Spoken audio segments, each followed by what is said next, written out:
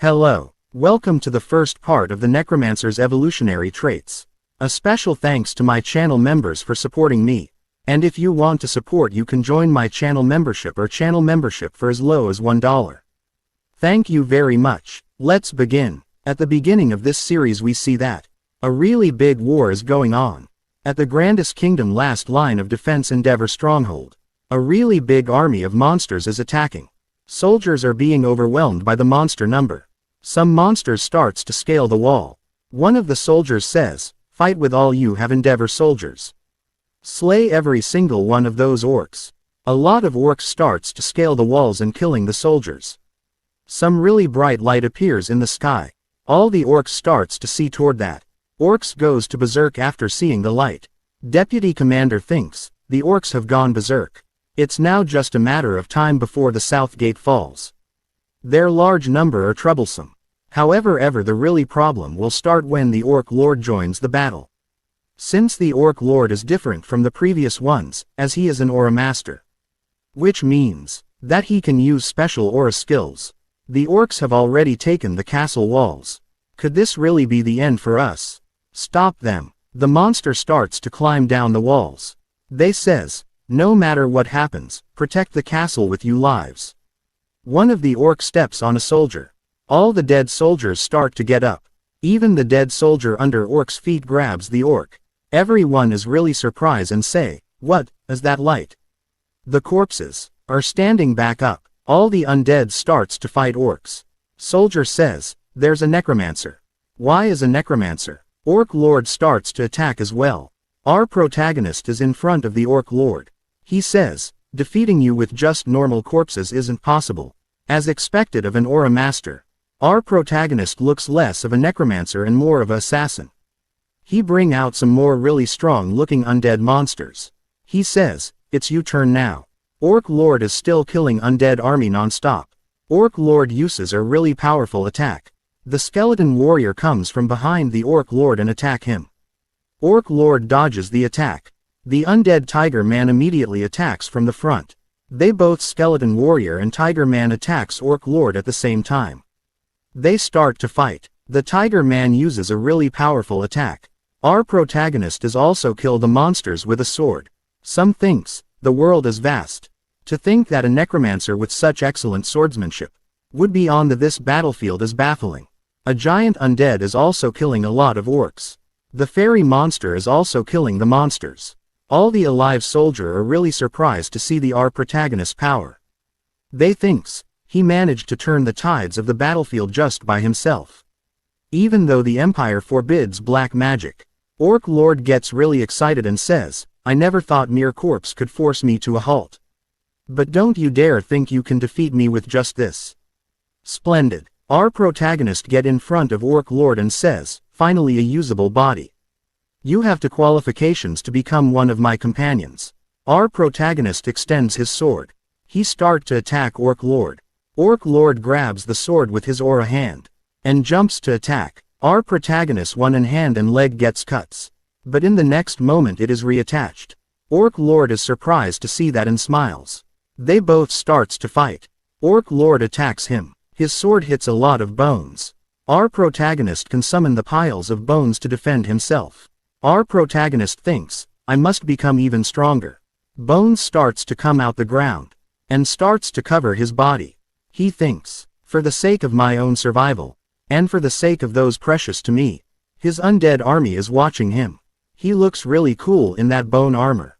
He thinks, and also, Orc Lord gets really excited and says, "Come great warrior who wishes to change the world. Entertain me in battle one last time." Our protagonist thinks, "For me to continue living as Andreas Cromwell."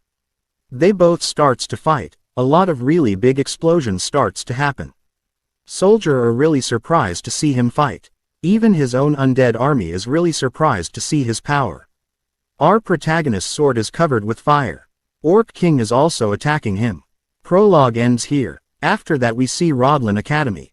The Empire's more prestigious, nurturing academy, where those deemed promising come to learn. While this is where those who are hiding their identities gather. Someone says, "Hey Andreas. Didn't you say it was here?" Andreas is our protagonist. He says, "Sorry, There are a lot of dead monsters around them. That man says, to think you can't even remember the location of the body you worked on last week. Andreas thinks, we are researchers of the forbidden black magic, necromancers. If someone were to find it out, I would be executed on the spot. That is why I conduct my experiments in secret. That man says, back away, I will now begin. They start the ritual. It fails. He says, let's end it here for today, clean up and then head back up. Andreas thinks, well, I didn't learn anything today either. He starts to clean it up. He thinks, even though it's dangerous doing this, I don't seem to be getting much out of it. But it's not like I can just quit. After all, this is the only place I can read proper books concerning black magic. Sorry for taking so long. That man says, if it takes you half a day just to do the cleanup, when will you be able to do the full job by yourself? Andreas thinks, because you don't teach me anything, I have to learn by myself. He says, I entrusted a simple job to you and you're already that nervous. I won't tolerate another failure. Andreas says, I will do my best. He says, I don't know if I can count on you, but I will give you another chance. Go to the Binehales National Graveyard and bring me another body. Don't forget, I am the one who took you in despite you being an orphan.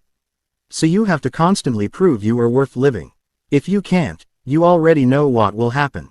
Andreas thinks, I will just become another body of his to perform experiments on. He says, so do it well. Now leave. He says, yes, sir. Andreas gets out of there and thinks, he didn't even give me the travel expenses. Other students looks toward Andreas with really surprised look on their face. Andreas says, I'm not some kind of spectacle out of my way. He thinks, I have not the slightest idea of how to get out of this.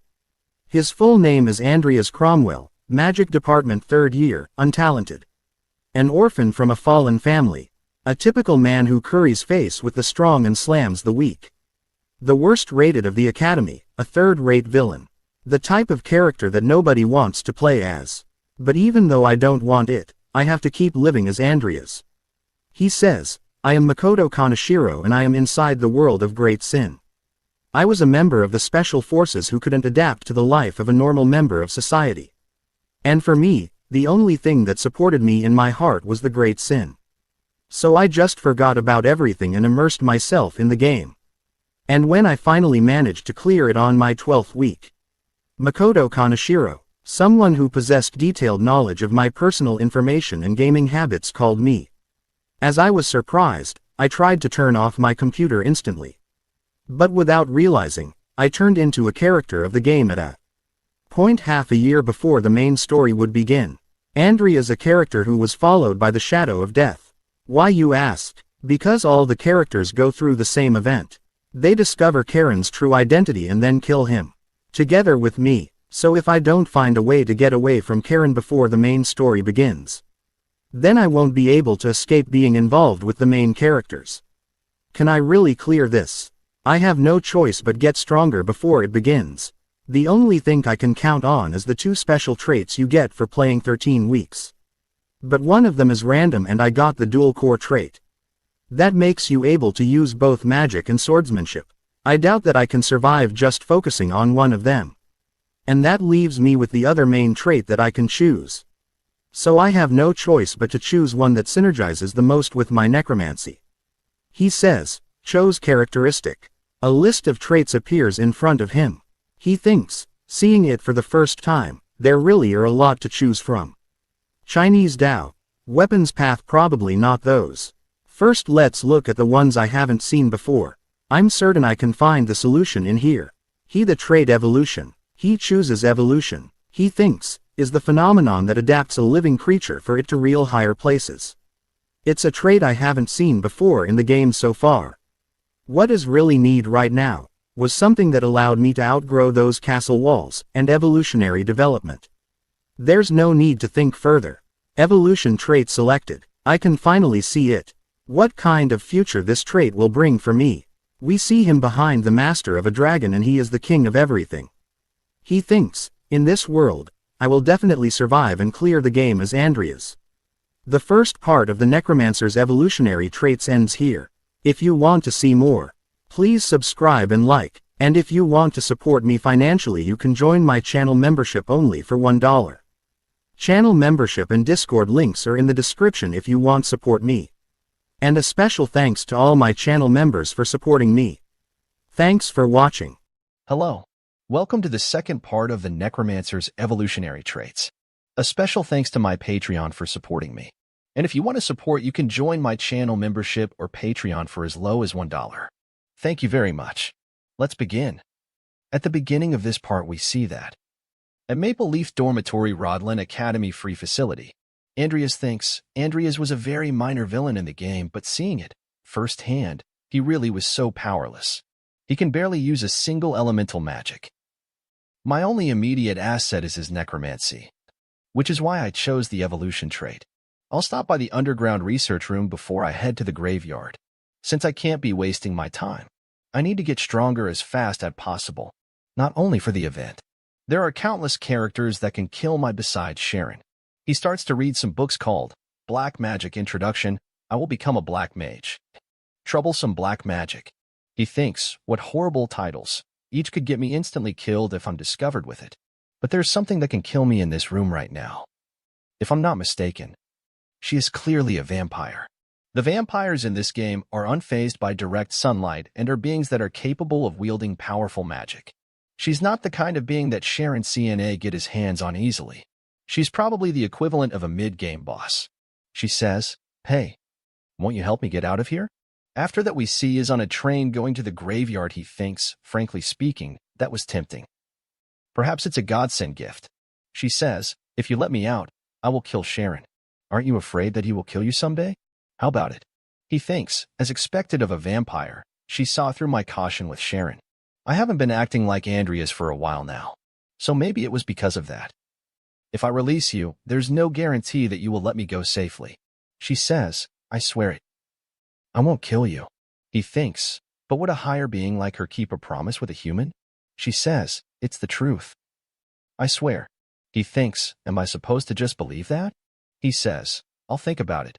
If I betray my teacher right away, things would get troublesome." She says, "Hey, there's no time for that. Release me this instant." He thinks, let's try researching more about vampires. Perhaps there is a book about handling them somewhere. The next stop is at the National Graveyard. Right now, we are arriving at the Harfell station. The doors will open on the right side. Andreas is pulling a really big bag. He thinks, this really is the body of a mage. Moni is a think, but for now I have to put up with using physical strength. Here is where the black mages gather their corpses, the National Graveyard. He says, "I've come from Jenny's house. I'm here with her grandson." They ask, "Did you bring flowers?"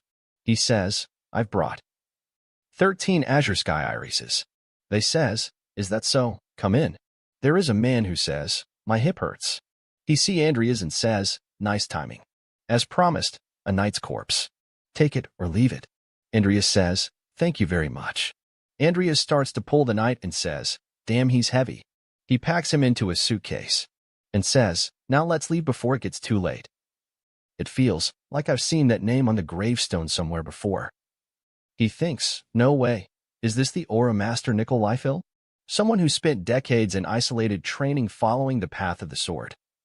But even though he dedicated his whole life to the sword and became an Aura Master, at this moment, he died of old age. That was one of the game's Easter eggs. I still wonder why they added that in. But here nobody knows that Nickel became an Aura Master at the end. If I create a Death Knight with this body, of course not even Sharon can create a high-ranking one. But after I evolve, it'll be a whole other story. So I definitely need to find a body with good latent abilities. He says, "Sir Paimon." Paimon says, "Do you want another body?" Either way, it's a no. Got it? You have to get Karen's permission first. Please think of my position here. Andreas says, "What if I trade this ring for one? This ring is engraved with a count's crest. If I sell it, I can make a fortune." Is he really offering it? Andreas says, "I have nothing but this old ring of mine.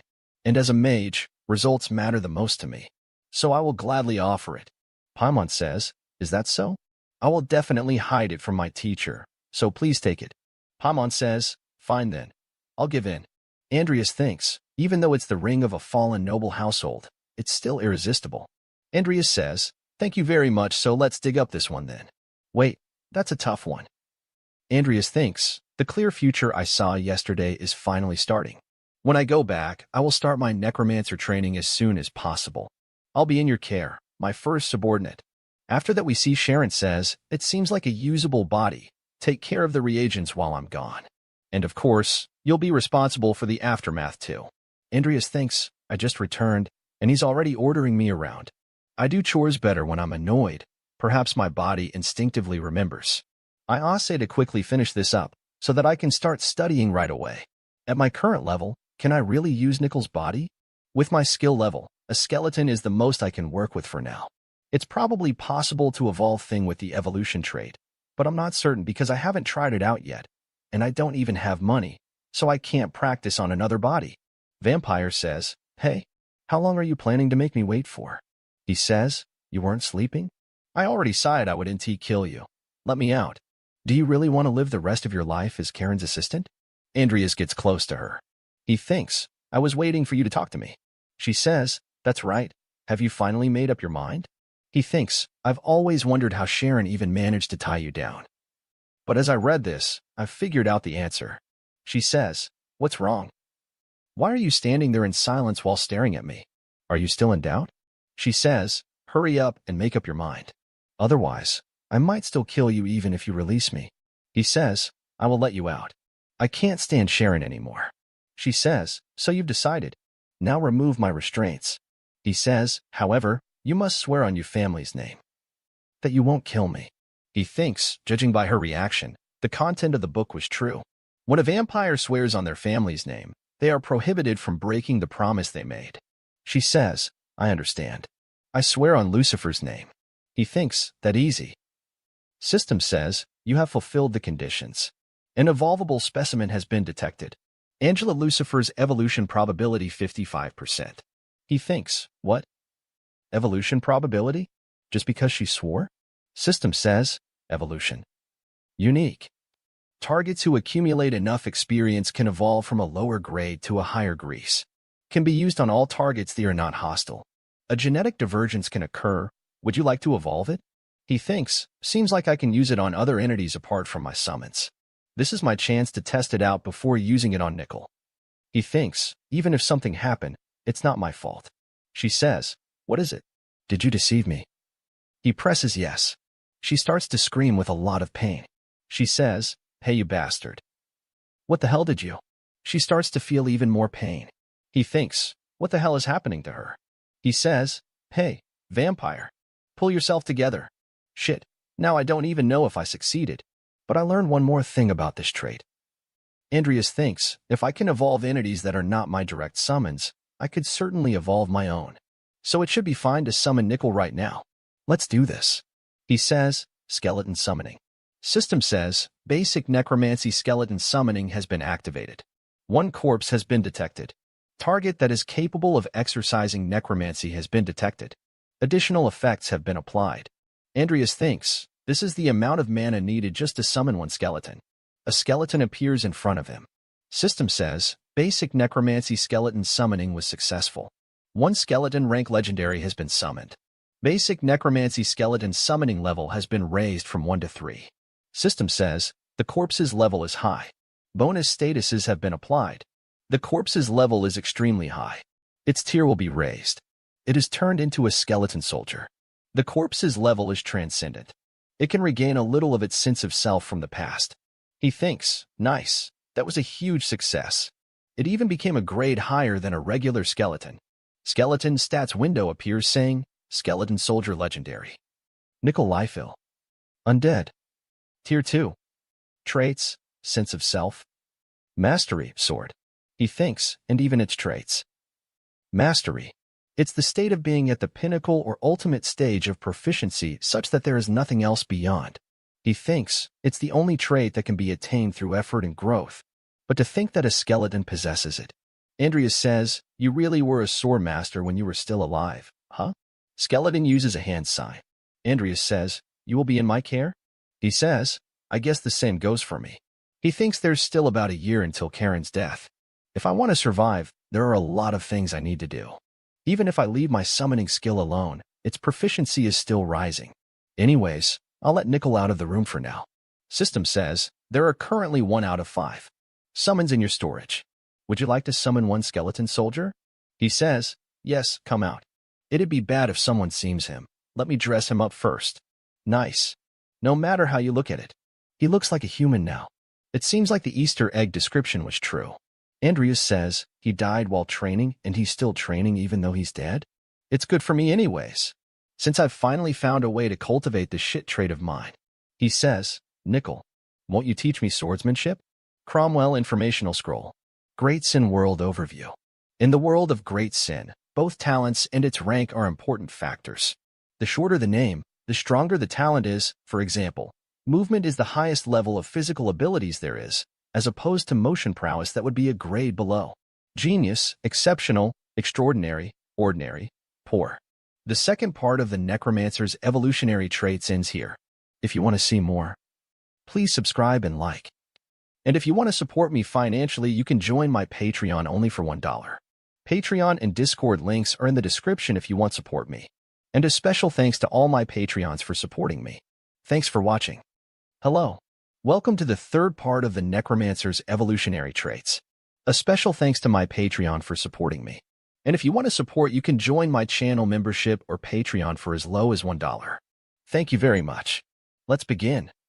At the beginning of this part, we see that Skeleton is training Andreas' swordsmanship. He swings the stick and says, like this. Andreas thinks, my body is creaking like crazy. Thank God you taught me how to keep up with a body like this. It's kind of like having a crazy aura master as a teacher. Or should I perhaps say that they're all crazy? If I'm taught correctly, I'll be able to use aura, and in the future, I'll be able to switch between aura and mana, and I won't need to choose just one because I have the dual core trait. I'll be able to walk the path of a magic swordsman since I'll be using both the mana in my heart and my dantian. It'll be hard for me to grow, but if I get past the initial stages, I'll be stronger than anyone. Just like the great Emperor Edmund, the one who founded the empire. Skeleton pinches him. What the hell did you do so suddenly? Skeleton says, focus. Andreas says, how can you grip me so strongly when you're just a pile of bones? Andreas thinks, I was a member of the Special Forces, so physical training is a breeze for me. I'll teach you a lesson or two about guts, Andreas. You skeleton, if you pinch me one more time. After that we see that he is drinking tea and thinks, since I skipped class today and let Nickel out, how much did my necromancy level up? He thinks about 2 points in 5 hours. It went up a lot faster than I thought. Of course, after reaching beginner grade, it should be a lot slower. He thinks it'll take 200 hours to reach beginner necromancy. Come to think of it, Sharon hasn't called me for a while, has he? The vampire looks the same, so he probably did not find out. It's taking a lot of time for the evolution to finish, so nothing probably went wrong. Nickel is training right beside him. He says, I know that you don't get tired since you're an undead, but you're something else. If I had potions, I could also train while healing myself forever. He thinks of 2 potions. First is Healing Potion. It heals internal injuries and heals fatigue. And second is Regenerating Potion. It heals external wounds and amplifies one's recovery rate. But there's no way a poor person can afford them. If I make them myself, I can probably spend less on the costs of making them, but it's not as easy as in the game. I know the necessary ingredients, but I don't know the specific ratio. So it's better for me to attend some of the classes to fill up my knowledge. He goes to the potion calls. Students there say, why did he come to potion class? Probably to pick up girls. His family's already ruined. What is he even doing here? Andreas thinks, I hear you, you bastards. Endure it. I'm not here to stand out at all. A teacher says, silence, let's start the 3rd lecture. Professor Vauban's class, Intermediary Medicinal Herbalism. Andreas thinks, the contents and events haven't strayed so far. Now just go to the part about the mixing rates, please. Teacher says, the next one we'll be talking about will be the method for making a physical reinforcement potion. I've said before that it's based on mohen leaves and 3 other materials, right? Andreas thinks, the contents of the lecture and my game knowledge aren't matching? Even though it's an intermediary potion, you're teaching a potion with so many side effects? Andreas says, teacher, can I ask you a question? He says, please ask away, Andreas. Andreas asks, why don't you add Hong Pishi extract and moderate root bark? Teacher says, why should I add those in? If you want to add those, then just go ahead and make a soup. Andreas thinks, what I said right now were all the necessary ingredients to make a physical reinforcement potion, so what's with those reactions? Maybe this recipe hasn't been discovered yet? Even though I went through the trouble of going to the class, my knowledge is way better than what I just learned. Maybe it's better for me to study alone, after all. After that, he goes to the Academy Grounds Research Department. He is trying to make potions, but he is failing again and again. He says, not again. He thinks, even though I know the recipe, what I need right now is a reliable way to make them. Also, the materials cost a lot more than I thought. I'll go broke soon. What if someone helped me? No way anyone would help a trashy person like Andreas. A female student gets there. She says, as expected, Senior Andreas is here. He thinks, shit. Why did a playable character come here? She's the one playable character who's a genius at potion brewing. Lucia Everlast. She shouldn't be close to Andreas, so why is she here? She says, it seems like you've been failing a lot. Andreas thinks, leave her be. If I ignore her, maybe she'll leave. What were you experimenting on? He says, it's a secret. He thinks, even though I went to class and got nothing out of it, my problems keep increasing. She says, you really are bitter, aren't you? Fine. It's not like I thought someone like you would propose something first. She says, Senior. Won't you study with me? Don't you think it's a good idea? There is no need for me to refuse. He says, what do you want? She says, is it weird for me to want a research partner? He says, you don't gain anything out of this. She says, the demand gratitude, nothing less. It seems like you have some kind of talent and could create some amazing things. I look forward to medicines that don't yet exist in this world. He thinks, I was just trying to make medicine for myself. The reason Lucia is so well versed in potions isn't just because she has talent for it. It's because if she doesn't find a way to heal the disease she has, then she'll eventually die because of it. Since even famous doctors and pharmacists couldn't heal her, she had no choice but to study it herself. This disease is a grave one that was granted by the system itself. But if you're not like someone like me, who played the game a tone, you wouldn't be able to find a cure. But for me to meet someone as intelligent as her. As I said, the last thing I need is someone to find my real identity. Looks like she heard what I said in class and needed me because of it. If I just carelessly get myself tangled up with her, my life will just get shorter. Andreas says, I'm not interested. Leave. Peona Mushroom. She says, you didn't say it in class, but don't you need to add that, too? He thinks, the main material that nobody but I should know of. She says, if you add it there, shouldn't you be able to make the potion? I knew intuitively. If you wish, I can help you. Andreas says, you're saying this just because you're Rick. Once you've completed what you came to do, leave. He thinks, I won't give up my life just because of your attractive proposal. She says, fine. I'll give you some time to think about it, since I think you'll change your mind soon. He says, I don't need to think about it. He thinks, even though I won't be worrying about anything, the risks are too high. He starts to train. He thinks, I can find the ratios myself. The problem is the money. As I thought I need a way to make money first. Is there any good idea that comes to mind?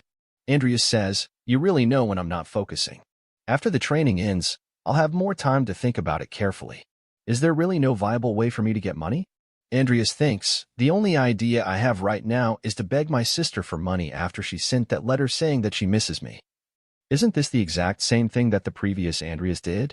No matter how much of a scumbag you are, this is not the way to make money. I swear this will be the last time. Another female student sees him and says, Andreas Cromwell? For him to be walking around while carrying a book. Did he finally manage to get the determination to do something? She says, even if he changed, there's no way to fix his trashy personality. He thinks I forgot about it. Diane Alvin, the genius magician and young lady of the Alvin family. Another character who can easily kill me in the academy. We got along pretty well when we were kids, but because the Cromwell family had lots of debt to pay, we eventually grew apart. Andreas did some pretty bad things since then, so she would probably kill me just by me talking to her. Either way, my dying wouldn't be weird at all. As I thought, asking my younger sister for money is the best option right now. After that, we see the capital Rodland. Andreas says, it should be around here. Someone says, you've come, Andreas. I sent so many letters, but you didn't answer any of them. What happened? He says, I'm sorry for making you have to work, Amy, even though you're a lady of accounts household. She says, it's not like you to say something like this. It's not your fault anyway. She is Amy Cromwell, and Dyra's younger sister. She says, "Why are you making such a serious face? Do you need more money again?" She brings out an envelope and says, "I thought about it and prepared some for you." She says, "You can't spend it carelessly, okay?" He says, "Thank you, Amy. I'll definitely pay you back." "Where's your ring, Andreas?" He says, "The engraved ring?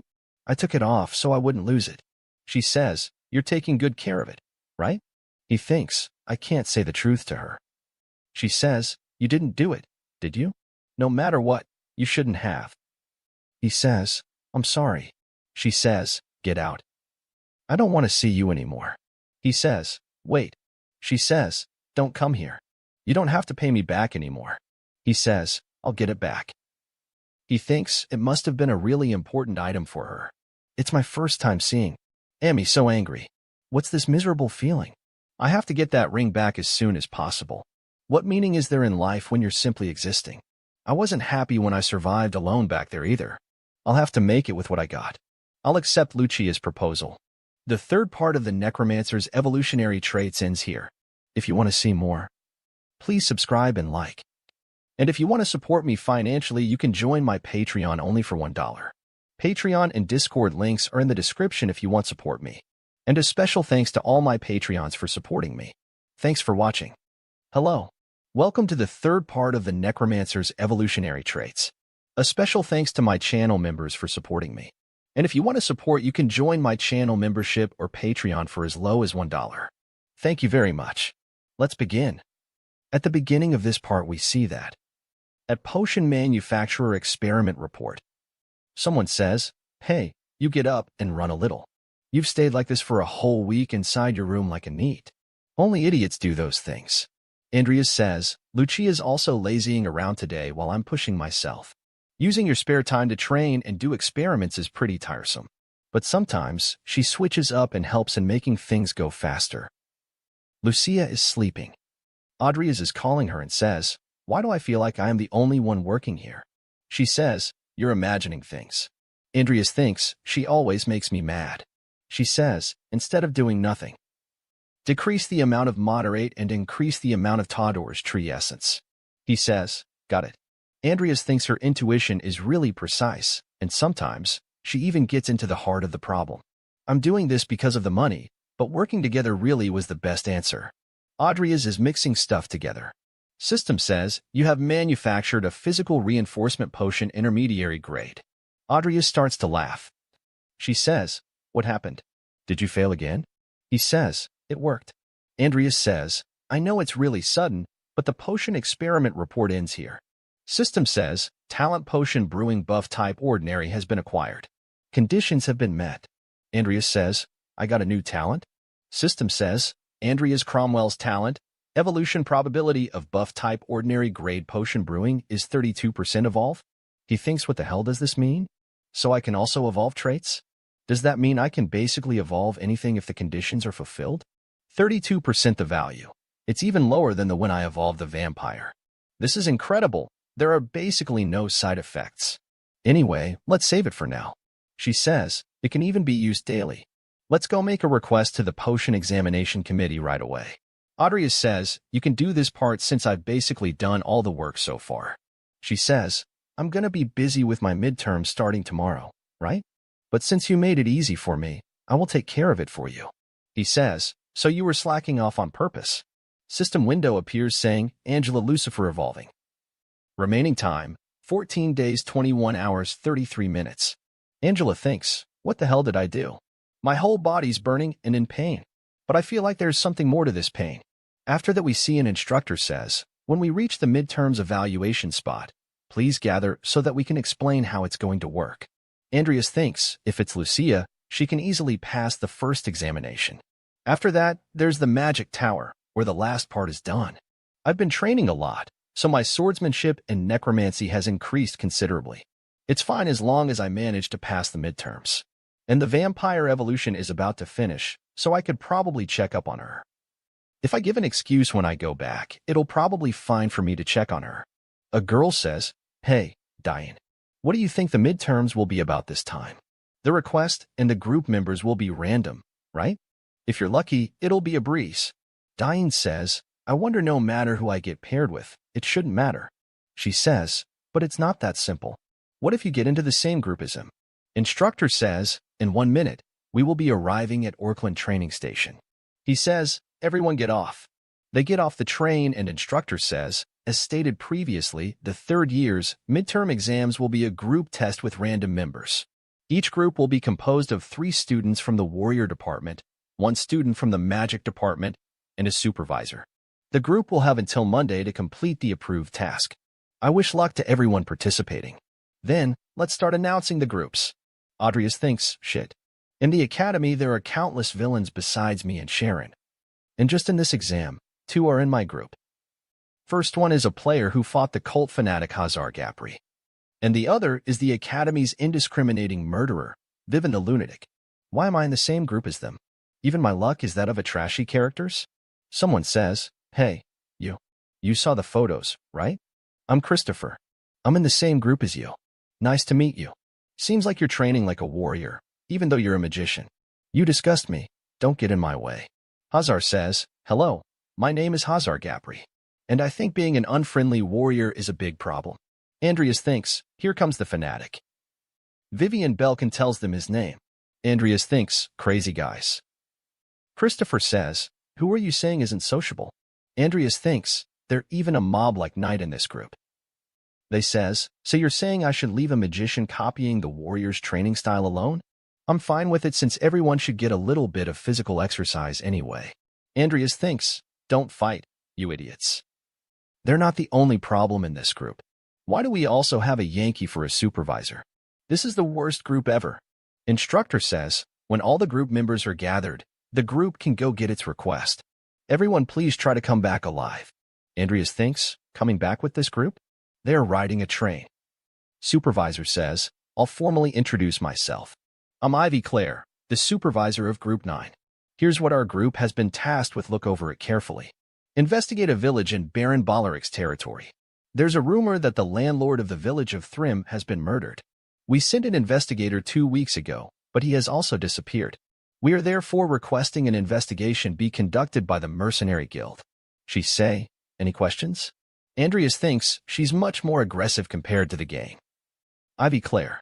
Apart from becoming the youngest Aura Master in the near future, no more information is known about her character. Her skill is real, but I'm afraid her personality will make things difficult. Ivy says, I heard that Seaweed Head over there tried playing a knight recently. A mage like you? What a joke. Can you even lift? Andreas says, I don't want to hear that from someone who need to chew on jerky to keep her cool. She says, I can't smoke here. Do you want me to chew on you instead? He thinks, please arrive soon. They reach their destination. Bollaric says, you've come a long way, welcome. It is a shame that this incident has happened, but I'll briefly explain the situation to you. The landlord of Thrym Village is my nephew. He was a baronet, but he had no family. That's all the information I know. Ivy says, thank you for the details. Servant comes and says, my lord. The young master is. Andreas sees them talking.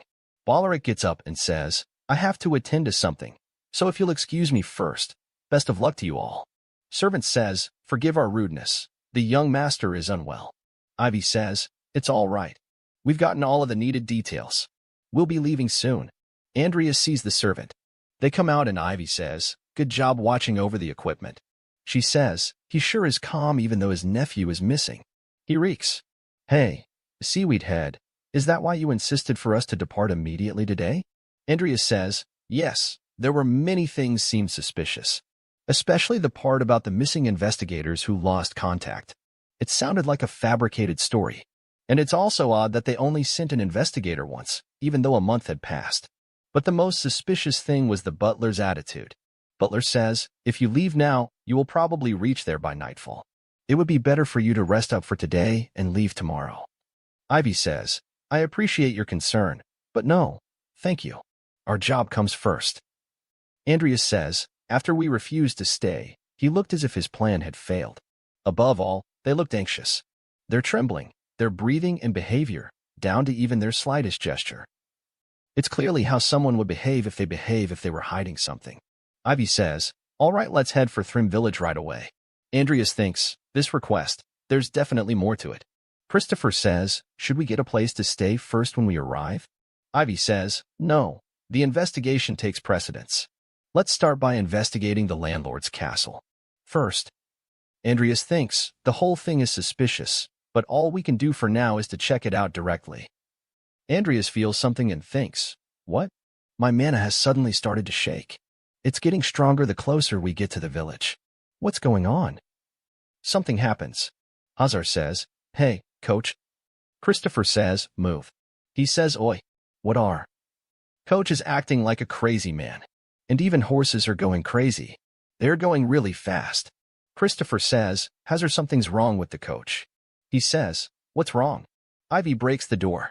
She sees something and says, damn it, it's too late. Everyone brace for impact. We're going to crash into the main gate. They get crashed into the gate. Everyone in the village is dancing. Like madmans. They come out of the carriage. Christopher says, oi, big head, what's going on here? What's wrong with the villagers? A mage like you should know. Andreas thinks, that settles it. This is more than just a mana anomaly. The fact that my mana is reacting means it's black magic. The fourth part of the Necromancer's evolutionary traits ends here. If you want to see more, please subscribe and like. And if you want to support me financially, you can join my channel membership or Patreon only for $1. Patreon and Discord links are in the description if you want to support me. And a special thanks to all my Patreons for supporting me. Thanks for watching. Hello. Welcome to the fifth part of the Necromancer's evolutionary traits. A special thanks to my channel members for supporting me. And if you want to support, you can join my channel membership or Patreon for as low as $1. Thank you very much. Let's begin. At the beginning of this part, we see that they grab a child. Vivian thinks this is not the strength of a normal kid. Hazar says, since he was dancing for the whole day, his feet are really worn out. Just as I thought, it's a curse. So there is a connection between our request and the curse, right? Christopher says, the landlord has been gone for about a month. If they've been dancing since then, they should. VE died from exhaustion a long time ago. Andreas says, it seems like there's someone taking care of them so that they don't die. We probably got dragged into something troublesome. Andreas thinks Andreas didn't die here in the game. If we had taken the butler's suggestion and rested in the castle, the Baron would have covered this up. But since we came to the village instantly, the situation changed. We've got dragged into a dangerous situation. The mana I felt is at about the same level as Karen's. But to be able to use it on such a large scale seems weird. Andreas realizes something and thinks, no way. Does he have an artifact? Christopher says, hey, big head, what's wrong? We have way too few clues right now. Let's search the landlord's house first. The first step is collecting information. After that, they go back to the landlord's house. There are some people are burning out of the house. They breaks the door and goes inside. There are a lot of people dead inside the house. Christopher sees one of them and says, those clothes, aren't they from the Empire investigation team? It seems like a long time has passed since they died. Andreas says, perhaps we won't be able to solve this ourselves. Based on everything so far, I think that this is the work of a black mage. Ivy says, on what grounds? He says, it feels like someone is amplifying the emotions of the people here and exchanging them for magic power. Ivy says, the driving force of black magic is human emotions, after all. So the landlord was probably also killed. Perhaps, because he would have obstructed them. Christopher says, so those burning bodies outside are part of black magic ritual? Andreas says, maybe. Ivy says, we will know the truth eventually after capturing those criminals. So let's search every part of the mansion first. They start to look around. The whole mansion is a mess. Hazar says, we haven't found anything so far, not even the landlord's corpse. Vivian says, Hazar, look outside. They look outside. All people are coming from the village. Andreas thinks, the perpetrator is finally moving. They say, what do we do? It seems like they noticed us. It's as if they were waiting for us to enter the building. Supervisor Ivy, what do we do? She says, let's stop the search for now and leave the building. Hazar, go find an escape route. Hazar starts to run and says, yes. There are a lot of people blocking the way. Hazar says, they are already on the second floor. All of the zombies attack him. Christopher barely blocks them. He says, go protect the mage at the back. I will take care of the front. A really big explosion happens. Christopher goes flying towards the Andreas because of the explosion. Andreas is really surprised Christopher is injured badly. He says, "Christopher." "Hey, Christopher." She says, "They are still coming." He's Seaweed Head. "What are you doing? Let's get out of here." "Vivian, the window." She breaks the window, and they jump out. Ivy is holding Andreas on her back and Hazar is holding Christopher. Village men are still following them. Andreas wakes up and thinks, "I got a flashback from my last operation just now of all times." He uses grease and Earth's shield. Ivy says, "What is it with you? Do you think you are alone? Don't use up your mana recklessly. Can you track the Black Mage's location right now?" He says, "I think I can if I do it right now. Since he's using his mana so blatantly, I will find him easily." He activates Mana Detect. He finds him. He says, "They're at the house at our 9 o'clock, about 100 meters away." Ivy says, "Well done, Seaweed Head." "Supervisor Ivy, please wait." Black Mage sees them. Ivy breaks the door and goes inside. She says, "Looks like we're right on the money. This could be where the Black Mage is hiding." A barrier appears. She is trapped inside the house. She says, "Damn it, they tricked us." One of the village women is there and she says, "Sister, it hurts." She thinks no. Andreas is trying to break the barrier and says, "It's beyond my power." Black Mage says, "How pitiful." Andreas think, "What?" Black Mage says, "Just like a moth to flames." A barrier appears above the whole village. Black Magic says, "There's no rush. Everything was ordained by God." Kneel in the name of Sloth. He thinks, "Sloth? Why is that name appearing now?" The title of the game is Great Sin Peccata. Starting with Sloth, the 7 deadly sins were spit off from the main body, the Codex Apocalypse. And by collecting all of them, you can summon the last boss. He thinks they are the most important item for the story. Why is that name mentioned here in the countryside which doesn't even appear in the main story? I can't do this by myself. I have to join up with the others for now. Vivian cuts down a lot of them. She goes mad as well. Andreas come running and says, "Hazar, what happened to Vivian?" Hazar says, "Andreas, you are safe. This is the first time I'm seeing her like that." Andreas thinks, "Right. I knew I couldn't trust a zealot. But leaving a wounded ally to fend for themselves, I can't say I like it. But, well, I'll play along. It's a disaster." Supervisor Ivy got trapped inside a barrier. "What?" Hazar says, "What should we do, then?" Andreas is still hearing the voice in his head saying, "How pitiful. Do you realize that you are killing innocent villagers?" Hazar says, "This voice. It's probably the Black Mage. They're probably near Supervisor Ivy. She's in danger. I'm going over to her. I'll leave the other to you." Andreas says, "He's just too obvious. I guess it's better than getting betrayed. Vivian is killing them." Andreas says, "Not good. Looks like the dark magic is driving her insane. If I make a wrong move, I'll get dragged in. She can't avoid that one." She stabs 2 of them. Andreas says, "No way."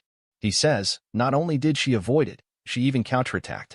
Someone says, "It's a shame. It couldn't be material to squander like that." Black Mage says, "So what now? The only unharmed one has fled." Andreas says, "I don't care. I wasn't expecting anything from him anyway." Black Mage says, "You're remarkably calm." Andreas says, "I thought it was about time for the boss to show up." Black Mage says, "I don't know where you got that confidence from, but in recognition of your bravery, I'll be giving you a test as well." "Crap, I was careless." He is standing inside a void. He starts to disappear and says, "What's going on?" He thinks, "Damn it. What was I dreaming?" He is in between a modern war and thinks, "Where's everyone?" He sees a man burning. That man says, "Makoto, run." He thinks, "Shohei?" He runs towards him. He is Andrea's father from the game. Andreas is really surprised to see him. The 5th part of the Necromancer's evolutionary traits ends here. If you want to see more, please subscribe and like. And if you want to support me financially, you can join my channel membership or Patreon only for $1. Patreon and Discord links are in the description if you want to support me. And a special thanks to all my Patreons for supporting me. Thanks for watching. Hello. Welcome to the 6th part of the Necromancer's evolutionary traits. A special thanks to my channel members for supporting me. And if you want to support, you can join my channel membership or Patreon for as low as $1. Thank you very much. Let's begin. At the beginning of this part, we see that his father says, "Take it, Andreas. As long as you have it, you'll be recognized as the true lord of the Cromwell household. Don't be burdened by this father of yours anymore. Please, be happy together with Amy. Everything around him disappears. He thinks, Black Mage is surprised. The magic barrier starts to break. Andrea's hand comes out. His barrier completely breaks. Andrea's is standing there. Black Mage says, how did you escape from my curse of sloth? A system window appears in front of him. He thinks, I'm fed up. System window says, Makoto Kaneshiro Andrea's Cromwell. 100% synchronization rate achieved. Makoto Kaneshiro's exceptional combat talent has been acquired. Andrea says, this curse of sloth of yours is nothing but a game that simply stimulates one's own traumas. Or should I say, that the caster's abilities are lacking. He says, what did you just say? Andrea says, now, what are you going to do? There's no way this will work on someone like me, who has received training from the Special Forces. Black Mage gets angry and says, shut up, and attack him. Andreas dodges the attack. He thinks, he's not that strong, but I can't end this without using my necromancy. It should be fine. No one's watching. Black Mage comes to him. He says, who the hell are you? Andreas says, I will show you right now. System says, beginner necromancy skeleton summoning.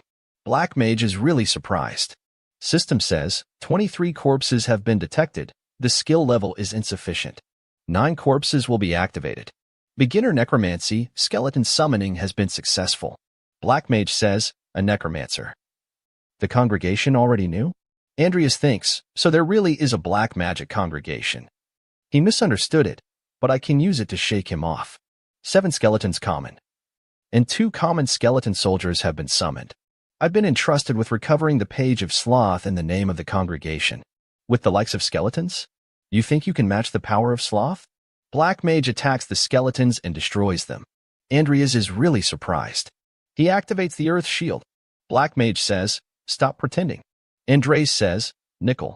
Black Mage says, those are nothing but small fries. Nickel cuts his attacks. Black Mage is really surprised and thinks, I can't believe it.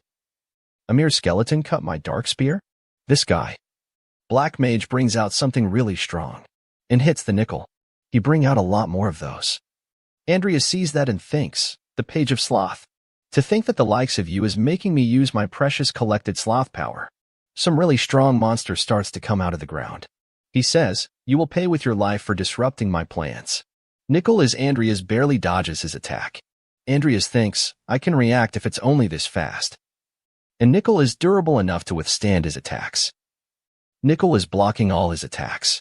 Black Mage says, die quietly. Andreas is dodging his attacks and thinks, the attacks have gotten even faster. He's having trouble controlling his strength. That means he still didn't fully master the power of sloth. Go for his blind spot and strike him. Nickel disappears. Black Mage sees Andreas and thinks he's a persistent one. Andreas says, you bastard. He was someone I just got my hands on. Black Mage says, my bad, but don't worry. I'll send you to the same place where the skeleton is now. Farewell. Nickel appears behind Black Mage through a portal. Nickel cuts Black Mage into 2 pieces. Andreas thinks, I thought about who could be the one doing this. But to think that the Baron Butler was a Black Mage, that means that somehow the Baron is involved with this as well. Anyways, Andres picks up the page of sloth. System says, Apocalypse Codex 7th Chapter Diligent Sloth Mana Recovery Rate 321%. Andres thinks, what should I do with this? It's not like I can just walk around with it. That's right, there's also Nickel. He gives the page of sloth to Nickel and says, take care of this for now. Let's put it first in the summoning storage, and then think about what to do with it later. Even though the caster died, so why isn't the barrier disappearing? It's fine for me if they don't manage to come out. But then I'd have to explain to survive if I came back alone. This barrier is different from the one I was in. Andreas touches the barrier. He gets sucked into the barrier. Andreas is in Vivian's dream, he says. Is this little one Vivian Belcan? She says, a ghost? Or is it a demon? The chair is talking? Andreas says, I am neither a ghost nor a demon, Vivian. I am a fairy who came to rescue you. Andreas thinks, it's nice that I came here, but what the hell am I doing? Be patient. This is all an act. I'm a fairy. The first thing I saw when I came here was the young Vivian being slapped in the face by some noble woman. Because nobody can see me, investigating was really easy. So I found out that woman was Count Belkin's second wife, as well as this household's background. The Belkin household is famous for its swordsmanship, so the Lord wanted a son that could become its successor. However, because Vivian's mother didn't give birth to a male heir, a tragedy began.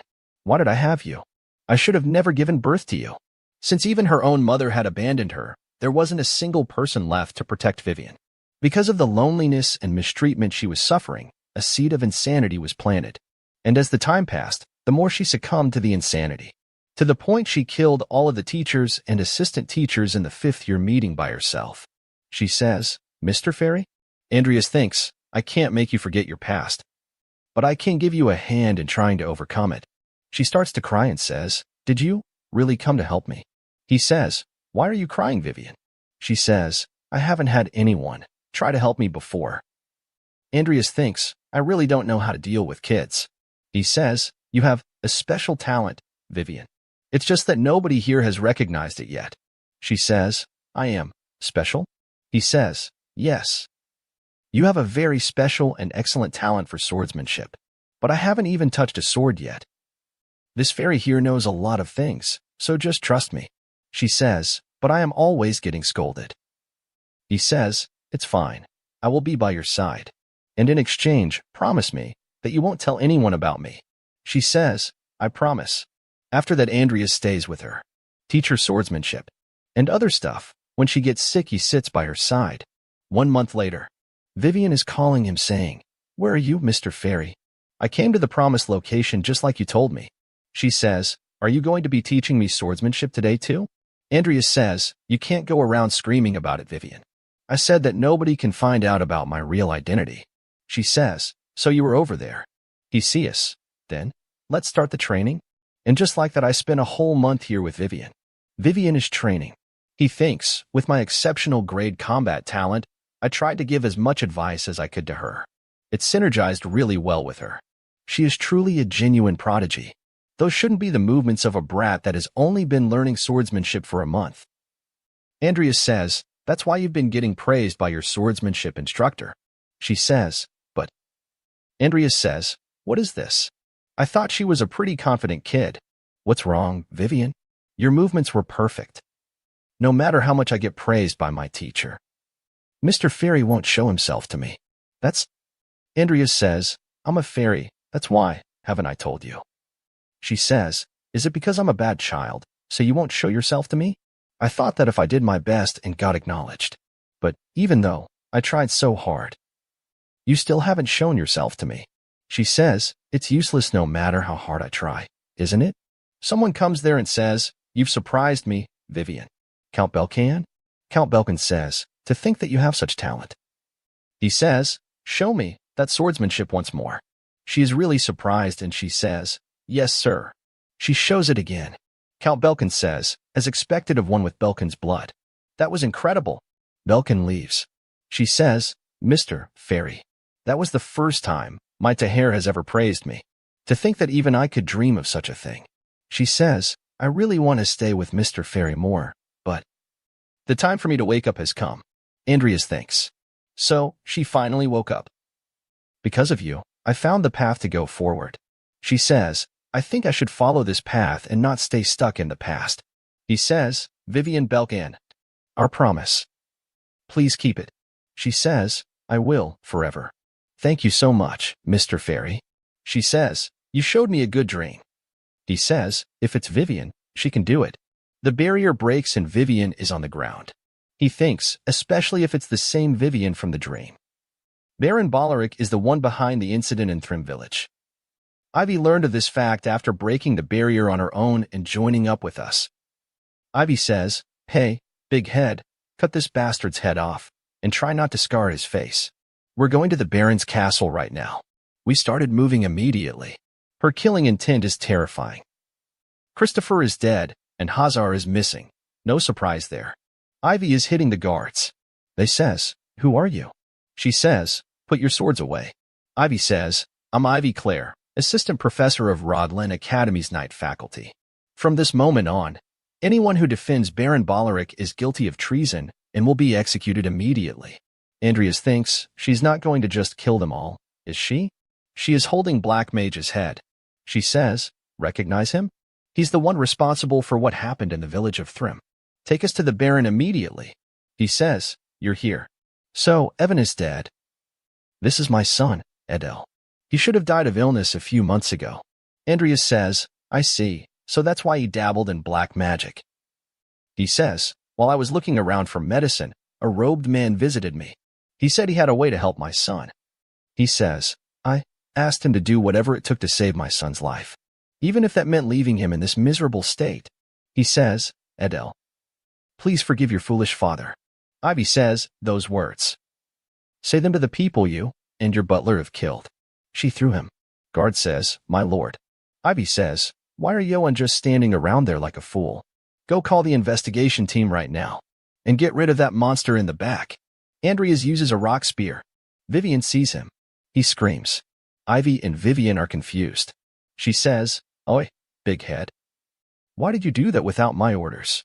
Andreas says, a creature born of black magic should be dealt with immediately, before it makes any sudden moves. Besides, any important information must be in the Baron's hands. Am I wrong? Afterwards, the Baron was arrested and immediately taken away by the Imperial investigation team. When we returned to the academy, Vivian and I were also called in to give our testimony. It is clear that there was colluding with a black mage. They says, bring the Baron. We'll hold another hearing. Thank you for your time. You two can go home now. He thinks, Baron Boleric, the consequences of getting involved with black magic will surely be severe. Andreas thinks, but you should be thanking me. If I hadn't killed your son, he would have suffered the hell of being experimented on by a bunch of insane wizards. Vivian says, Mr. Fairy must have figured it all out, right? About the Baron's son. She says, you didn't want Five to let him live to suffer, did you? Andreas says, Fairy? What are you talking about? I almost spoke like a fairy. She says, but you sound just like him. Lucia comes running and says, Senior Andreas, are you done with your business?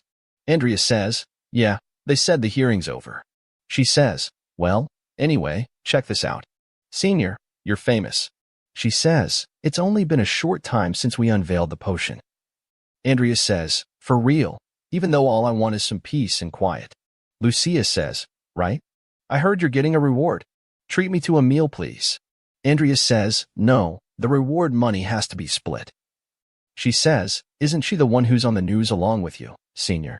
Andreas says, and you only noticed her now? She's Vivian Belcan, a third-year night faculty student. Greet her. She greets her.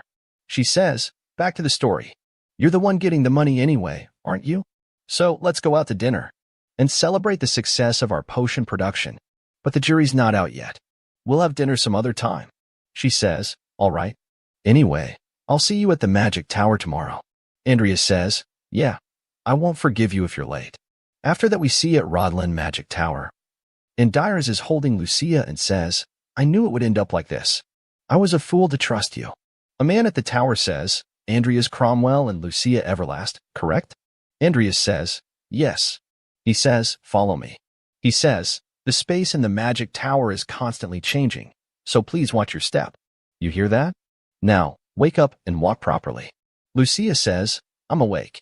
So, Vivian, the senior I met yesterday, what is your relationship with Air? Andreas says, nothing in particular. She says, oh well, but we should definitely go out for dinner. Andreas says, you're rich. Why do you keep begging me to treat you?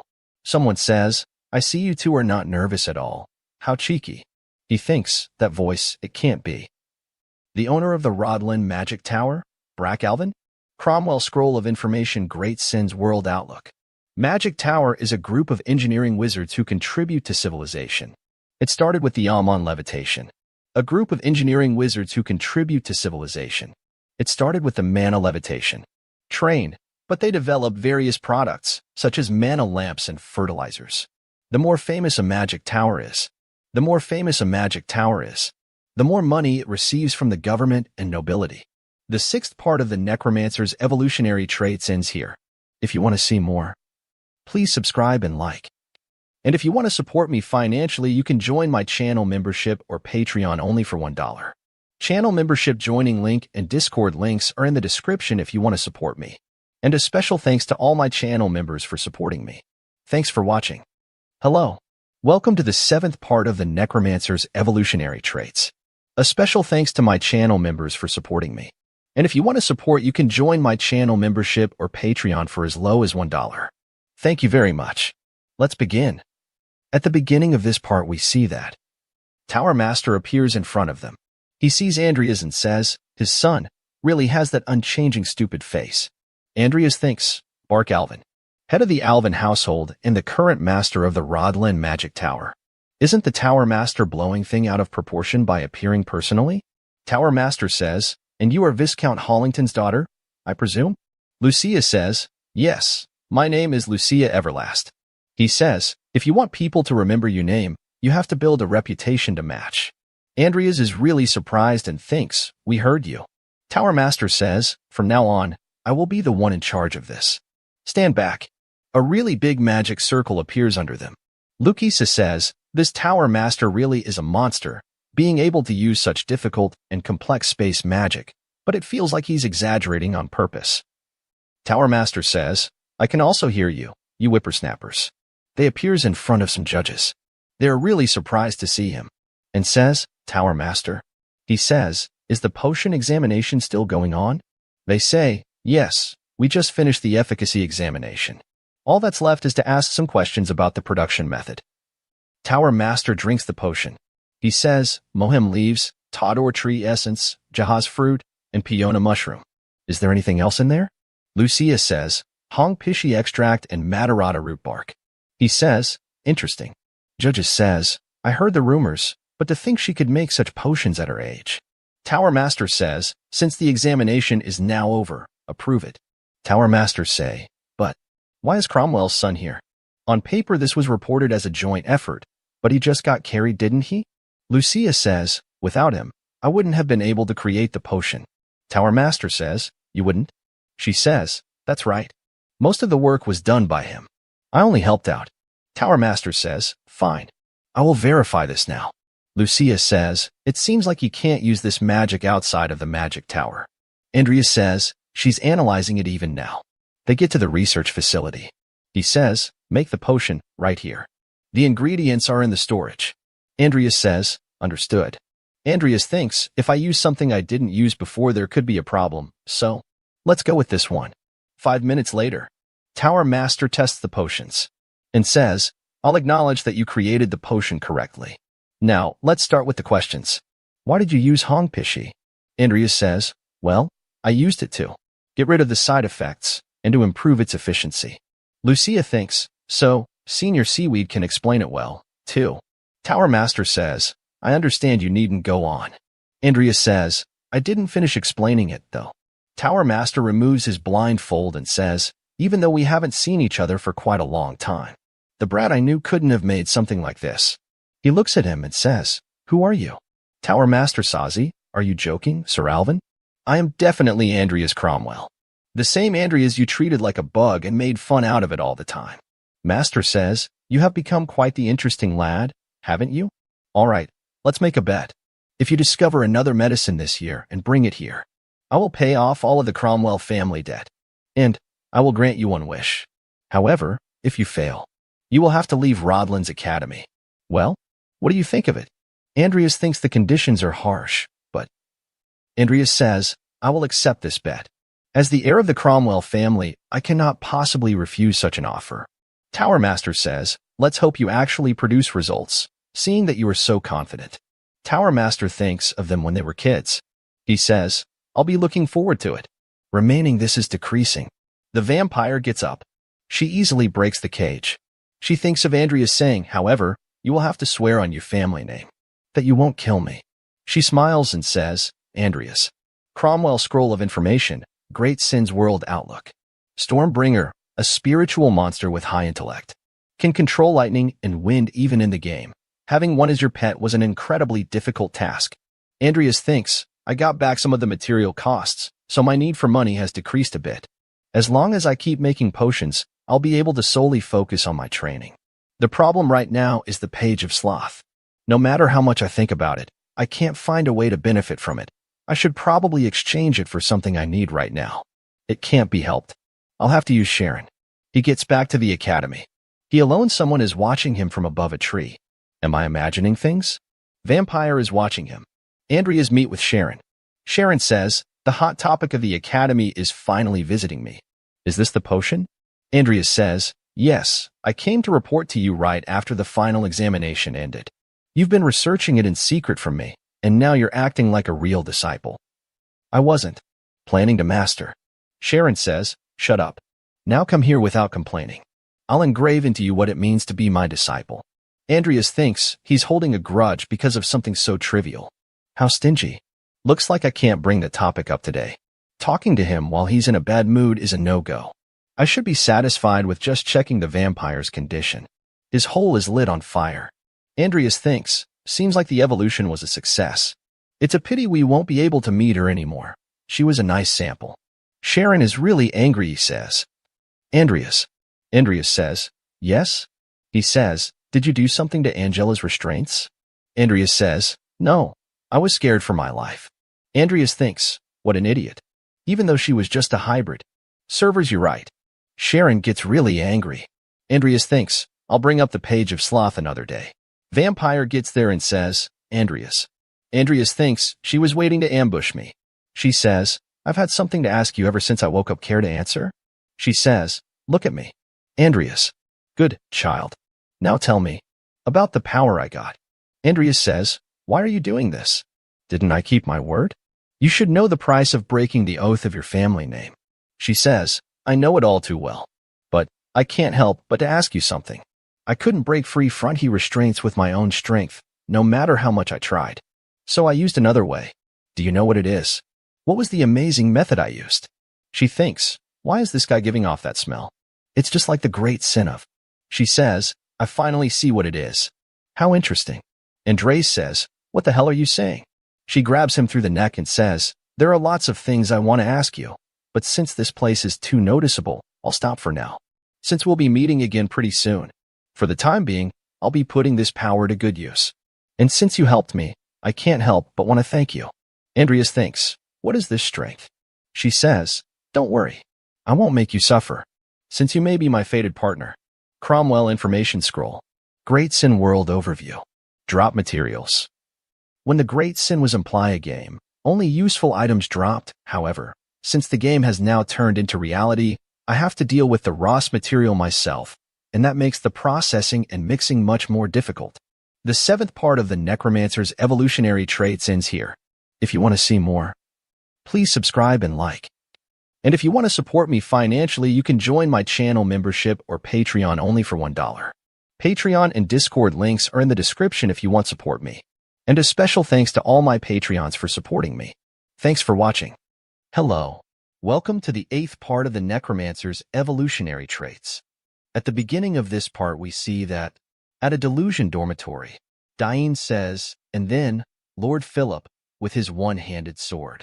Julik says, Diane, stop your preaching just for a little bit. She says, Julik, if you look hard enough, even you can find a knight to root for. By the way, did you hear? It appears Lucia Everlast passed the magic tower potion examination. She says, wow, at that age? I heard she was lazy, but it looks like she's the real deal. But the really surprising part was this.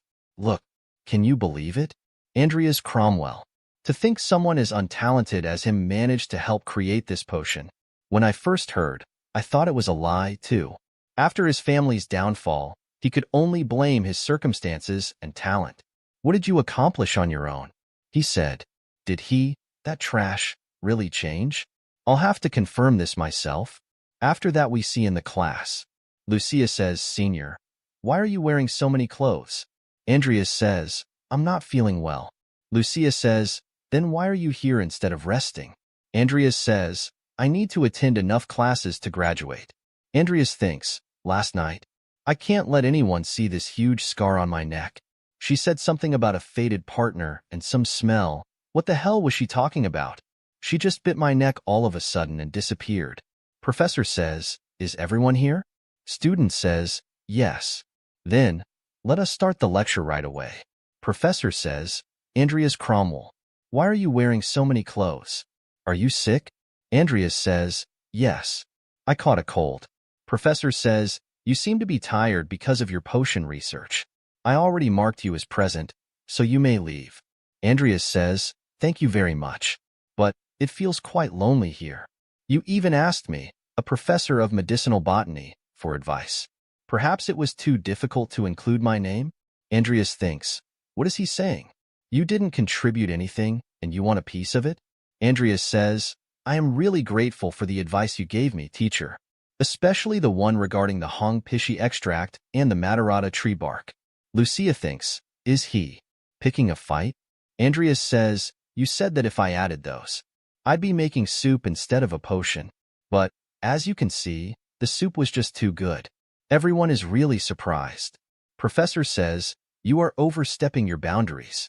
Andreas says, since I'm not feeling well, I'll be leaving. Professor shouts and says, Andreas Cromwell. Andreas thinks, when I was just a small fry, you guys kept ridiculing me, but now you want to be friendly? Andreas thinks, just shut up and lick my boots. I can just go to another class if I need credits. Professor says, how long are you going to ignore me? Lucia says, Professor. Professor says, Lucia Everlast? Lucia says, can I explain it on his behalf as someone who co-created the potion? Andreas thinks, what the hell are you thinking? Professor says, go ahead.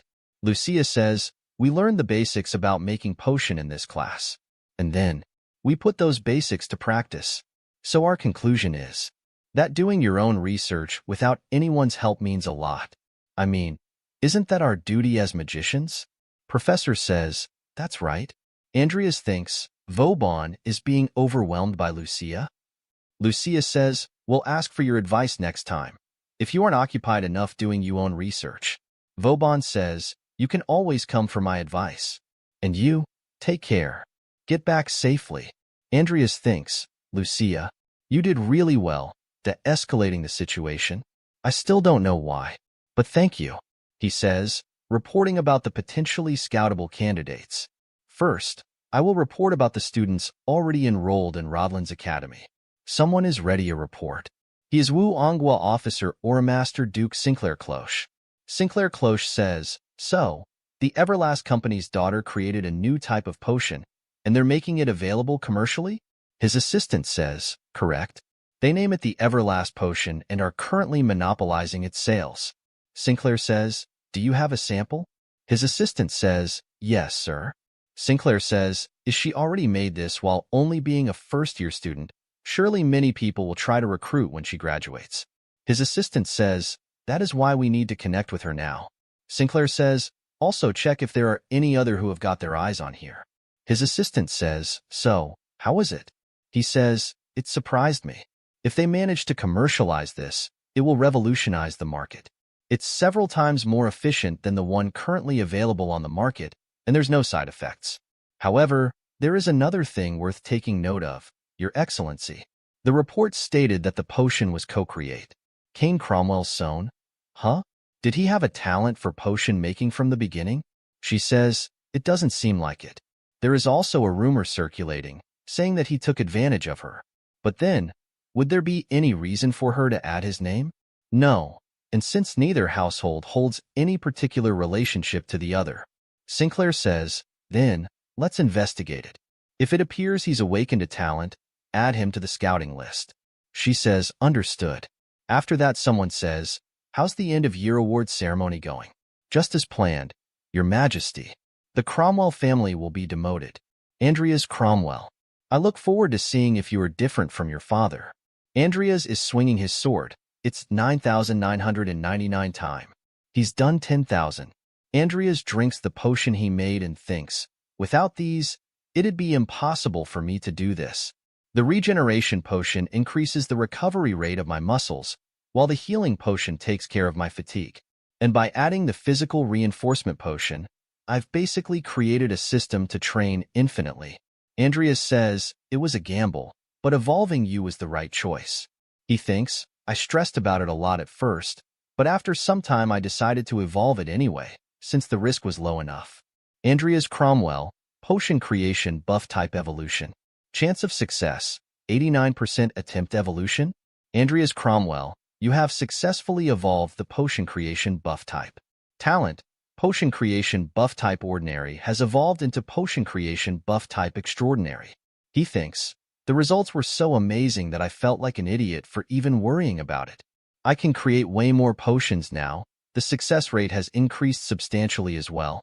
As long as everything keeps going this way and I do my best, I'll be able to grow well. Andreas says, and if I can get a good corpse and some items, I won't need to worry about my fighting strength. And, since Sharon is always away, I can't sell the Page of Sloth to him right away. Andreas see a note on the board. Away due to an urgent business trip. Sharon Diprin. Andreas thinks, is he in such a bad mood that he went traveling and couldn't even let his disciple know? Why is he so petty? He says, I have no other connections besides him. I have medicinal botany classes tomorrow morning, so let's stop worrying and go to sleep. After that, Andreas sees a note on the board in the class, saying, for the reasons mentioned above, today's class will be taught outdoors, as was notified via your table. Vauban. Andreas says, shit. That Vauban bastard. Andreas thinks, did you know I don't have a tablet, and is he using it to get to me? What the hell is he thinking of doing with the students? Rodlin Academy Garden. Everyone is in tension. He says, what? Why is everyone hurrying so much? It looks like an exam somehow. You're late. Andreas Cromwell. Professor says, seems like you were so busy with your own research that you didn't see the notice. Andreas says, how immature can a person be? Lucia says, anyway, come here. I'll explain it to you. Just buy a tablet at this point. You have money now, don't you? So, he discovered an awakening potion and came up with the idea to make an exam to analyze it just like that? Andreas thinks, he must have felt the need to brag about it. Professor says, for someone of your caliber, figuring out the ingredients and proportions of this potion must be a breeze, right? Andreas thinks, you really are one obstinate. Professor thinks, there's no need to be ashamed. You have a very bright future ahead of you. Professor says, today, I'll finally expose you for what you are. He thinks, someone who just took advantage of Miss Everlast, the rising star of the potion world. You are nothing more than a trash student. After that we see 4 hours later. Awakening Potions Composition Analysis Test Results. 1 Lucia Everlast, 1 hour, 22 minutes, 16 seconds, 100%. 2 Andreas Cromwell 2 hours, 4 minutes, 33 seconds, 100%. 3 Talon Bugman 3 hours, 23 minutes, 1 seconds, 96%. They says, there was no cheating of any kind during the exam. So the Andreas really do have a talent for making potions. Lucia says, good job, Senior Seaweed. Andreas, I'm not a seaweed. My name is Andreas. Professor Vauban, why did you do this to me? Professor says, you are. Why did you claim the potion I made as your own? Andreas thinks, why? The 8th part of the Necromancer's evolutionary traits ends here. If you want to see more, please subscribe and like. And if you want to support me financially, you can join my channel membership or Patreon only for $1. Patreon and Discord links are in the description if you want to support me. And a special thanks to all my Patreons for supporting me. Thanks for watching. Hello. Welcome to the 9th part of the Necromancer's evolutionary traits. At the beginning of this part we see that the boy says, how could you do this to me? You, more than anyone else, should know how much effort I put into this. Student says, isn't Senior Geralf mistaken? I never expected a teacher to be the type to. Andreas says, what do you think? Lucia says, if it's Professor Vauban, I think he probably did it. Andreas says, I was thinking the same thing. Lucia says, hold on. Where are you going? She thinks, and I even saved him yesterday. Well, I won't care about you anymore. You stupid, stubborn seaweed. Andreas says, Professor, I have a question related to the ingredients of the potion. Professor says, Andreas, can't you see that this isn't a good time? Andreas says, but it's related to this situation. If this is your own work, you should be able to prove that you made it right here, right now, right? Professor gets scared and thinks this. His student says, proving he made it. You mean like the Magic Tower examination? Andreas says, if you truly made the potion, you should be able to explain why you used which materials easily. Or perhaps, You're not confident enough. Professor says, not confident. You say? How cheeky. I am a professor at the prestigious Rodlin Academy. Andreas says, then, answers this question. Why did you change the upriver resin to cytomine petals? Professor gets scared and thinks, I was so distracted by the presentation day that I forgot to check that part. Student says, why aren't you answering right away? Because, by using the petals, we can cut costs. If you were the one developing it, you would have known. I see. Now, about the proportions. What the hell do you think you're doing? Only the magic towers can perform potion examinations. Last question. Why did you use the more expensive jelly beetle instead of papina powder? Other students say, why isn't the professor answering? Did he really steal it? To think he would claim the research of his student as his own. That is because, Professor says, paprika powder has a hallucinogenic effect. That's why I used beetles instead, even though they are more costly. Student says, Professor, that's not why I didn't use the powder. The reason was that the powder gets heated for a long time while the potion is being made, which can give the one who consumes it a stomachache. Professor says, you are wrong. It's definitely because of the hallucinogenic effect. Student says, about that, I just remembered something. You did tell me the powder had side effects, but you didn't tell me it was a hallucinogen. So could you please explain how you came up with that answer? Have you got no shame as a scientist? To think that you would go as far to steal credits from your disciple. Resign right now. They are the scammers. You two set this up, didn't you? I will report both of you to the disciplinary committee. Andreas says, he's really reached rock bottom. When a child throws a tantrum, there's no choice but to leave it to the adults. If you're so annoyed, I can ask Sir Alvin to set up a place for you to explain it to him. Andreas says, it should be possible, since I am being sponsored by him. Lucia thinks, wow, he's using the card to buy materials to threaten him. Maybe he'll fall for it. Andreas says, what's wrong? Don't you want to explain yourself? That Bart? An eagle is watching them. He thinks, this Vauban guy, since he's caused such a commotion, he'll have to pay for it. He thinks, but that brat really did his research, didn't he? He knew the theory and the ingredients behind the awakening potion. It really might be possible for him to discover a new medicine before the year ends. I'll be looking forward to it, Kane's son. After that we see at the Academy cafeteria. Lucia thinks, he actually invited me to eat together, but to think it would be in the Academy's cafeteria. Andreas says, aren't you going to eat? It's so good. She says, I will. She touches the food, and it is really hot.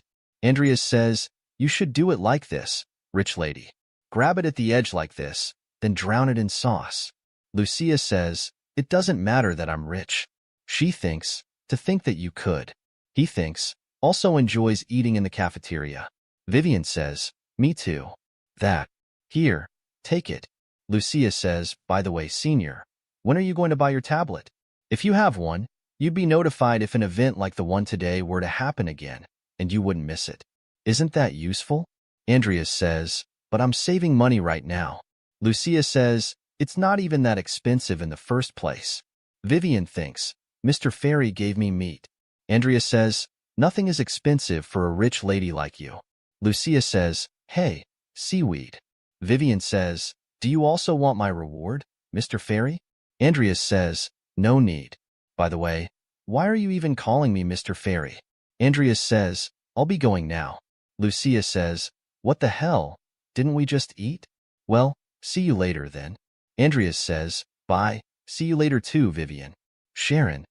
Andreas thinks, he finally came back. Andreas says, it seems that you have returned from your trip, master. Sharon says, come to my lab at noon tomorrow. Andreas says, understood. He thinks, just in time. After that we see at the Rodlin Academy Alvin Street. World Hammer Handlings. Andreas buys a sword and thinks, he's the type of guy that thinks that everything I have is his, so I don't doubt that he will try to take the page of sloth from me by force. So it's better if I also have this. Andreas says, this one, please. Diane appears there and says, Andreas? Diane says, what are you doing at a blacksmith? Andreas says, I needed a sword. Diane says, a sword? But aren't you a mage? Andreas says, It's good to have at least one for self-defense. This? It's a present for my ogre of a brother. Andreas thinks, brother, does she mean Carlos Alvin? Carlos Alvin is the Alvin household's oldest son. He left to train to become a warrior. We got along pretty well before. Carlos had already died when the game started, so the game just glossed over him.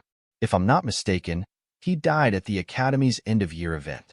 After Hazar escaped from the Duke Balaric's territory, he joined a religious cult, the Zephyro cult, the same cult that did the terrorist attack.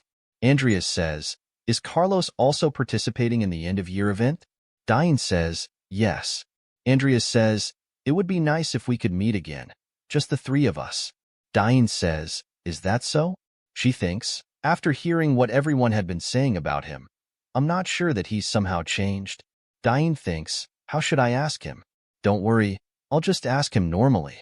Andreas says, is there something you want to say? Well then, see you later.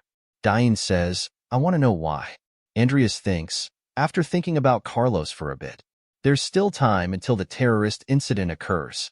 After that we see at the Academy teaching department. Sharon says, I've been searching the whole continent for a material of the same quality as Angela, but so far I haven't been able to find one. Sharon says, so, I intend to keep searching a little longer. My hopes aren't high, but I need it for the congregation this weekend. Andreas thinks, this is where the game begins. If he gets blinded by greed and asks me to give it to him, I win. Andreas says, we are going to be busy for the time being, so brace yourself. Master, I'd like to talk to you about something. Sharon says, what is it?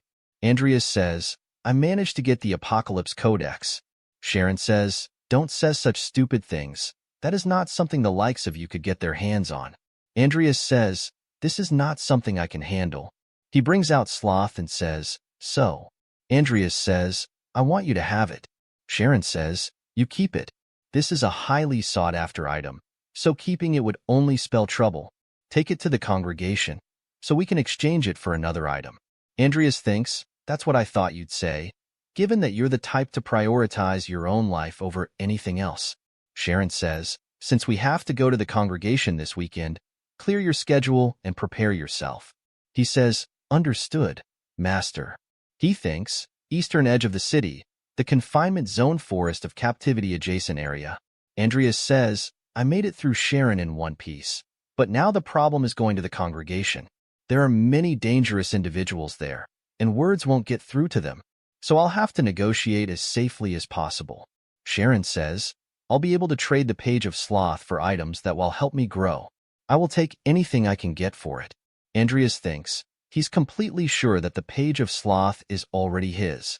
But when push comes to shove, he'll be using me as a shield. Their carriage suddenly stops. Someone says, hey, you guys are going to the congregation, right? Mind if I ride along with you? Andreas thinks, that man says, thank God. He thinks, Salem Edidia, one of the continent's greatest 10. He is even willing to deal with the forbidden for the sake of exploring, which is why he became known as the devil in pursuit of the truth. Andreas thinks, if the information about the Page of Sloth got leaked, the situation may not turn out as well. What's with that expression? Oi. Are you dissatisfied since I'm going to the congregation?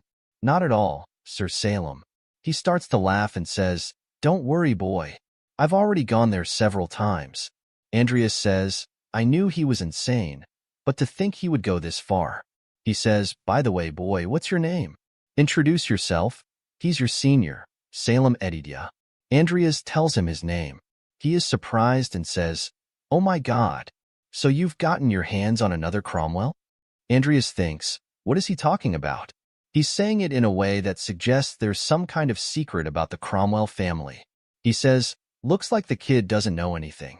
Well then, how about I give you one special piece of advice? Struggle as much as possible.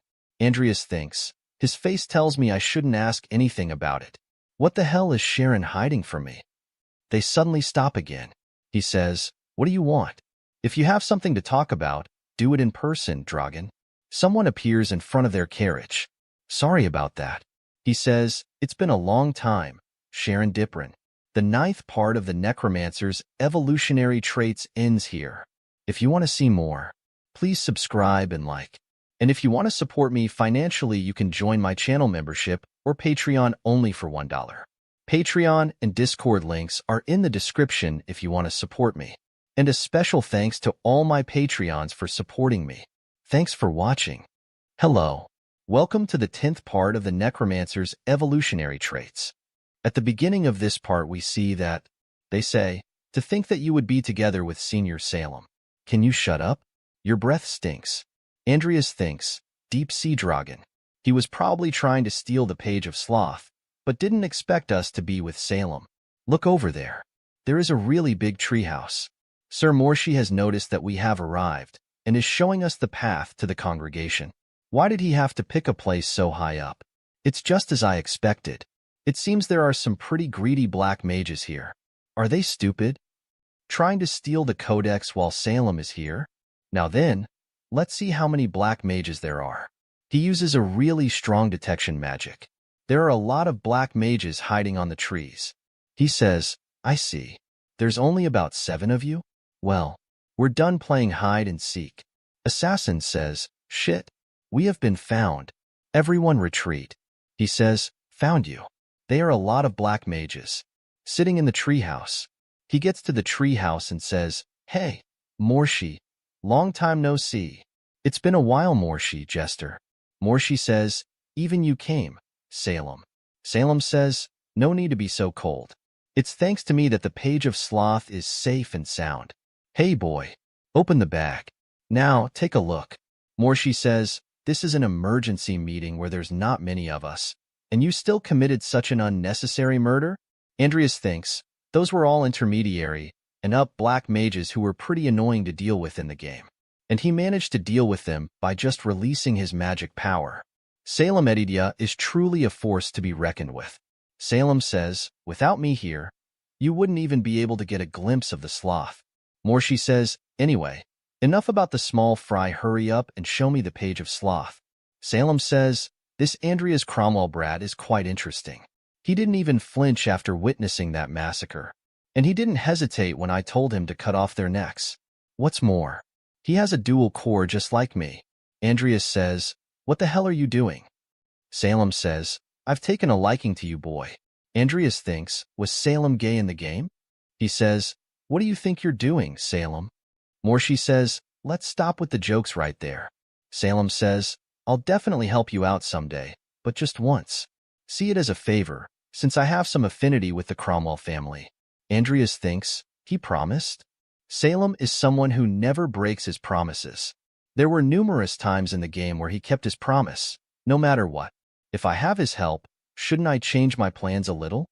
Morshi says, it truly is the real diligent sloth. There, no doubt about it. Sharon thinks, when did Andreas summon him? Salem says, you entrusted the codex to a skeleton? Andreas says, yes. Salem says, it must be pretty durable then. Huh? Andreas says, calm down. We don't want to take any chances with those monsters. I can't hesitate, not even once. Andreas says, go back, Nickel. Skeleton disappears. Andreas brings out the sword to stab himself. Morshi says, what are you doing, Karen's disciple? Andreas says, I was the on who found the Page of Sloth, so I want my efforts to be recognized appropriately. Marsh says, you went mad with greed. Morshi. Andreas says, the Page of Sloth is in my storage, along with my skeleton. So, if I were to die, you would never be able to get your hands on the codex? Andreas says, Salem. Salem says, didn't you say you would help me out one time? Now's the time. Hurry up. I don't have much time. Salem said, you're acting this reckless just because of something I said? What if I tricked you? What would you do then? Andreas says, I'd do the best I can do, even if that means I'm going to die. To survive in this crazy world, I am willing to become crazy myself. Salem says, you really are a funny guy. I did tell you to struggle, but I didn't expect you to go this far. Salem uses, Sinister l'Ancivol Serpent. if you insist, then I have no choice but to kill them all. Salem says, from now on, anyone who tries to touch Cromwell will be killed. They say, we won't touch him. Salem said, and if anyone dares to question this later, I'll find you and kill you.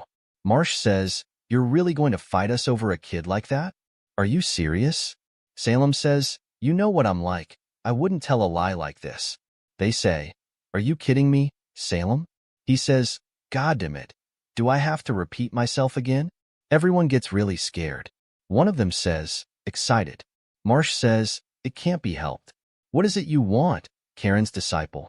Andreas says, "Thank you for waiting." Marsh says, "Tell us what you want." He says, "Could you please tell me what I can get for it?" Marsh, how ridiculous. You don't even know what you want. Take 5 from this list. Choose carefully. I reckon there are corpses on here, too. Corpses, huh? Andreas says, "It's the congregation. So they must have some good corpses. The former fairy queen, Mylene, and the Tiger King, Timer. He thinks they're first-class material. I must get them." They says, "Jester, those corpses have already been sold to Morn. If you give them to him, Morn will be furious." Andreas thinks, Morn? Are they saying those corpses have been bought by the leading figure of necromancy? If I mess with him, things will get problematic. I have to give up. Morn say, "I do not mind. Take it." How generous. Sharon says, Andreas doesn't have the ability to handle those corpses yet. I said I do not mind, Sharon. You there. The corpses are in my subspace bag. Take the whole bag with you. He thinks, I have no idea why Morn is being so generous, but I can't let this opportunity pass. Andreas says, "I'm grateful for your generosity, sir. Now then, I will select the rest of the items, including the corpses." Sharon says, "Damn it. I should have brought the page of sloth here by myself." Take it. There are a lot of stuff. Salem says, "Kid, there are better things in there. Are you sure you want those?" Andreas says, "For me, these are very valuable."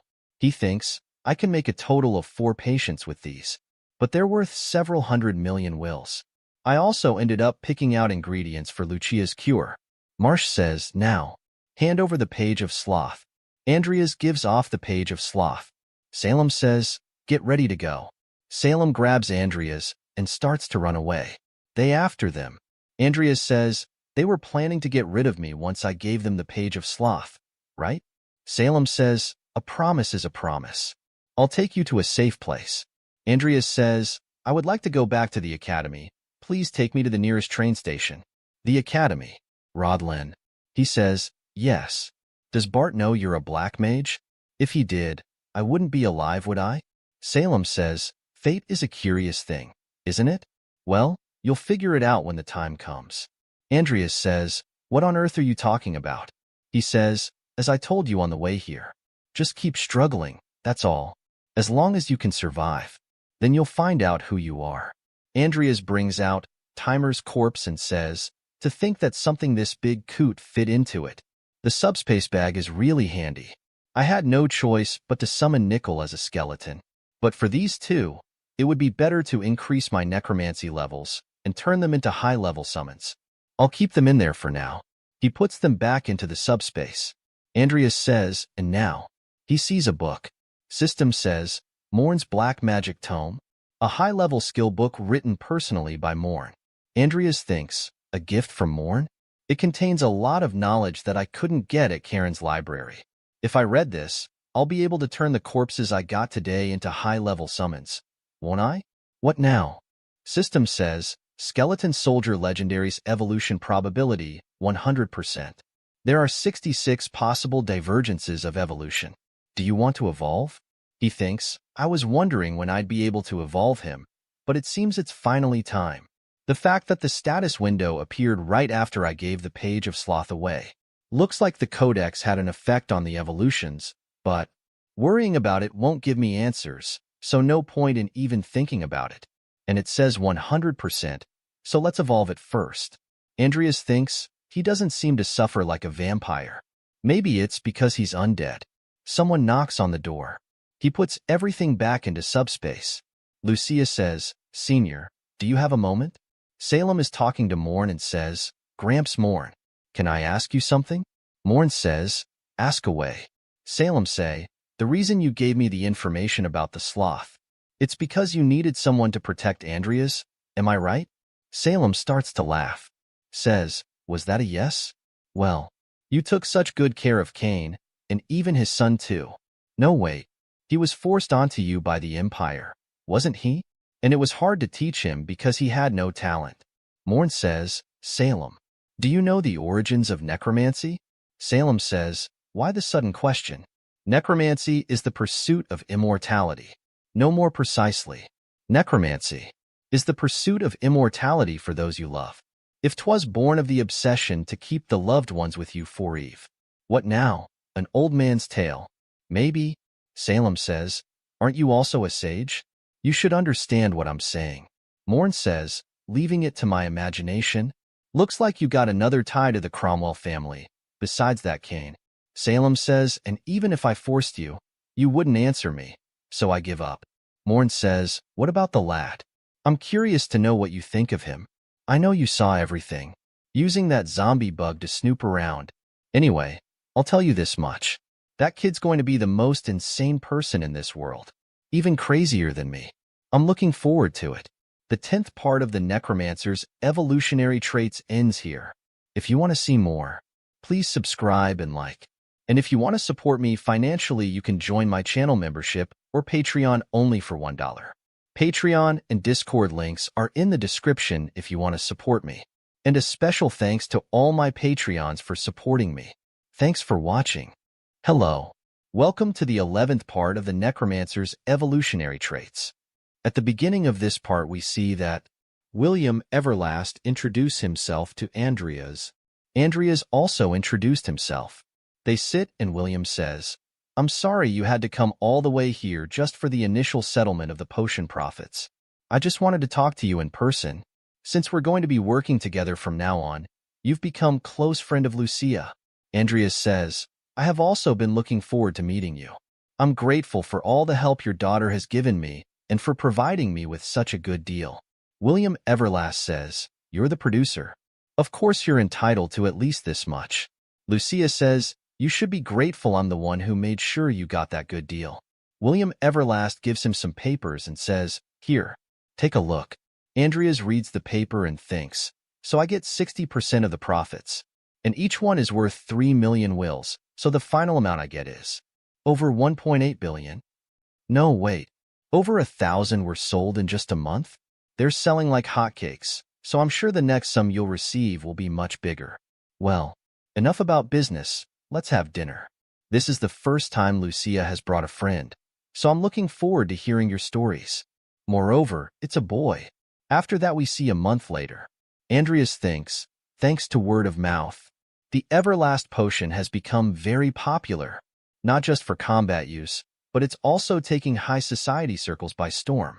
To increase production, the trading company decided to expand its suppliers and production facilities. I never would have thought it would sell over 2,000 units in a month. If I had known this was going to happen, I would have bought a tablet sooner. Honestly, I didn't think I could make so much money from the potion alone. Thanks to the potion's popularity, I've also received more support from the nobility.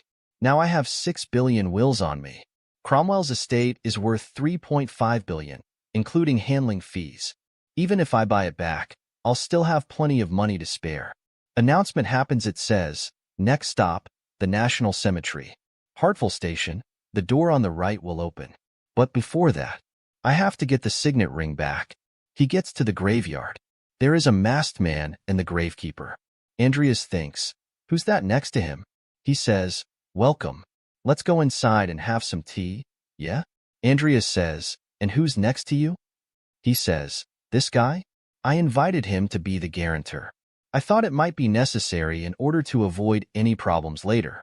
Come, let's get inside first. They sit and have a cult of tea. Andreas thinks, a guarantor holding a sword and hiding his face? What a blatant lie. Andreas thinks, I know Paimon has been practicing necromancy here for a long time, but he's no better than Sharon back in the game, just a small fry. He sees his own stats window. He thinks, he's no match for me right now. Evolved Nickel can also use Aura, so unless it's against someone at the Aura Master level, he can't be beaten. The only issue is how strong this masked guy is. Maybe I should have released the energy in my Danteon. I thought holding back just before that would be enough, but now I'm not sure. Paimon gives him tea and says, here, I ordered this tea from a guy I know in the congregation. It's pretty good. I'd like to talk about the signet ring rather than the tea, if you please. Paimon says, so impatient. Andreas says, the corpse I bought from you is mediocre, but since you've been so accommodating, in exchange, I'll give you 5 million wills. Paimon says, look at you.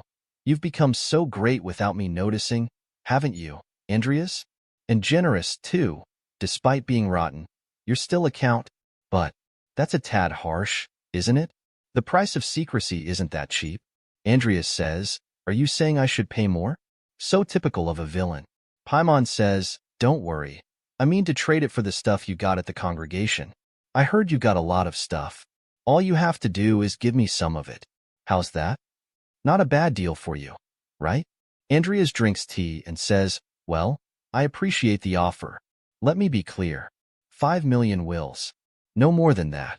Paimon gets angry and says, hey brat, you don't sound like you get what I'm saying.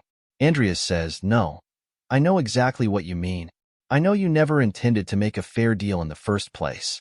Masked Man says, Paimon, I think we're done here. Andreas calls Nickel and says, sure. I was getting a little tired of all this charade. By the way, I just have one question. Status window appears saying, Sloth Phantom Legendary Nickel Life Hill, Undead Tier 5. Traits, Self-Awareness Mastery, Sword, Spectral Form Sloth. Paimon says, do you really think you can beat me? I'll throw in extra money on top of what I promised you. Cut that shit up right now, and take his stuff. Nickel appears behind Paimon. Masked Man blocks the attack. Andreas is calm and watching the fight. Masked Man throws his coat with sticky bombs in it. Andreas thinks, sticky bombs, huh. I used to use those a lot in the game.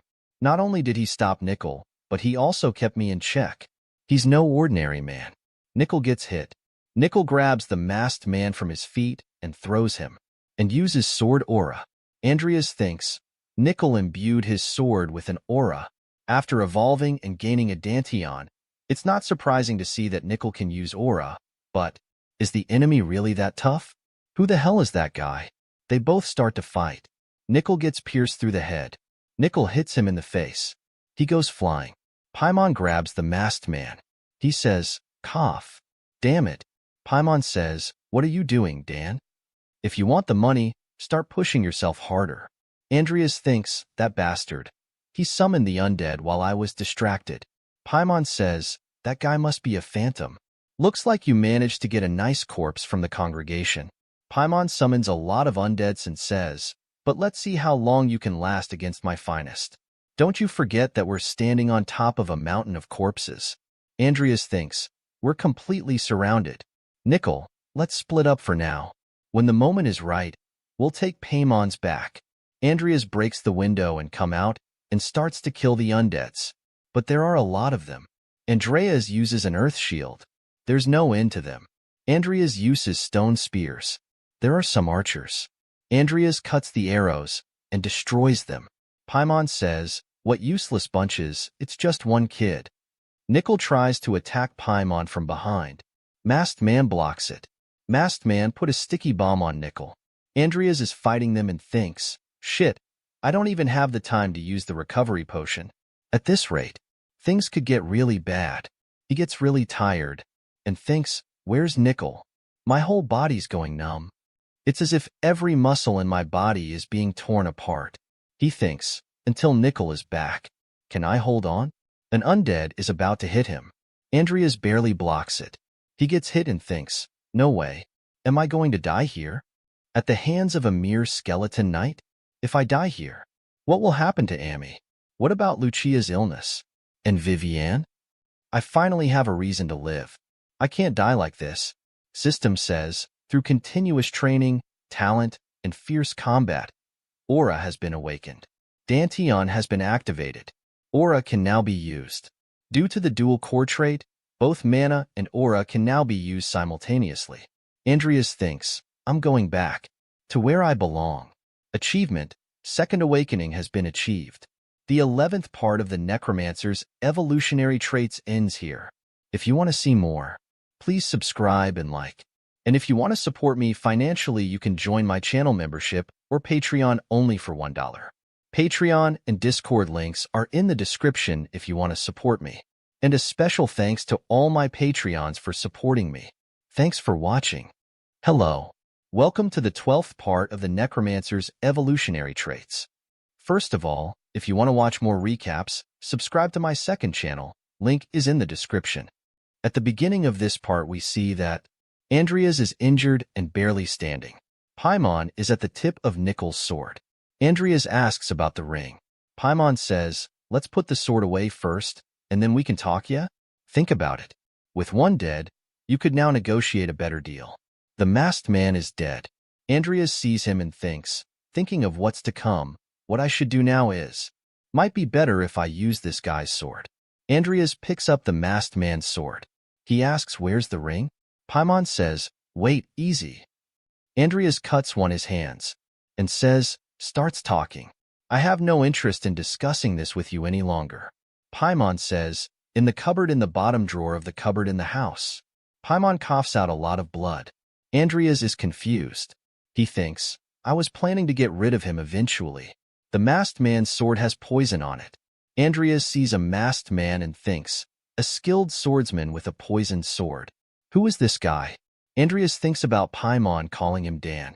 Andreas realizes something and thinks, Bloody Dan? If it's really him, then this mask. Andreas removes the mask and thinks, as I thought, it changed. Andreas wears the mask. Andreas's appearance changes. He removes the mask and thinks, he even has the appearance-altering mask artifact. This confirms it. This guy is Bloody Dan, the one who started the war back in the game. Later in the game, he would be hired to kidnap the Northern Barbarian Chief's child, triggering a major war between the North and the Empire. Originally, the war would have spread throughout the whole continent, and I would have been dragged into it. Looks like I unexpectedly prevented it. Andreas says, well, he wasn't the sort of character who was going to live out his life anyway. Thanks for the mask. I'll put it to good use, Bloody Dan. Nickel, you look for the ring. I'll clean up this mess. After that, we see at Alvin Street's clinic. Andreas is ready with news about Paimon and Den's death. He thinks, black mages. They could be right next to you. Terror in the National Cemetery. Paimon the Necromancer and his hired sword fight over gold. Looks like I won't be affected by this. Then, it's time I took care of the most important stuff. He buys his estate back with 5 billion. Lucia covers his eyes and says, guess who? He doesn't reply. She says, you're no fun. Andreas says, yo. She gives him a fruit basket and says, what's with the curt reaction? Even though your cute junior came to visit you. Andreas says, I see. Thanks. She says, by the way, what happened to you? Andreas says, it's nothing. I just overdid my training a bit. She says, if you keep that up, you'll die one day. Vivienne also come there. She says, Mr. Fairy? She hugs him and says, I was worried. I'm all right, Vivienne. After that, we see 1 week later. He and his sister Amy are going somewhere in a carriage. Amy thinks, he said he wanted to show me something. What is it? I went with him because he said he got the ring back. But where's he taking me with all the curtains closed? And how did he afford this fancy carriage? They says, sir, we've arrived. Amy says, big brother, where are we? What is it you want to show me? Andreas says, you'll see when you get off. Someone says, he's right. You'll know it as soon as you get off. Welcome back, Lady Amy. She's an old maid. Amy says, Lupin? What's going on? Why is Lupin here? Andreas says, I asked her to work as our head maid again. Amy says, big brother, you know we can't afford that right now. I'm so sorry. My brother is still naive about how things work. She sees something. She gets out of the carriage and sees their old mansion. She says, Applewook Mansion. It's our home. Why did you take me here? Andreas gives him some papers and says, read it. She reads them and says, is this true? You bought our home back? How? Don't tell me you bought it back by doing something bad. Andreas says, I invented a potion. It's what allowed me to buy our mansion back. You don't have to work so hard anymore. And from now on, I'll make sure that there's money on you card every month. Amy says, without knowing that, even though you worked so hard, and just because of a ring, we see a flashback of her saying, Don't come back anymore, and you don't have to pay me back. She starts to cry and says, I said something so cruel to you. I told you not to come back. I didn't mean to say that. Andrea says, silly. Of course, I know that. From now on, I'll behave like a responsible brother. She says, I have always believed in you. But back then, I was so mad. Andrea says, I know. After that we see at his dorm. Timer is laying on the ground inside a blood magic circle. System says, achievement, second awakening has been achieved. He thinks, thanks to the trait I got from the achievement reward, I'm able to learn necromancy skills much faster. Trait, enlightenment. System says, enlightenment. Epic. The deeper one pounder and explores, the higher the chance of understanding a theory. It's a trait that increases the speed of learning skills and knowledge. Now that I can even summon a revenant, it might be time to try summoning Timer. It should be fine. I've double-checked all the potential causes of failure dozens of times. Let's get started. Andrea's uses minor necromancy. System says, executing the revenant summonings. One corpse has been detected. Andreas thinks, I can now fully utilize dual core. A usable material for necromancy has been detected. He thinks, nickel has evolved, too. If I add the powerful force of Timer to that mix, even if it's just me, I'll have the might of a whole troop. Arise, O monarch of the tiger tribe, who make that continent tremble. System says, the summon material's ability value exceeds that of the summoner. Stability decreases. Additional effects applied. Minor necromancy, revenant summoning success. Summoned a revenant legendary. The level of the completed corpse is high status bonuses added. The level of the completed corpse is extremely high. Tier increased, it has become a revenant fighter. The level of the completed corpse is transcendent. It has regained some of its former egos. Timer stats window appears.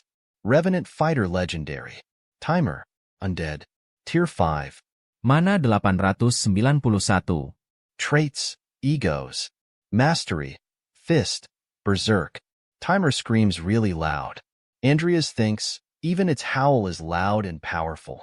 Good thing I've cast soundproofing magic. Andreas says, from now on, I am your master, Timer. After that we see at Vilbor's snowy mountains, Marquis Magnus territory. A teacher says, I will now explain the end-of-term exam. The themes of the exam are survival and collecting points. All of you will spend 72 hours on this mountain, and you will have to collect the points that are hidden throughout the mountain. The bracelet you're wearing also counts towards your points, so you might want to take someone else's bracelet. Please note that if you are unable to continue with the evaluation, or if your bracelet is damaged, you will be disqualified immediately. Well, that's all I have to explain. Everyone, please put on your blindfolds. The supervisor will escort you to the starting point, Mount Vilbor's cliffside. Around 46 hours before the end of the test, Andres climbs the cliffside. He says, a flat area at the top of the cliff. Looks like it could be useful for both attack and defense. Maybe I'll set up a new base here. He sees Diane Alvin. She is protecting herself with barriers. Is she using wide area search magic and a barrier at the same time? She might be able to protect herself from the blizzard and still be able to find her way around, but the mana consumption must be immense. She is really tired. Her magic barrier disappears. Andreas thinks, she used up all her mana. If I take her bracelet now, I can eliminate a powerful competitor, but if I had Diane's support, I could easily get the top score. Diane says, who's there? Don't move. Looks like you've used too much magic, Diane. She says, Andreas? Andreas says, magic is useful, but if you use it recklessly in an environment like this, you'll get yourself into trouble. Diane says, you're after my bracelet while pretending to give me advice, aren't you? I may be exhausted, but against someone like you. Andreas says, let me give you a suggestion. Diane says, stay back. Say it right there. Andreas thinks, you hate it that much. Diane says, what do you want? He weighs, would you like to team up with me? Diane asks, why should I? Andreas says, if I'm alone, I'll be vulnerable if something happens. It's much better to have a partner just in case, don't you think? She thinks, that may be true, but I can't trust you because of who you are. Andreas brings out something out of his bag and says, I wonder what is this? It's a chocolate. She starts to drool. He says, well then, let's get along. She says, don't get me wrong. Just now it was. He asks, you don't want it? After that we see someone is really beat up. And the one who's beating him says, is this wrong too? A goblin says, that's not even close, you doofus. There are a lot of beat up students. It says, my eyes are bad. Goblin says, how many times do I have to tell you it's green hair? The weather's shit. And I'm stuck doing this shitty job. We've been paid, we have no choice. Someone says, if you've got time to babble, get on with it and find him. Goblin says, whoa, you startled me out. He says, this is why I didn't want to use fools like you. He thinks, Kidwell. He says, I did a little research on the target you asked for. Why would you send us out just to deal with a mere student? And I heard you're coming too? Kidwell says, mind your own business. Just do exactly what the Master Jester has asked you to do. Now, go and kill the target. Goblin says, my mood is ruined. Let's get some rest before we go. Orc says, no. Let's track the smell a bit further. The human smell is either in front of the students or the supervisors anyway. If we only kill the students, we'll hit the target eventually. Besides, those students will become our enemies sooner or later, so let's take this chance to kill a lot of them. Goblin says, damn right. Kidwell thinks, fools. I have nothing to expect from you. Go ahead and draw their attention to yourselves. In the meantime, we'll plan a bomb formation on top of the mountain. We are very close to burying the Master Jester's target. The 12th part of the Necromancer's evolutionary traits ends here. If you want to see more, please subscribe and like. And if you want to support me financially, you can join my channel membership or Patreon only for $1. Patreon and Discord links are in the description if you want to support me. And a special thanks to all my Patreons for supporting me. Thanks for watching. Hello. Welcome to the 13th part of the Necromancer's evolutionary traits. Subscribe to my second channel for more recaps. Link is in the description. At the beginning of this part, we see that Andreas and Diane are hunting students. Andreas says, that makes 6. Students are hanging by the tree upside down. The blood is rushing to my head. Based on the circumstances, they must have been a top group. Diane thinks, where on earth did he learn to track and capture like this? On top of that, he even managed to move swiftly over rugged mountain paths.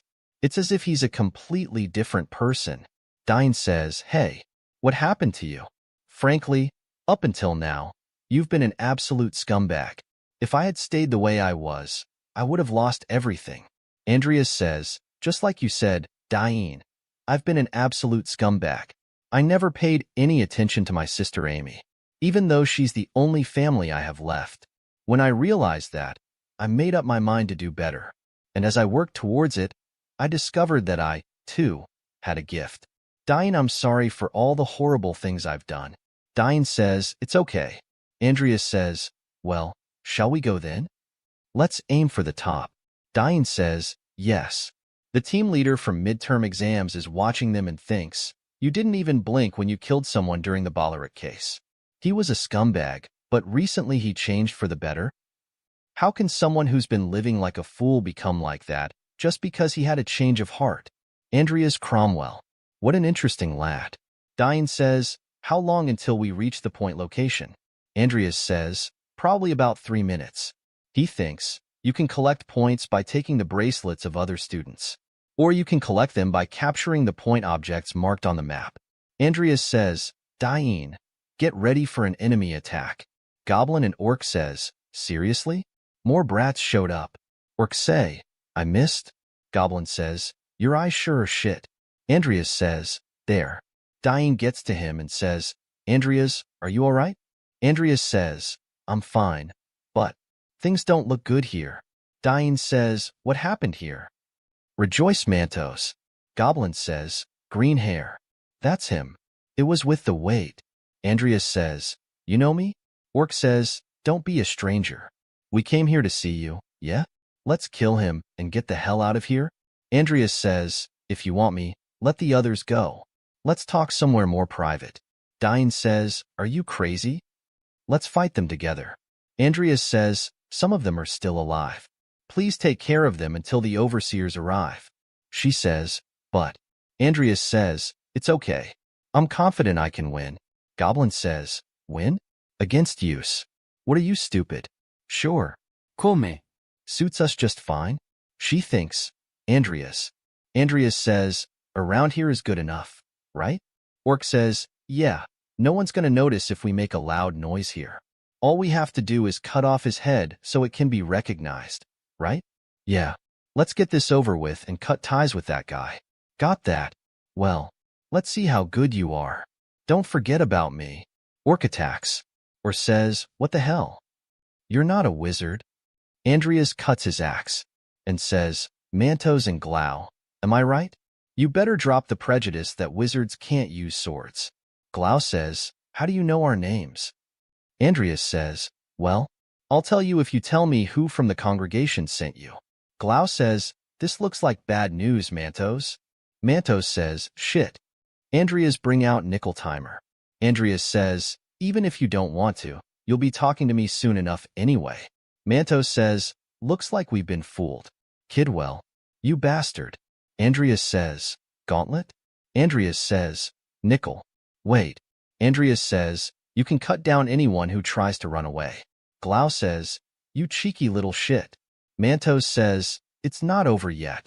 Andreas thinks, let's try combining my skills from back when I was still Makoto Kaneshiro with the combat prowess skill here. Glau says, let me teach you how to use a dagger. They start to fight. Mantos is down. Andreas says, don't tell me you're done already. He thinks, combat prowess. It's working. They haven't had a chance to play yet. Thought. After that we see Diane says, well then, I'll leave them all in your care. She says, we're all well aware of your abilities and standing at the academy, but I think it would be best if we work together. Andreas thinks, some of them are still alive. Please take care of them until the overseers arrive. Diane says, I can't just stand by and let any more casualties happen. She says, all right, we'll follow you as soon as we can. I'm sure you stay out of their sight. Diane says, yes. Mantos is down. Andreas says, I suggest you start talking now. Who is it? Who sent you to? Mantos says, just kill me already. Andreas says, nickel. My sword.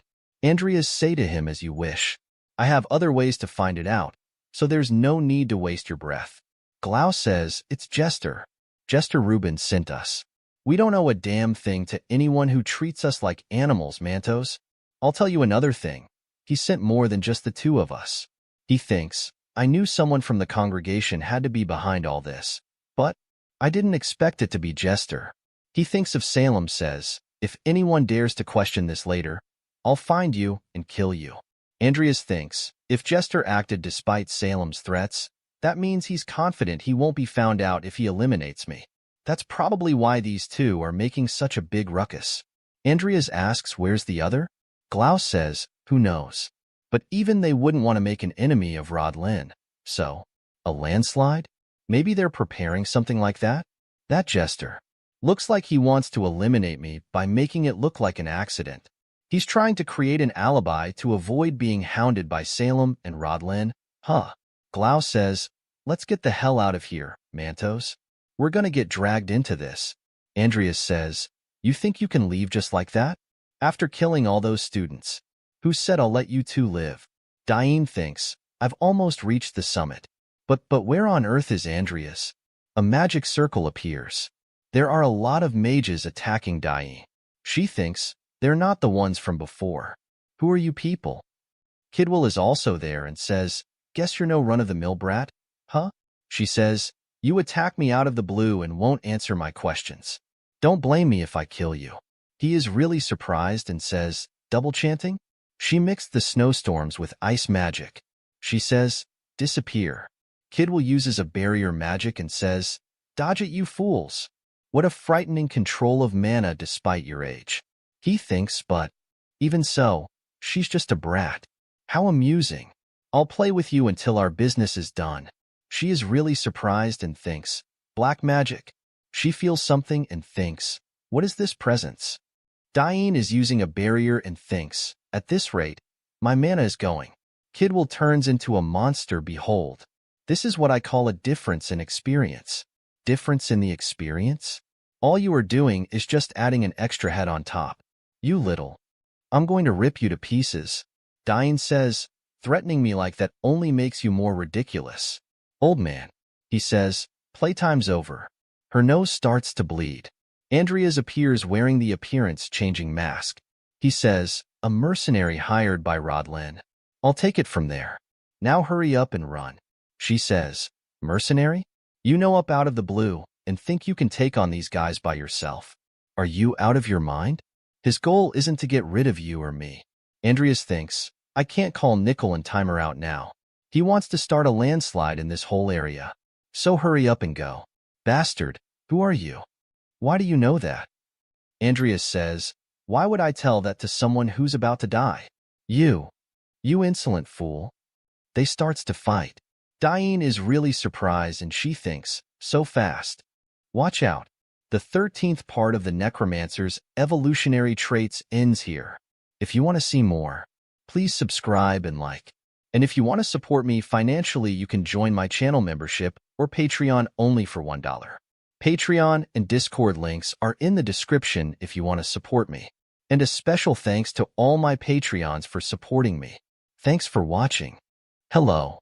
Welcome to the 14th part of the Necromancer's evolutionary traits. A special thanks to my channel members for supporting me.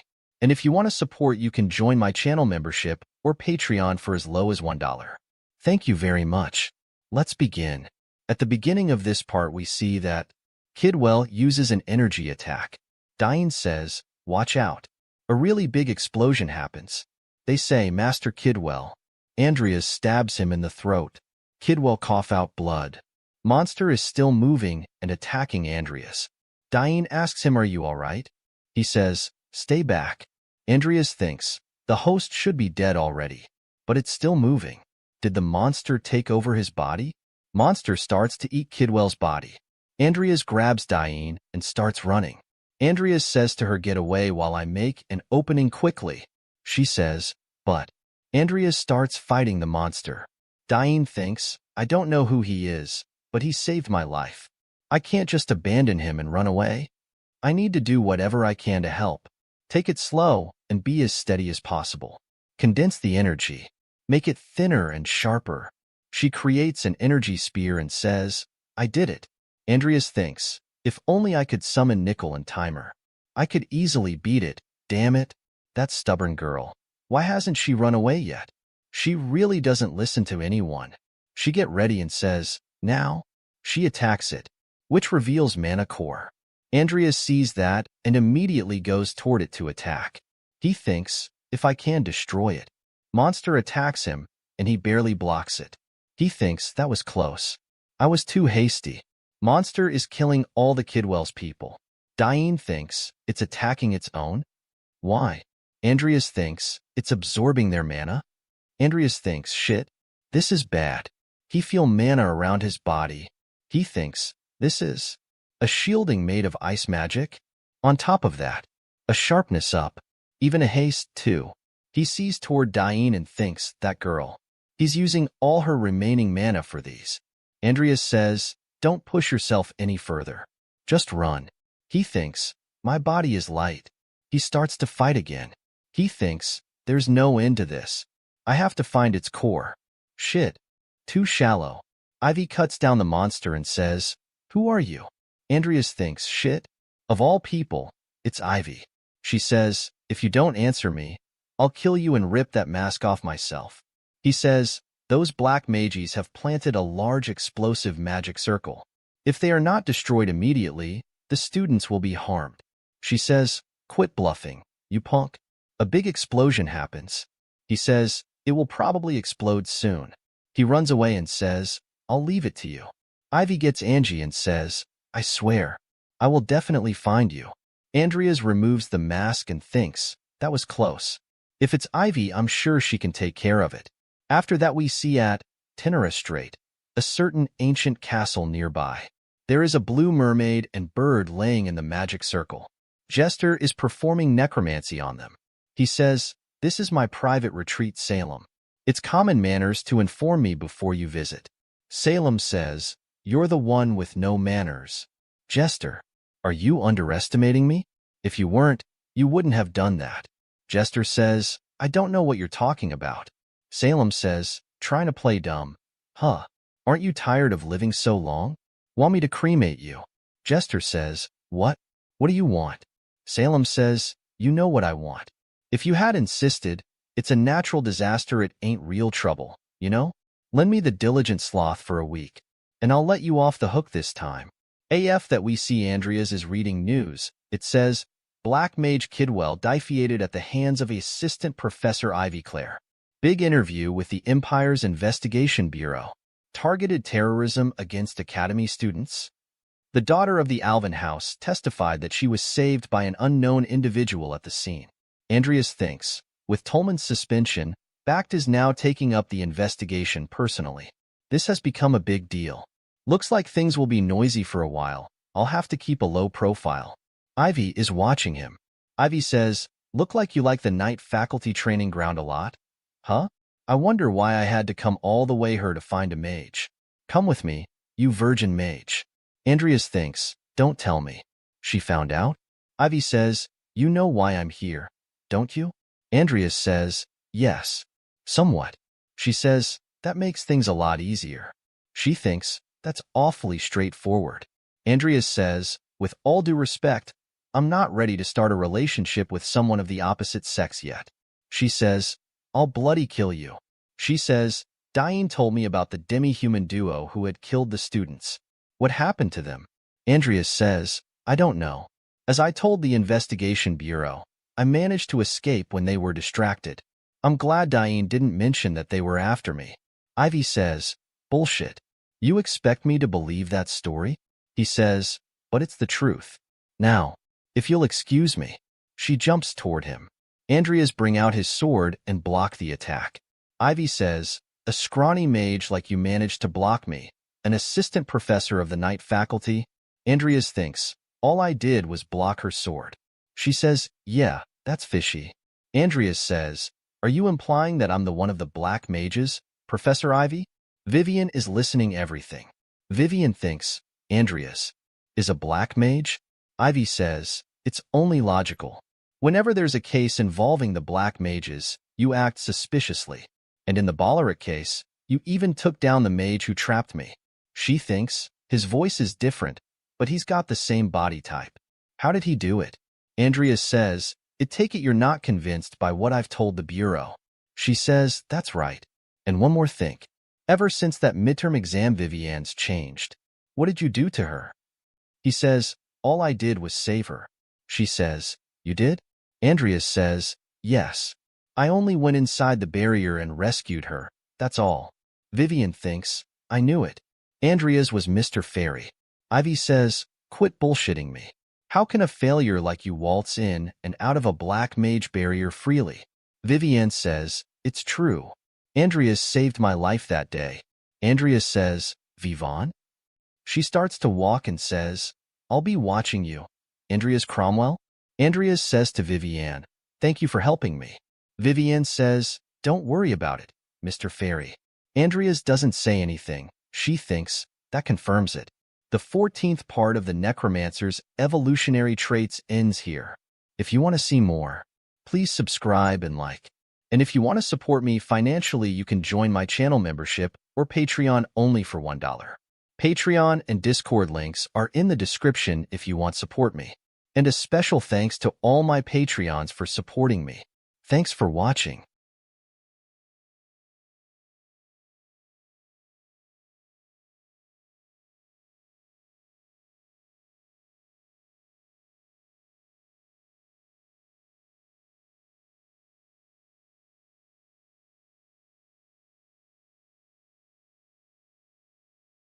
Hello. Welcome to the 15th part of the Necromancer's evolutionary traits. A special thanks to my channel members for supporting me. And if you want to support, you can join my channel membership or Patreon for as low as $1. Thank you very much. Let's begin. At the beginning of this part, we see that Amy is working. Headmaid says, Lady Amy, we've finished cleaning up the mansion. Amy says, thank you. It must have been hard, seeing how long it has been abandoned. She says, not at all. However, we thought it would not be appropriate for us to enter the study that the previous family head had used. Perhaps Lady Amy could have a look at it first. She gets up and says, yes, I'll check it now. She is standing in front of the study room. She thinks, Father's studies. I remember being scolded a lot when I hid here to play hide and seek with my brother. She opens the door and says, it feels like ages ago. Everything is ruined inside the room. She says, wow, what a mess. Well, there was no one here to look after it. She sees a picture. After that we see at Welton Territory. Andreas is riding a train and says, aren't you being a bit indiscreet, Master Salem? Salem is sitting in front of him and says, what? Andres says, for the continent's greatest black magician to turn up in a public place like this. Salem says, you brat. I'm giving you an extracurricular lesson in person, and you're complaining? All sorts of people are after you because you're too weak. Salem says, anyway, let's get to it. Andreas says, he didn't listen to a word I said. Salem says, you know that the aura in your dantian and the mana in your heart are basically the same thing, right? Andres says, yes. Salem says, so, in theory, you could convert both of them and put them to use. Of course, it's impossible without a dual core, though there's no need for one. But, enough explaining. I, the great Salem, shall teach you the method I've devised to use conversion practically, called transference. 10 minutes later. Both the technique and the activation are easy. Salem thinks, I never thought it would be possible to convert the heart's mana into aura this quickly. What an extraordinary thing you've devised. Salem Edidya. Salem says, well, looks like you've got the hang of it. Keep practicing just like that. Andreas says, wait, please, just tell me one thing. Do you know anything about my father and the Cromwell house? Salem says, about that, huh? Cain was Gramp Morn's apprentice. Salem says, like I said before, find out the details yourself. It's a pain in the ass to explain everything. Andreas says, what do you mean? Master Salem. He thinks, Cain Cromwell. He was a black mage? I never realized that he was one, neither back in the game nor since I arrived in this world. Good thing I'm on my way home. If I search the house, I might find something. He gets back home and Amy says, what do you think? Lupin did a great job of tidying up this place, right? Andreas says, didn't this used to be Father's study? Amy says, yes, but it was in shambles, so I fitted it with a new set of furniture. Andreas says, thank you. This could be used as an office. Amy says, but I made sure to leave all the important stuff in place. She shows him their family photo. She says, it's our family photo from when we were children. How's that? It brings back memories, doesn't it? Andreas thinks, it's a strange feeling. I feel nostalgic, but at the same time, the feelings are like someone else's. Andreas touches the picture. The picture starts to glow. A room opens. He says, what is this? He thinks, when I touched the photo frame, it triggered a magic circle, opening a hidden door. If it only activates when the two of us touch it, then that means what's inside could be Cain's inheritance. More likely, his will. Let's try going inside first.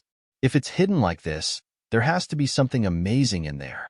Andreas says, I'll check it out. You should wait outside. Amy says, what? I can't let you go in there alone. Andreas says, this magical device is too much for you.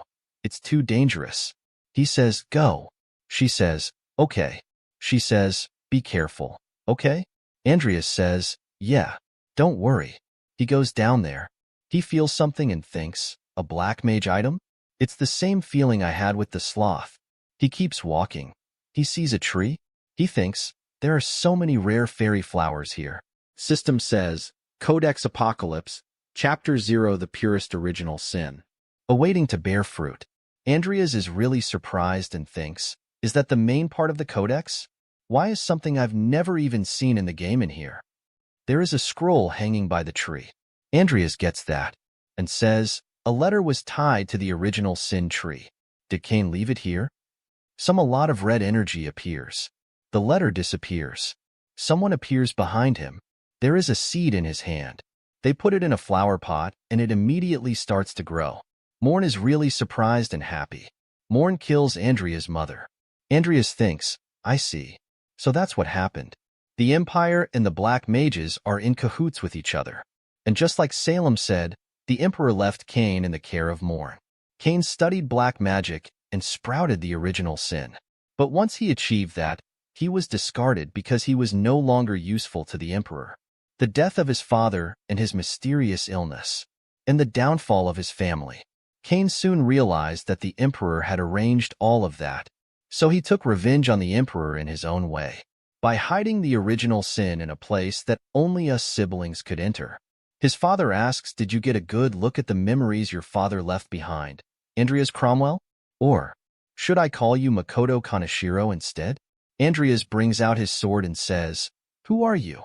Andreas says, shame. I thought you'd figure it out right away, being a game addict and all. He gets a flashback where it says, thank you for playing our game. Does that ring a bell? Mr. Makoto Kaneshiro, I presume? Andreas thinks, this guy, he can't be. Andreas says, are you the dev who brought me here? He says, bingo. So, how's the world of deadly sins? It's a fantastic fantasy world, isn't it? Andreas asks, why did you bring me here? Dev says, nothing much. Really. I just wanted you to clear this game. Andreas says, clear the game. You say? Yeah. Simple, right? Dev says, surely you've seen how this world ends many times. As Luis, Lucia, and Diane, that is. But ultimately, they all ended in an apocalypse ending, didn't they? The world ended up being destroyed by the outburst of the original sin that swallowed up all the deadly sins and their owners. Andreas says, what are you talking about? Once you collect all the deadly sins and the original sin, and defeat the final boss, the end of the world should be averted. Dev says, I suppose that's as far as you got to see. But as long as original sin's consciousness exists, the world will eventually come to an end. And to stop this, you have to take complete control of it. Andreas asks, control the original sin? Dex says, yes, and only Cain's own flesh and blood can do that. System says, the immature original sin demands a contractor's blood. Offer your blood and sign the contract. Looks like the original sin has sensed you. Dev says, looks like the original sin has sensed you. You may be talentless scum, but only very few can enter this place before the original sin matures. And you are one of those few, Andreas. After 6 months, once Is has grown conscious, the original sin will emerge outside of the ward and will seek out its own host. Andreas thinks, I was wondering why I was reincarnated into this trash character, so this is why. With Cain hiding the original sin, only Amy has access to it. He says, so what exactly do you want me to do? Dev says, simple. I want you to sign a contract with original sin and become its host, and then feed it the deadly sins and tame it. Andreas says, easy for you to say, if I fail. Won't they devour me, too?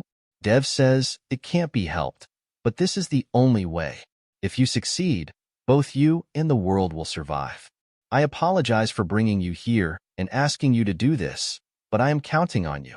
Dev says, my son, I believe in you. If it's you, I'm sure you can do it. And please look after Amy. Andreas says, this isn't one of those otherworldly reincarnation stories. And while I don't like the idea of being forced to work for free, just like he said, there's no other way. And if there's no other way, I have no choice but to face it. Just like what I've done all this time. System says, Codex Apocalypse, Chapter 0. The purest original sin has resided within the user's body. Codex Apocalypse, Chapter 0. The purest original sin has recognized the user as its master. Mana recovery increased by 144%. Mana density will increase over time. Mana elements will become closer to dark over time. Increases ability the more deadly sins are collected. Unlock more ability and features the more deadly sins are collected. He thinks, Cain Cromwell, father of the second half of my soul. You can leave Amy and the Cromwell family to me. Please rest your souls in peace. I will also avenge all the tragedies that befell you. I swear it. Morn says, have you found the original sin yet? Viscount Lamar Peloton says, we've been looking into Cain's activities before he died. But, Morn says, bloody useless. And you call yourself the head of intelligence? He must have entrusted it to one of his kin. Sooner or later, they're going to make a deal with me. He says, then, I shall investigate the Cromwell more closely. Well, right now it's just that one young Cromwell. There's no need to rush, so I'll give you a little more time. He says, I am grateful, Your Majesty. Someone appears behind him and says, for now, maintain the surveillance you've had. It would be bet 5 tur to start with the deadly sins first. Morn says, and what about the Zephyr cult? I'm sure they're keeping a deadly sin for their god summoning. He says, we've picked up some suspicious activity. We believe they will soon be gathering a large number of people for the Zephyr summoning ceremony. Good, maintain a close watch on them. The 15th part of the Necromancer's evolutionary traits ends here. If you want to see more, please subscribe and like. And if you want to support me financially, you can join my channel membership or Patreon only for $1. Patreon and Discord links are in the description if you want to support me. And a special thanks to all my Patreons for supporting me. Thanks for watching. Hello. Welcome to the 16th part of the Necromancer's evolutionary traits. Thank you very much. Let's begin. Piet says, this year's festival. You know it's very important, right? He says, yes, Master Piet. We've prepared everything thoroughly. Piet says, from the numbers of guards and of Kraus to our entry points. We've also learned about all the underground chambers beneath the arena here. We may be able to make many sacrifices to summon Lord Zepar. Great job. If everything goes well, I'll be sure to introduce you to some nice girls. Or perhaps, me? Piet says, it's okay. Infine. All I did was borrow the help of our brothers and sisters at the academy. What precious children they are. They know very well what a worthy faith is. Say, that reminds me, didn't you say there was a potential candidate? Have you been successful in recruiting here? It must be about Vivienne. Piet says, I spoke to her directly, but she didn't seem particularly interested. She said she has found her spiritual foundation. He says, is that so? Well, that's a pity, but it can't be helped. Anyway, I hope you'll do well without me. Since I have very important things to do, I won't be able to join you. After that, we see a system window appears in front of Andrea's. It says, traits, dual core unique, evolution unique, enlightenment epic, original sin. Talents, black magic necromancy extraordinary, elemental magic, water element poor, potion making, buffing type extraordinary, physical exceptional, combat exceptional.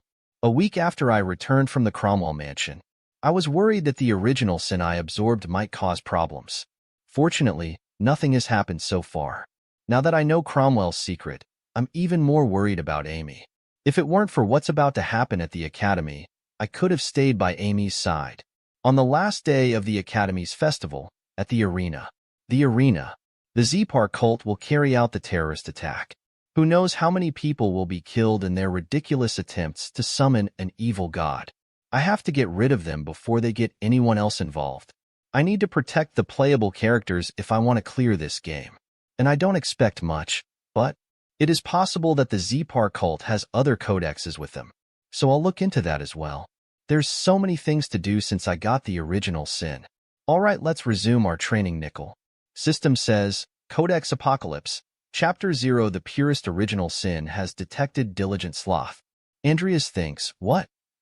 System says, Codex Apocalypse, Chapter 0. The purest original sin has been linked to diligent sloth. Generating additional features. Generating additional abilities. Enhancing base capabilities. He says, the sloth? System says, Codex Apocalypse, Chapter 0. The purest original sin is starting to grow. Andreas thinks, what is this sensation? The original sin seems to recognize Nickel as the sloth. Is it because he carried it for a prolonged time? System says, Codex Apocalypse, Chapter 0. The purest original sin has finished growing. Codex Apocalypse and Diligent Sloth are no longer linked. Sloth Phantom Legendary. Sharing the effects of Diligent Sloth. Nickel Lifehill Undead, Tier 5. Mana 2113 Traits Self-Awareness. Mastery. Codex Apocalypse. Mana Recovery increased by 188% Sloth. Mana Sensitivity increased by 66%. Sloth. Once every 6 days, a special skill can be used. Currently stored skills, Sloth.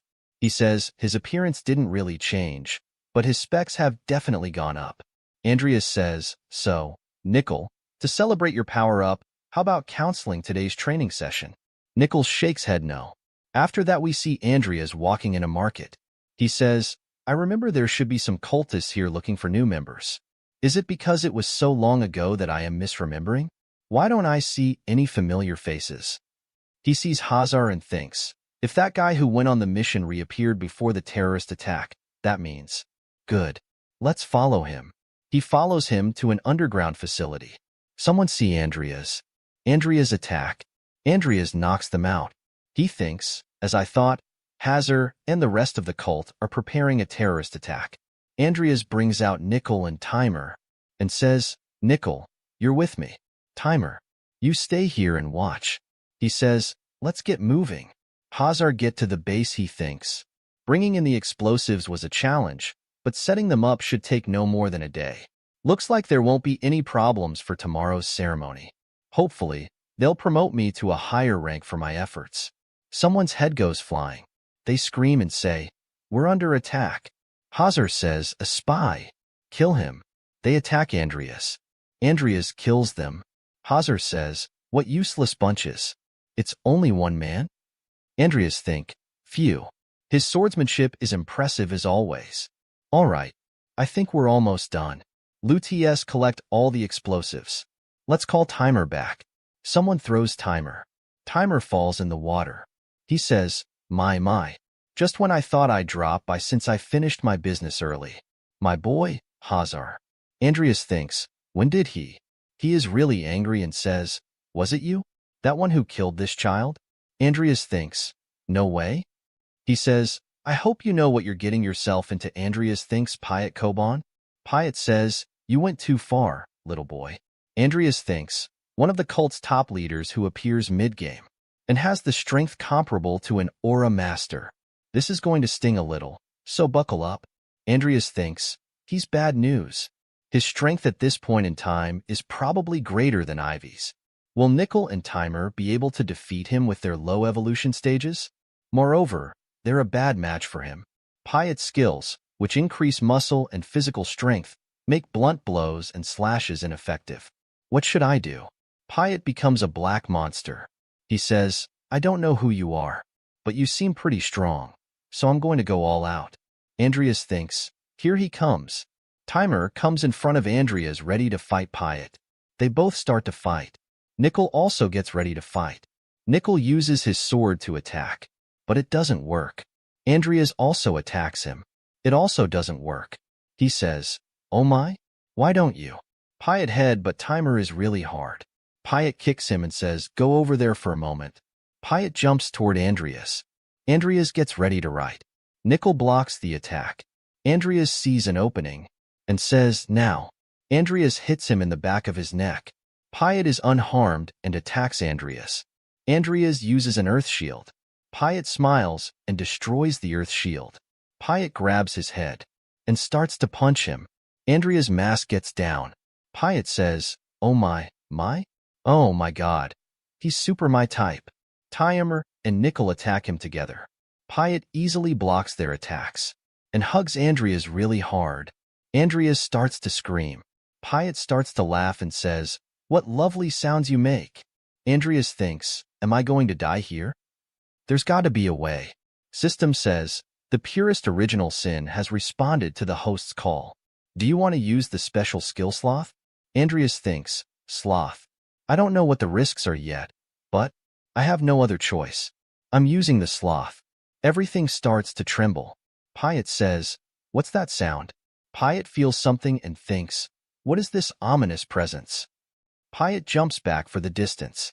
Andreas releases a really strong aura. System says, magic power potency 666%.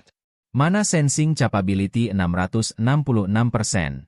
Magic sensing capability 666%. Mana recovery strength 666%. Temporarily applying talent magic genius. Temporarily nullifies all mental magic. Entering the state of transcendental emotion sloth. Duration 66 secondes. Andreas thinks. Thinking is annoying. And moving is a pain too. Too late to open my eyes. He uses Earth Shield. He thinks, and breading is a drag. Adrias cuts Pyatt's one arm in an instant. Pyatt gets scared and says, "What the hell are you?"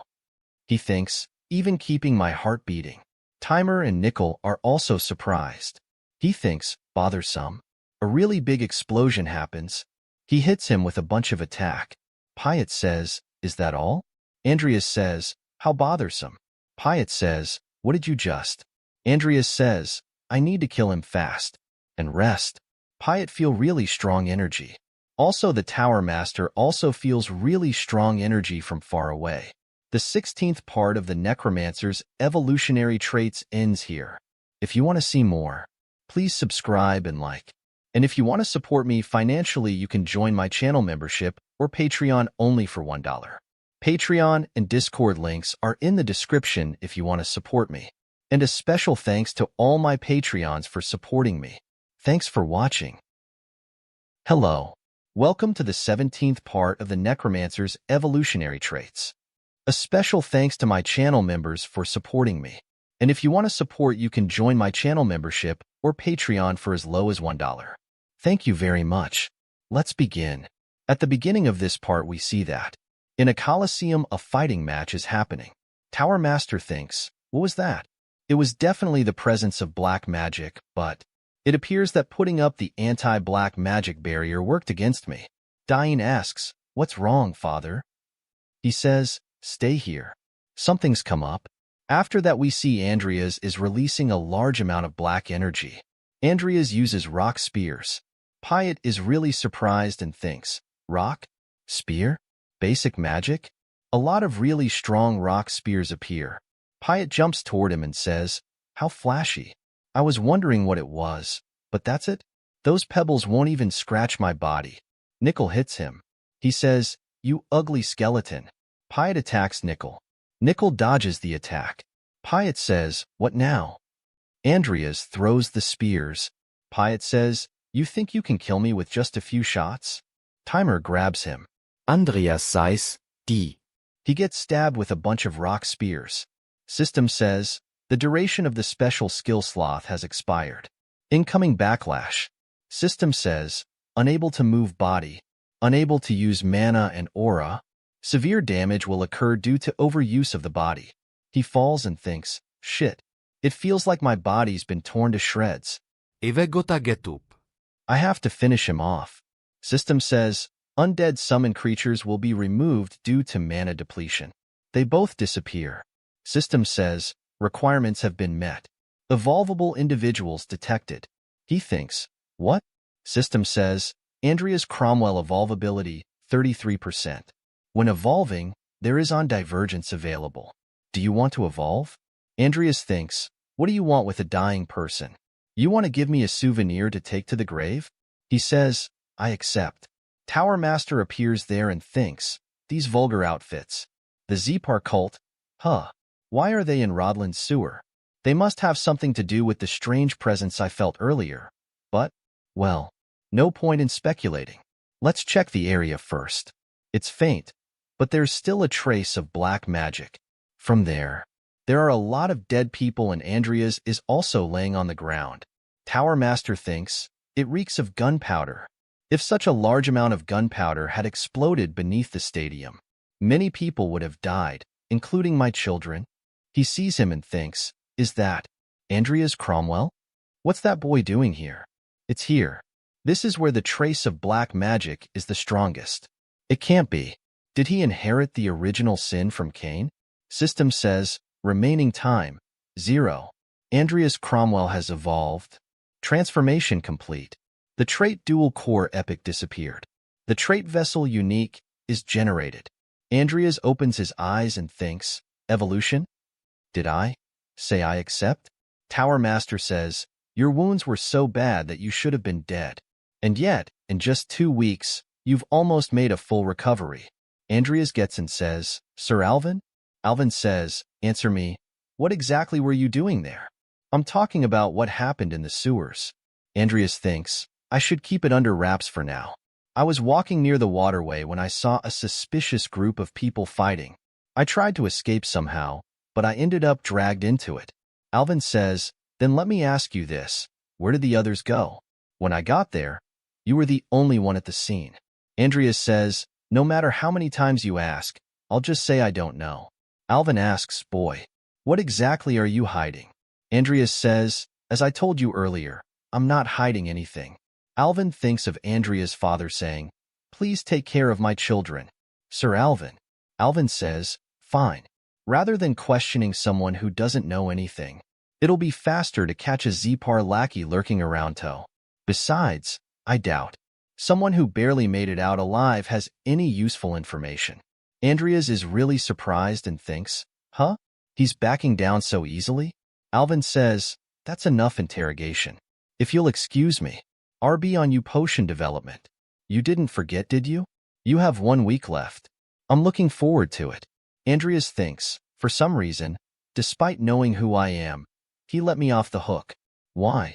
He thinks, Salem also sounded like he didn't care if Bach found out he was a black mage.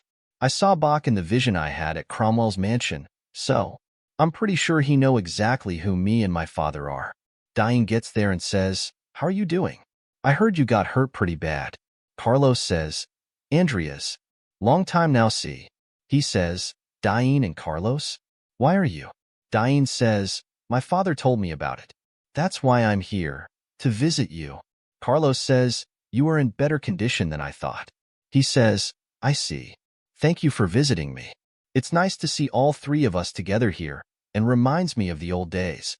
How about you, Andreas? Andreas thinks, in my past life, I always tried to save someone, only to fail. But not in this life. Yes, I'm glad to see the three of us together again, because now I can protect what's important to me with my own power. After that, Andreas sees the news and thinks, looks like Bach did a thorough news control. There's not a single news report about the Zepar cult's terrorist attacks. Not surprising, given that an external threat has infiltrated the heart of the academy. The original sin in the basement was quiet as well. Guess I shouldn't be worried about this issue anymore. A professor says, you're early. Andreas says, yes. He says, Sir Bach is waiting for you. Please follow me. He says, Tower Master. Andreas Cromwell is here. Bach says, come in. They enter the office and he says, right, no time? Well then, show me the potion. Andreas thinks, he's acting as if the sewer incident never happened. Bach, Alvin, whose side are you on? The Emperor or my father's? Andreas gives him the potion. He says, an emit potion? You've removed the side effects, just like the last one. Andreas says, yes. I expected you would figure it out. Alvin says, how cheeky of you, trying to test me. Andreas give him another one and says, and here's another. I've also removed the side effects of this Diron potion. Alvin is really surprised and says, what? You made two? In such a short amount of time? Andreas says, it's thanks to your material and moral support, sir.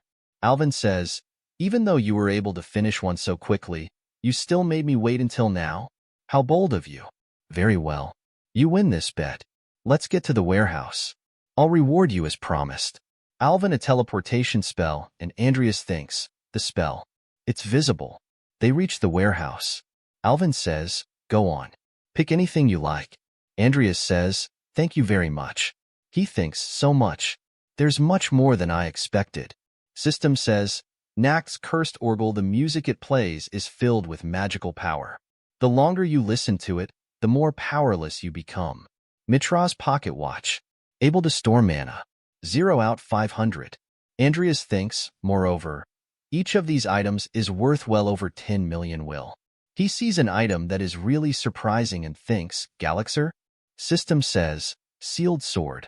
Galaxer? Mana conductivity 73%, sa alet.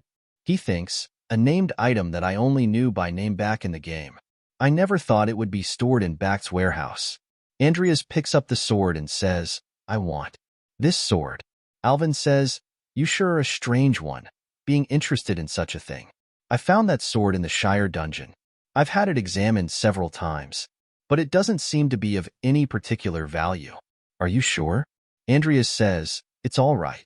I'll take this as my reward. You sure are stubborn, but in a weird way, just like your father.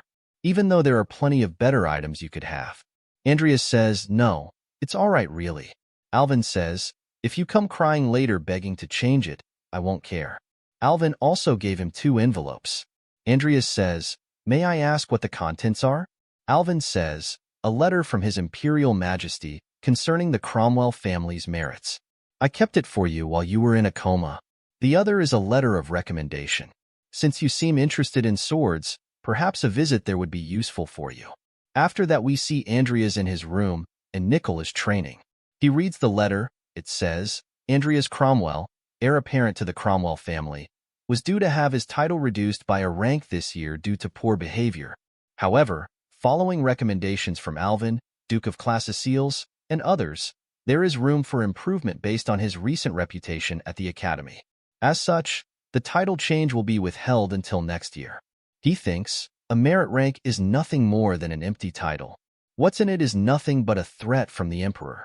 I must tell Amy to contact me immediately if she sees any suspicious activity. What an annoying bunch.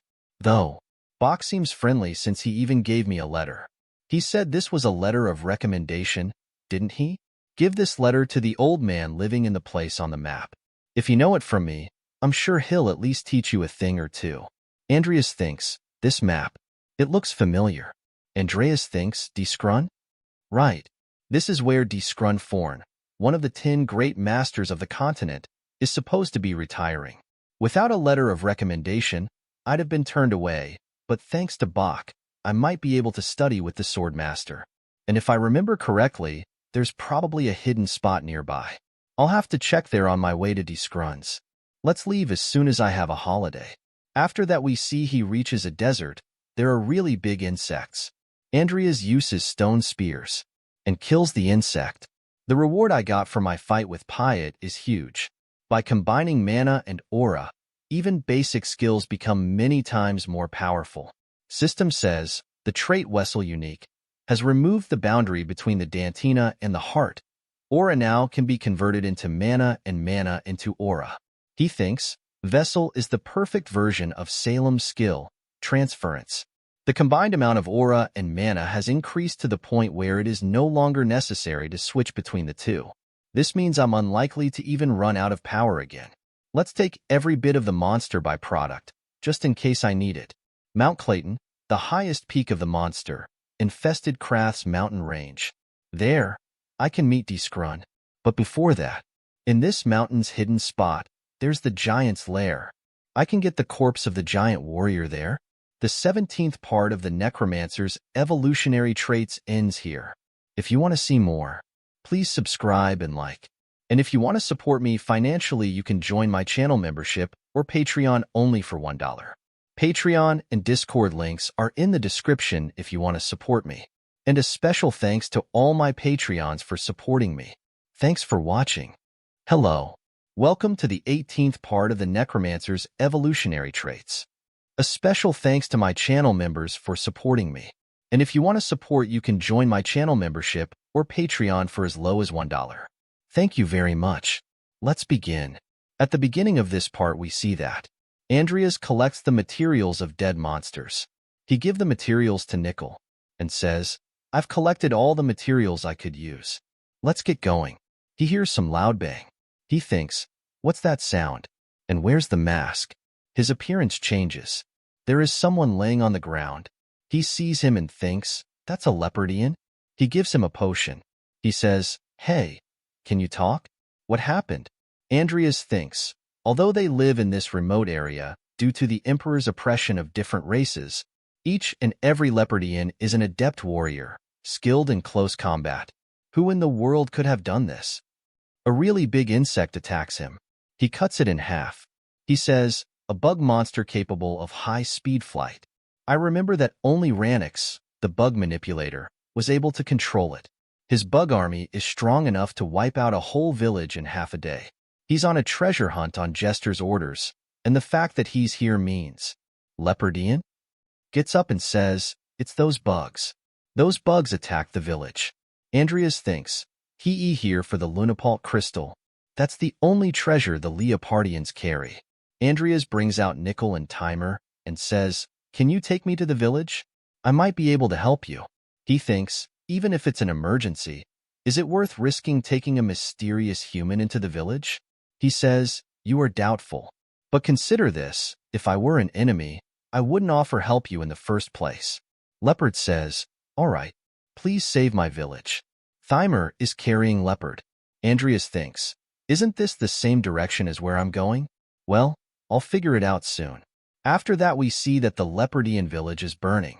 Andreas thinks, I knew it. It's the same palace. That cave is the hidden spot where the giant corpse is, and the Leopardian village should be in front of it. Was gonna come back in the game due to Rannick's attack. Andreas says, first, as promised I'll get rid of those bugs. System says, casting minor necromancy, ghoul summoning. 63 corpses were detected. Insufficient caster level 24 corpses have responded. Minor necromancy ghoul, summoning successful. Bug type ghoul common. 24 ghouls are summoned. Andreas uses corpse explosion. There are still a lot of bugs attacking the village. Timer also protects them. Timer is killing bugs, and Nickel is cutting them to pieces. Ranix is watching from behind a rock. He thinks, what? Who on earth is he? I was only looking for the deadly sins on Master Jester's orders. Damn it. I have to get out of here. Andreas stabs him and says, I know you were close by, Ranix. He gets really angry and says, bastard, who are you? Why do you know me? There's no reason for you to attack me if you're a black mage as well. Andreas says, silence, I'm the one asking questions. Are you here on Jester's order to find the deadly sins? Ranix is really surprised and says, how did you know? Andres says, just answer the question, or I'll cut your arm off. Something smells here. Maybe I should prod him a bit more? Based on the situation, it looks like you were after the Leopardians' Lunapult crystal. Did you attack them because you thought it was one of the deadly sins? Think carefully before you answer. You can either die right here, or you can tell me everything you know. If you refuse to answer, I'll take it that you choose death? Ranix says, wait, I'll talk. It's not exactly accurate, but this is our list of possible deadly sins. Andres takes it and says, good. I'll confirm it. Mysterious treasures from the depths of the sea. To be auctioned at the Muriel auction. Andreas says, looks like this thing is most likely to be a deadly sin. Port Town Muriel, that's my next destination. Ranix says, you'll spare. Andreas cuts him and says, thanks for the useful information. Let's keep his body and use it for experiments. There's not much time left until the auction. I'll head to Muriel as soon as I get back. They say, thank you for saving our village. As you can see, we are unable to repay you properly right now, so please, at least accept this Lunapult crystal. Andreas says, no need. I have no interest in that. She says, then. Andres says, I'd like to go there. Can you let me in? They think, no way. Is he also aiming for the mine? As expected, humans can't be trusted. She says, very well, you may come in. They says, but, Elder, no matter how much we owe him, if not for this man's help, our village would have been destroyed, and there would be neither mine nor anything else. Andreas says, relax, I have no interest in the Lunapult crystal. She says then, why? He says, I'll explain the reason inside. Because that's where the one I want is. They reach the end of the cave. Andreas says, around here. She says, but it's just a hard rock wall there. Andreas says, Timer, break it down. Timer punches the wall to pieces. Elder surprised and thinks, a Tigerian warrior? What fearsome strength. They say, Elder, it's dangerous here. We've to step out. We see that there is a really big cave full of crystals behind the wall. Elder is really surprised and says, the crystals? There's so many of them. She says, so this is what you were after. Andreas says, I know the value of these well enough. But as I said before, I have no interest in them. She says then, what? He says that's the one I want. There is a statue. They say, why is there such a huge thing here? Andreas says, I'll leave all the Lunapult to you, but in return I need you to leave me here alone for a while. She says, may I ask why? As the head of the tribe, I have to know. No need to worry. I had intended to do you any harm. I would have done it already. One of them gets angry and says, what did you say? Even if you're our savior, that's just unacceptable. She says, for not taking it from use by force, I'll put my trust in you. But please, as the first human we've ever made a promise to, please honor it. The leave. He says, God, I'm finally alone.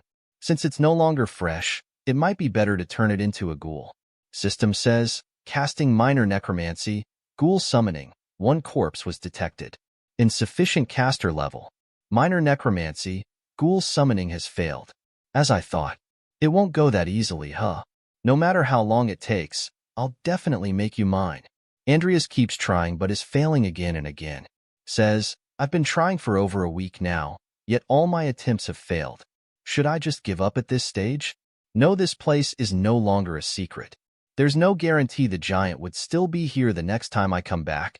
Anyway, let's try increasing the amount of mana beyond the standard. Let's go for all or nothing. Casting minor necromancy, ghoul summoning. 1 corpse was detected. He thinks, I still have time. I'll keep trying. System's eyes. Minor necromancy ghoul summoning successful. Titan ghoul mythical 1 ghoul is summoned. The level of the finished corpse is a high status. Bonus added. The level of the finished corpse is transcendent. Tier increased. It has become a champion Titan ghoul. The level of the finished corpse is almost transcendent. It regains some of its former egos. It's a mythical level undead inheriting some of its traits before death. Champion Titan ghoul mythical. Rudradal Kanadando. Undead, Tier 6. Mana 3733. Traits, egos, monstrous strength, fighting spirit, indomitable. Andreas thinks, how intimidating. I'm probably the only one in the world who can command a giant tribe right now. Now I won't be afraid of a troop-level enemy anymore. Thank goodness all that hard work was worth it. After that we see Jester has a bug trap inside a jar. It blows up. He thinks, Ranix. Is it dead? Well, no matter. I still have plenty of pawns out there. A crow gets there and says, Master Jester, His Imperial Majesty wants to see you. He says, understood. Let him know I'll be there at once. I have just had something to report to him. After that we see the old man is eating potato and says, did the Empire send you? Andres says, I am here on the recommendation of the Duke of Alvin. Backed? That body sent you? The 18th part of the Necromancer's evolutionary traits ends here. If you want to see more, please subscribe and like. And if you want to support me financially, you can join my channel membership or Patreon only for $1. Patreon and Discord links are in the description if you want to support me. And a special thanks to all my Patreons for supporting me. Thanks for watching. Hello. Welcome to the 19th part of the Necromancer's evolutionary traits. A special thanks to my channel members for supporting me. And if you want to support, you can join my channel membership or Patreon for as low as $1. Thank you very much. Let's begin. At the beginning of this part we see that Andreas is training with D-Scrun. He thinks, damn, his pressure is stronger than Salem's. I can't believe this is the test. D-Scrun says, what's wrong? Didn't I tell you I'll let you make the first move? Andreas thinks, fighting me with just a stick. He's not taking me seriously. I'll definitely defeat him. D-Scrun easily dodges all his attacks. He appears behind Andreas and thinks, I've grasped your abilities. It is not your swordsmanship you should be training now. A flimsy fighting style that relies too much on tricks. Movement that is too obvious and overly reliant on speed. And an inability to see through your opponent's schemes. It's your lack of experience. Well, don't worry. You'll naturally get better at it as you play around with me. After that we see they start to train. They train and eat potatoes. After training for 33 days, D-Scrun is using a real sword. He thinks his movements are getting a bit better. However, D-Scrun hits him in the stomach. He says, thinking in the middle of battle is just naive. Still, I'll recognize your fighting will for not whining even once. D-Scrun gets a scratch on his face. Andreas says, even a sword master can let his guard down. Next time I won't be so easy. Andreas falls. D-Scrun thinks, it's rough. But did he just gather his aura and send it flying? I didn't think he was good enough to use sword arts yet. Did he just use it instinctively? What a talent beyond my expectations. That reminds me, Luis also said he will enroll at Rodlin soon. It would be interesting to see if I can get him in a match with this kid. Andreas wakes up. Duskrun says, finally awake? That sword arts you did before you passed out. Can you do it again? Andreas says, that thing I did when I was beaten to a pulp. That was just me being desperate. Duskrun says, very well. Let me take this opportunity to teach you how to use sword arts. And while we're at it, some basic aura control, too. Andreas says, thank you very much. When you use sword arts, think of it as wrapping the aura around the sword like a scabbard, and then just send that scabbard flying. Duskrun cut the tree into pieces from afar. Andreas is really surprised. Duskrun says, although its basic form is just a sharp slash, it can be used in a variety of ways, depending on how you use it, from explosions to shockwaves. Andreas says, that big tree. Just like that. Duskrun says, and if you use the aura to stimulate your body instead of a sword. He appears behind Andreas and says, you can move at super speeds just like this. Andreas is really surprised. Duskrun says, Aura Mystic Technique, the pinnacle of aura application, is built on the same theory as the techniques I've just shown you. You wrap your aura around your body or your sword and adjust the strength accordingly. But this is something that is still a long way off for you. For now, learn to use the sword arts. Andreas is cutting the tree from afar. Duskrun says, good, keep it up. Once you're used to it, move a little further away. A system window appears in front of Andreas. It says, conditions met. Evolvable entities detected. On dira Cromwell's talent, combat. Evolvability 30%. Andreas thinks, I trained that hard to think my genius tier combat skills would reach an evolvable level, and starts to swing again and thinks, anyway, that's a good thing. Plus, it's more enjoyable for me to use my body. Andreas' slashes gets a lot stronger. Duskrun is really surprised and thinks, he's even more of a monster than I imagined. I never thought such talent could exist. Wulg, Luis, and even him were never as good as this. As long as he's given a clear direction, he'll probably thrive on his own. In that case, all I can do is. Duskrun says, good, that's enough for today. Let's eat. You go home first, dig up the potatoes and boil them. My disciple. Andreas thinks, it's all potatoes every meal. I feel like they're going to start sprouting out of my body. Just now, did you call me a disciple? Duskrun says, what, you don't like it? Andreas says, no, not at all. After that they both start to eat and Andreas thinks, Duskrun took me on as his disciple? Why? Though I've been with him for more than a month. Duskrun give him a book and says, take it. It's a book I wrote during my time here on this mountain. Andreas says, why are you giving me this? System says, Egoless Sword.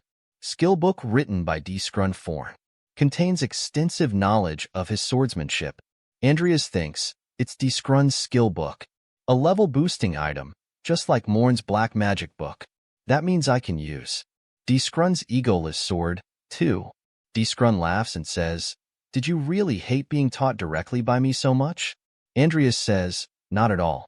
Duskrun says, as much as I'd like to teach potential disciples directly, sometimes too much teaching can poison a talent, especially one as peculiar as you, whose body is full of aura. That's why I want you to use it as a guide to find the right training method for you. Andreas thinks, a sword master actually took me in as his disciple. Now that I've finished teaching you, maybe it's time for me to leave this mountain? If I stay too long here, my skills will become dull. Andreas says, where will you be going? Duskrun says, to the Southern Kingdom Alliance. Andreas says, that's the opposite of where I'm going. Let me see you off as far as I can. Master. After that we see someone walking and thinking, so hungry. How far I've been walking. Grandpa. Everyone in the village. They are all gone, and I'm the only one left. He falls and thinks, what should I do? Andreas gets there and says, no way. Isn't this Benjamin Anakius? To think I'd meet a playable character in a place like this. A sword specialist holding the trait Lord of Swords. That means this great sword is the demon sword Rubens. A sword that has been sealed in Benjamin's village for generations. And the fact it appears right here means his village was raided. Back in the game, he somehow managed to escape with the demon sword. I can't just turn a blind eye now that I've crossed paths with him. After all, I need to make. The playable character is indebted to me. After that, we see Andreas is camping. Andreas is camping. Benjamin wakes up. Andreas says, "You up?" He says, "Who are you?"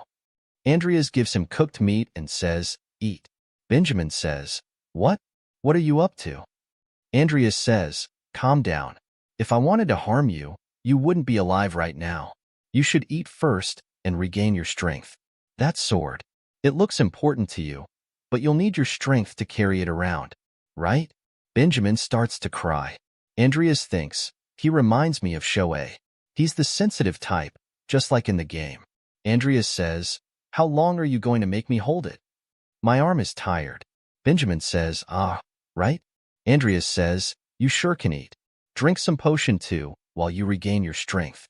Benjamin is still crying and says, "Thank you very much." Andreas says, "It's rude to crowd around and watch people eat like that." Some peoples appear and says, "How sharp." Benjamin says, "You bastards." Benjamin thinks, they're the one who killed Grandpa. Andreas thinks, that reaction. As I thought, they were the ones who attacked Benjamin's village. The Acolytes, a group of orphans raised by Jester as his personal assassination squad. Somehow, they kind of remind me of my previous life. All-round soldiers, trained to a special forces level and even capable of basic magic. Once they are able to manipulate aura, they are given special masks by Jester as a sign of their ability. They're pitiable, but they're not the kind of people you can negotiate with. I'll take care. Benjamin gets ready to fight and says, "Wait, please stand back. The one they have business with is me." They says, "Don't jest, you brat. Behave and hand over the sword." Benjamin jumps really fast and attacks them. Everything starts to get destroyed. They attack Benjamin. Benjamin blocks the attack with his sword. Start to cut them down. Andreas is watching them the side and thinks, I'd like to say as expected from the youngest playable character, but I don't see any reason for him to get seriously wounded like he did in the original story. Since things are about to get ugly, Andreas starts to fight. He kills a lot of them in an instant. He thinks, let's take care of them quickly. They are really surprised and says, "What? Get him first." Benjamin thinks it's amazing. He wiped out those bastards who raided my village so easily. Andreas kills them all. Benjamin thinks, who is this guy? Andreas says, looks like that's all of them. Benjamin thinks, would I have been able to protect the village if I was as strong as him? Andreas says, hey, are you all right? Benjamin gets scared and says, yes. Andreas thinks, did he change his attitude after seeing my swordsmanship? Andreas says, that reminds me, I haven't introduced myself. I'm Count Andreas Cromwell. He says, my name's Benjamin Anakius. Andreas says, Benjamin? Huh? Seems you're being chased. Do you have anywhere to go? Benjamin says, that's... Andreas thinks, soon, Luis and other major characters will start enrolling into the academy. I figured it's about time I checked up on them. Maybe I should look after this one as well. If you don't have anywhere else to go, how about I teach you proper swordsmanship? The 19th part of the Necromancer's evolutionary traits ends here. If you want to see more, please subscribe and like. And if you want to support me financially, you can join my channel membership or Patreon only for $1. Patreon and Discord links are in the description if you want to support me. And a special thanks to all my Patreons for supporting me. Thanks for watching. Hello. Welcome to the 20th part of the Necromancer's evolutionary traits. A special thanks to my channel members for supporting me. And if you want to support, you can join my channel membership or Patreon for as low as $1. Thank you very much. Let's begin. At the beginning of this part, we see that Andreas says, it would be a crime to let a talent as good as yours go to waste. Get yourself admitted to the academy. I'll write you a letter of recommendation. Ben says, but I don't have the money. Andreas says, when I say I'll recommend you, that also means I'll sponsor you. All you have to do is decide whether to take it or not. Andreas says, I have enough resources to do that. Ben starts to cry and says, someday, I'll definitely return your kindness. After that, we see Andreas is sitting and reading messages. He thinks, looks like he got admitted to Monas Academy. Ben sends him a message saying, thank you so much for the letter of commendation and also your support. Your Excellency has great swordsmanship and I aspire to be strong as your excellency. Andreas thinks he's a sword specialist, so he'll have no problem graduating. Work hard, Benjamin. I'll provide you with as much money as you want. Now then, I should get ready to go to Muriel's auction. Andreas messages Carlos saying, Carlos, you see, I'd like to participate in the Muriel auction. Carlos says, oh, is there something you want there? Leave the entry tickets to me. My father will find a way to get me one. Andreas says, thank you very much. Let's meet up at the auction tomorrow. Andreas thinks, nice to have a great noble acquaintance. He says, all right, time to go. To Deadly Sin's most lawless entertainment district. What became of the demon sword Rubens?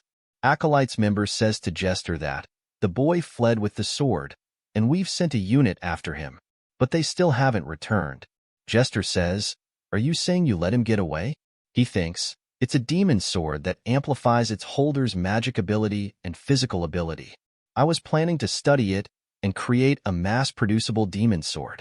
It was the material I was searching for to strengthen the army. I thought I'd finally found it, but to think it slipped away like this. He is really angry and says, send Hosen to Muriel. Get him to join the Aleb at the auction. He thinks, I must get the crown of the deep at all costs. If he's there, even if something unexpected happens, he'll bring it back. After that we see at Port Town Muriel, the largest auction of its entertainment district, Night of Flowing Gold. Andreas thinks, my aim is the Deadly Sins, but let's take this opportunity to get as many named items as possible.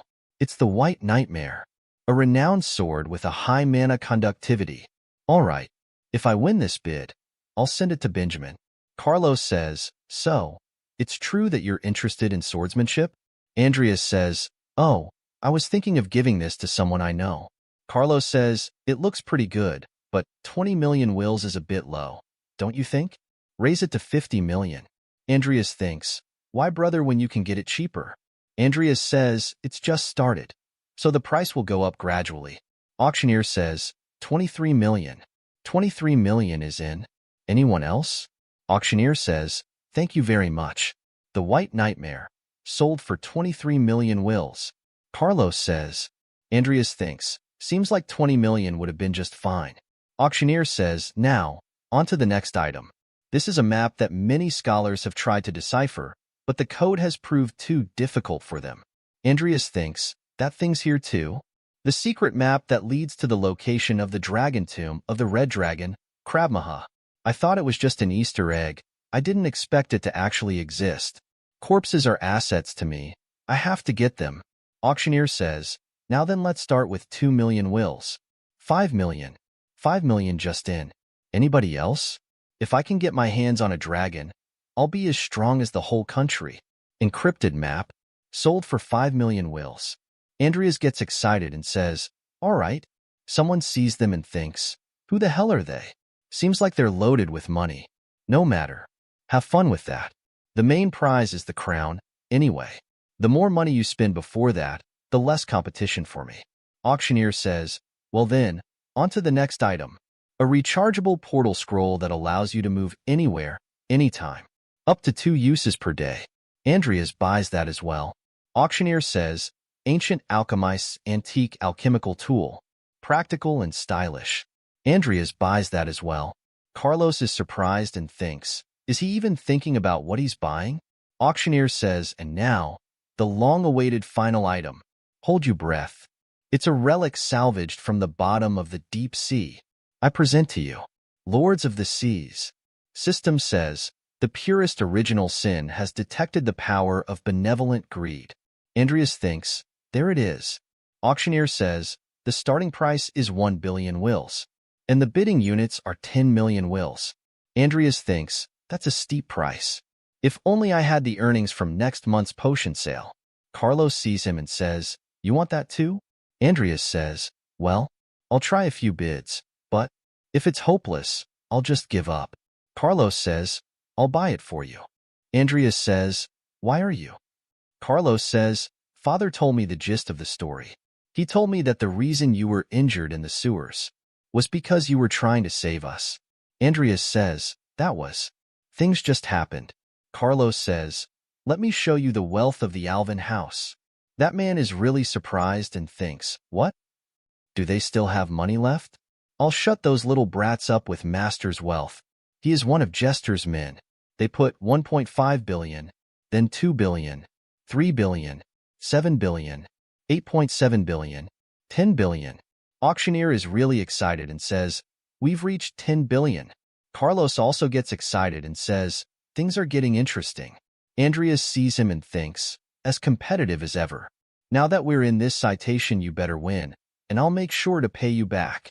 Auctioneer is really excited and says, unbelievable, the bid has reached 50 billion wills. Is there anyone else bidding? Carlos puts 70 billion. Then Aleb puts in 90 billion. Bid reaches 100 billion wills. Aleb thinks, should I go further? He thinks of Jester, says, make sure you win the bid, no matter how high it is. Aleb thinks, no matter how much wealth the master has, this is just too much. I should have asked how much I was allowed to spend. There, no time to ask the master. Auctioneer says, thank you very much, Lords of the Seas. Sold for 100 billion wills. He says, Sir Hosen? Hosen says, I bet master sent me here because you, being the coward that you are, would have screwed it up. Even if you had succeeded in winning the bidding with over 100 billion, you would have been killed for it. Go back and wait. I don't know who they are. Let them enjoy the taste of victory before they die. Carlos says, I guess I'm gonna get a scolding when I get back. I'm starving. Let's go out and get something to eat. Andreas thinks, the wealth of the Alvin house. You've shown me very well. After that, we see Andreas is wearing the crown and Carlos is laughing really hard and says, that looks very good on you, Your Highness Andreas. Andreas thinks, treating the codex like a toy. I guess that's his privilege since he bought it. Anyway, let's have a toast to celebrate. Andreas says, thank you as always, Carlos. Andreas thinks, thank to him, I've managed to get greed safely, and it seems the congregation hasn't made a move yet, since it seems we can walk away with it now. Hey, who are you people? You aren't allowed here. Hosen gets there and says, whoops, did I interrupt your dinner time? Carlos says, who are you? Andreas thinks, speaks of the devil. Hosen says, give me the crown and stop back, and I'll kill you without any pain. Now this is troublesome. Of all people, it's Jester's dog, Hosen the Devil's Sword. Although he can't use secret arts yet, he's still an aura master. Arrogant of his own talent, he constantly clashes with his mentor, D. Scrun. Eventually, he parted ways with him and fell into the criminal underworld. He was then recruited by Jester, who saw his talent. Here I thought I could safely retrieve greed and get away with. Things look bad here. Let's run. Hosen says, I won't let you. Get them. They attack them. Carlos and Andreas jump out of the window and run away. Hosen says, good. Don't make it too easy for me, or I'll get bored. It's hunting time. Andreas and Carlos reach a river. Carlos says, great. They won't be able to catch up with us if we cross the river. Muriel is a lawless area beyond the reach of the Empire's power, but once we get out of here, those guys are nothing. Andiris says, you go on first and call for help, Carlos. Carlos says, what are you saying? Andreas says, those guys aren't something we can outrun easily. It's too dangerous for us to move together. And it's easier for me to escape if I'm alone. So, good grief. Blockhead as always. I understand. I'll try to bring help to you as fast as I can. Thanks, I'll see you later. Carlos leaves. Andreas thinks, well then, with Carlos safely away, they appear there and say, found him. It's time for me to go all out. They say, where's the other guy? The crown is probably with this guy. Andreas says, sure, come and take it. If you can, that is. They says, how dare you mock us? They attack him and says, we'll shred you to pieces. Andreas starts to kill them. He thinks, Rudradal. Hosen thinks, a summoning spell. Is it undead? A really big arm appears. They say, what's that big arm? Andreas appears behind one of them.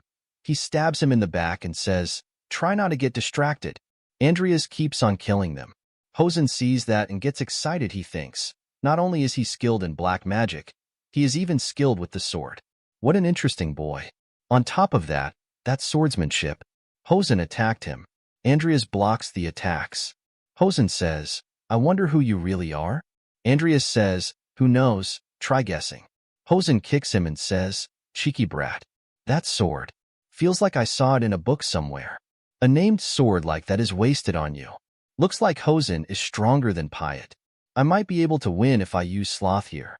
But the aftermath would be a problem. Hosen says, all right. I'll add that sword of yours to one of my collections, too. Andreas says, collections? What a pretentious thief. Andreas says, like I said, try it if you can. Andreas says, if he relying on items, power, then. Andreas bring out Nickel and Timer. Even the dead bodies around him gets up. Andreas thinks, I'm going to use sheer numbers to overpower him. Hosen smiles and says, you really are an interesting one. To think I met a necromancer who uses a sword. Hosen brings out demon culling sword Ganos. Andreas is really surprised and thinks, an anti-undead sword? Hosen says, if I also took your corpse back with me, I'm sure the master jester would be pleased. Andreas thinks, how many swords are in that subspace sheath? Let's start with a war of attrition. Andreas asks them to attack. Hosen says, you think you can win? With that trash? Hosen uses a really powerful attack. Timer attacks him from the side.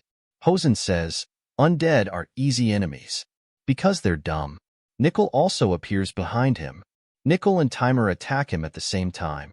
Hosen jumps and says, for a bunch of corpses, they sure can move. How about this? Andreas also brings out the giant. Hosen is really surprised. The 20th part of the Necromancer's evolutionary traits ends here. If you want to see more, please subscribe and like. And if you want to support me financially, you can join my channel membership or Patreon only for $1. Patreon and Discord links are in the description if you want to support me. And a special thanks to all my Patreons for supporting me.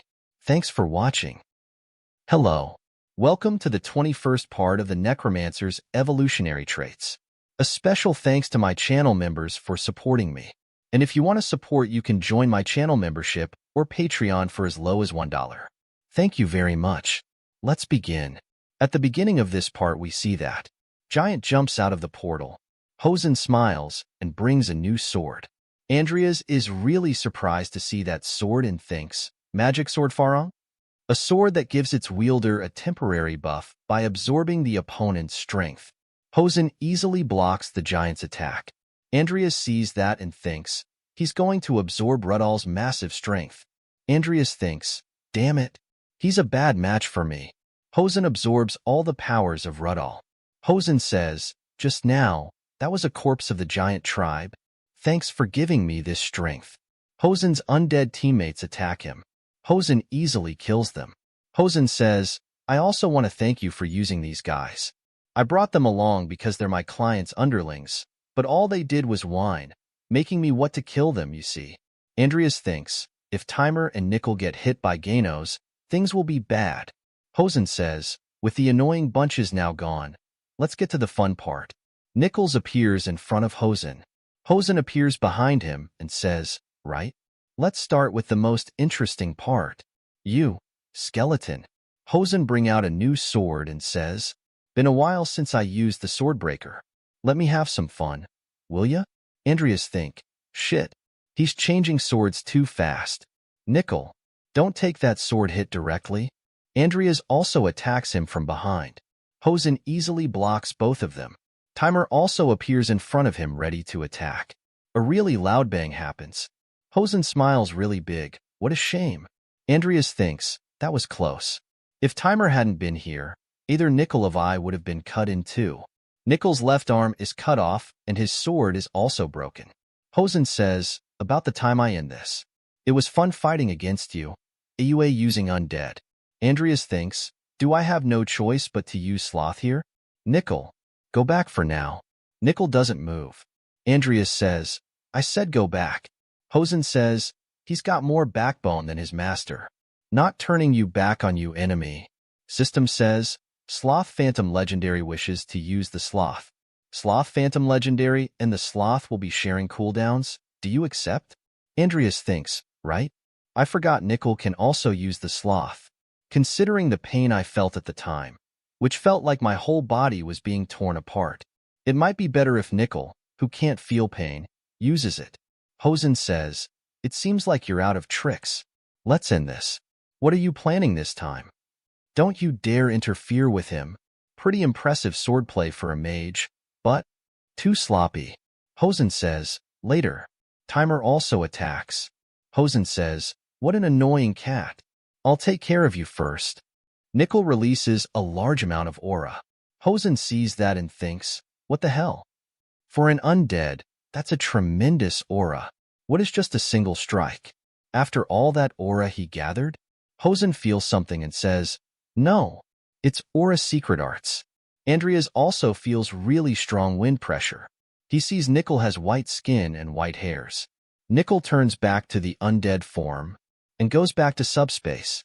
Andreas says, thank you. Hosen is barely standing and both of his swords are broken. Andreas thinks that guy. He survived Nickel's secret arts? Hosen is really surprised and says, no way. The sword breaker. Even Farong too. Timer appears in front of Hosen and punch. Hosen barely dodges it. Hosen summons a new sword called Ganos. He says, you fucking corpse. Hosen attack Andreas. Andreas dodges the attack. Timer hits Hosen in the stomach with a powerful punch. Hosen coughs out blood. Andreas thinks, I'll end it with this. Egoless sword. Hosen sees Andreas ready to fight and says, now you want to duke it out? Brat. All right, I'll bite. Andreas jumps toward him and thinks, I'll finish this before he recovers. Andreas's attack hits him. After that we see a flashback where D. Scrun says to Hassan, you're half wrong, half right. A sword is nothing more than a tool. And a tool should be the last thing you think about in swordsmanship. I don't get why the sword isn't important in swordsmanship. Isn't it obvious that if two equal warriors fight, the one with the better tools will win? That is true in a battle between ordinary men. And that's why I said you were half right and half wrong. A fight between those who have reached that state of Aura Master is won by the one who has greater insight into swordsmanship. If you lack insight, even if your opponent is using a tree branch, they may still be able to threaten your life. And you have the talent to become Aura Masters. If you are too dependent on your tools, you will destroy your own talents. Hosen coughs out a lot of blood. An undead who can use the Aura secret technique with a broken sword. I should have listened to that geezer. Hosen says, Brat, are you that geezer's apprentice? Andreas says, yeah, no wonder. I can smell the smell of potato from your sword. Carlos brings the reinforcements and says, over here quickly. Quick, get on the boat. Hurry, before it's too late. Andreas comes to boat from the underwater. Andreas says, I thought I was going to die. Quick, pull me up, please. How? Did you swim all the way here? Carlos asks, how did you swim all the way here? Andreas says, those men attacked me all at once, so I left my trail on the land and swam here like a madman. Carlos says, those bastards. Andreas says, please calm down, Carlos. Our luggage is safe. And in the first place, Muriel is that kind of place, right? Carlos thinks. But among them there was one who had a considerable EUA. I finally got it, Andreas. I finally get why everyone is calling you a seaweed. After that we see Andreas inside a cave. He attached an arm with Nickel. Andreas says, and done. Try moving it. It's the sword devil's arm, so it shouldn't be too bad. All right, now that Nickel has been fixed. System says, Sloth Phantom Legendary has a 32% chance to evolve. There is one divergence option available for evolution. Do you want to evolve? Revenant Fighter Legendary has a 88% chance to evolve. There is one divergence option available for evolution. Do you want to evolve? Andreas thinks. Their evolutionary chances went up considerably after fighting Hosen. Evolving timer now sounds good. Revenant Fighter Legendary currently evolving. Remaining time is 342 hours, 28 minutes, 3 seconds. Andreas says, maybe I'll start working on my elemental magic when I get back. There's also something I want to research. After that we see at the academy Sharon says, Morn's apprentice, what are you here for? I've heard that I'm being removed from the congregation. Jester says, that's right. I'm the one who suggested it. Because the congregation does not tolerate those who are unworthy. Even more so for someone who can't even manage a single disciple properly. Sharon says, Master Jester, that's... Jester says, Even with none of that, have you even done anything useful for the congregation? You haven't managed to bring a single useful research result or artifact. On merit alone, you're far inferior to that troublesome disciple of yours. Surely you know how significant it is to secure a single codex, right? Sharon, do you want to stay in the congregation? Sharon says, I'll do anything. Please give your order. The location of the ancient magical beast Kushane has been found, and it's very close to Rodlin. Sharon is really surprised and thinks, a creature from the age of myth, found in these times? A beast that could dominate intelligent being and drain them of their strength through lesser evil spirits. I thought it was a magical beast only mentioned in ancient writings. Jester says, I'll give you the location of Kushane, how to unseal it, and the power to control it. After you've tamed the magical beast, bring you an impudent disciple before me. Sharon thinks, looks like he's not very pleased with him taking the sloth and doing as he pleases. That suits me fine. Sharon smiles and says, I can get rid of Andreas, who put me in this mess, and at the same time, if I'm lucky, I might even get myself a magical beast. Pretend this conversation never happened. Sharon thinks, must be because of the deal with Salem Edidia. Sharon says, please leave it to me. It is also my duty as a teacher to discipline a misguided disciple. The next day, Rodlin Academy. Andreas thinks, I learnt one thing today.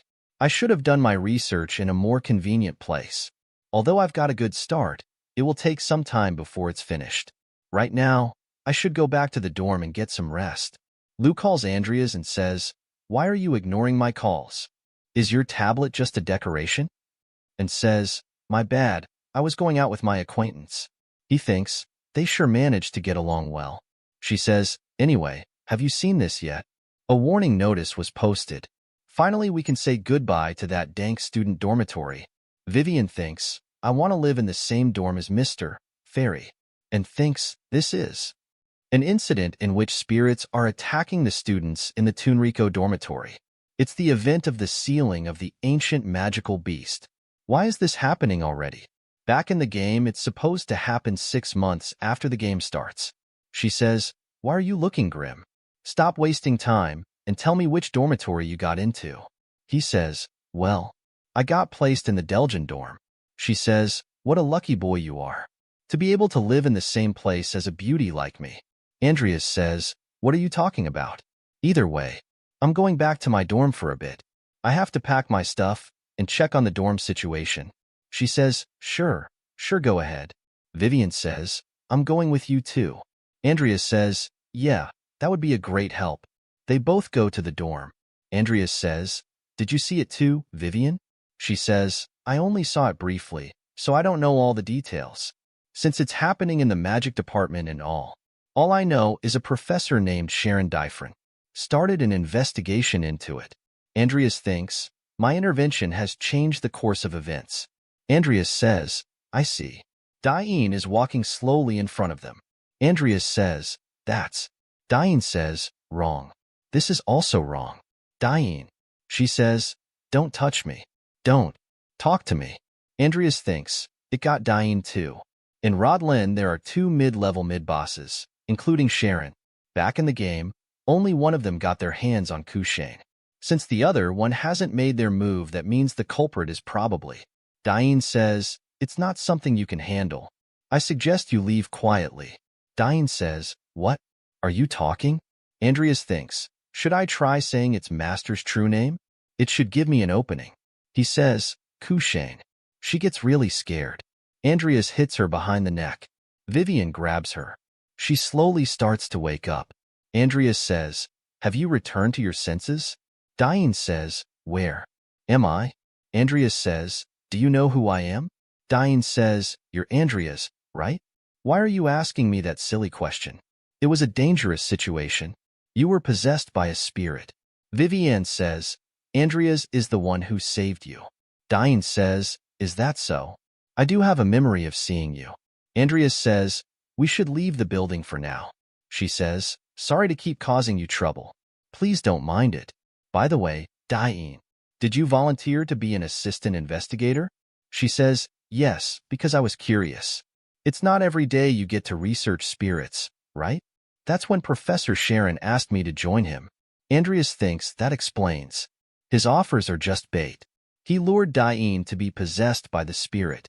Diane was probably so focused on her sorcery that she let her guard down, letting Sharon summon a spirit to possess her. That coward.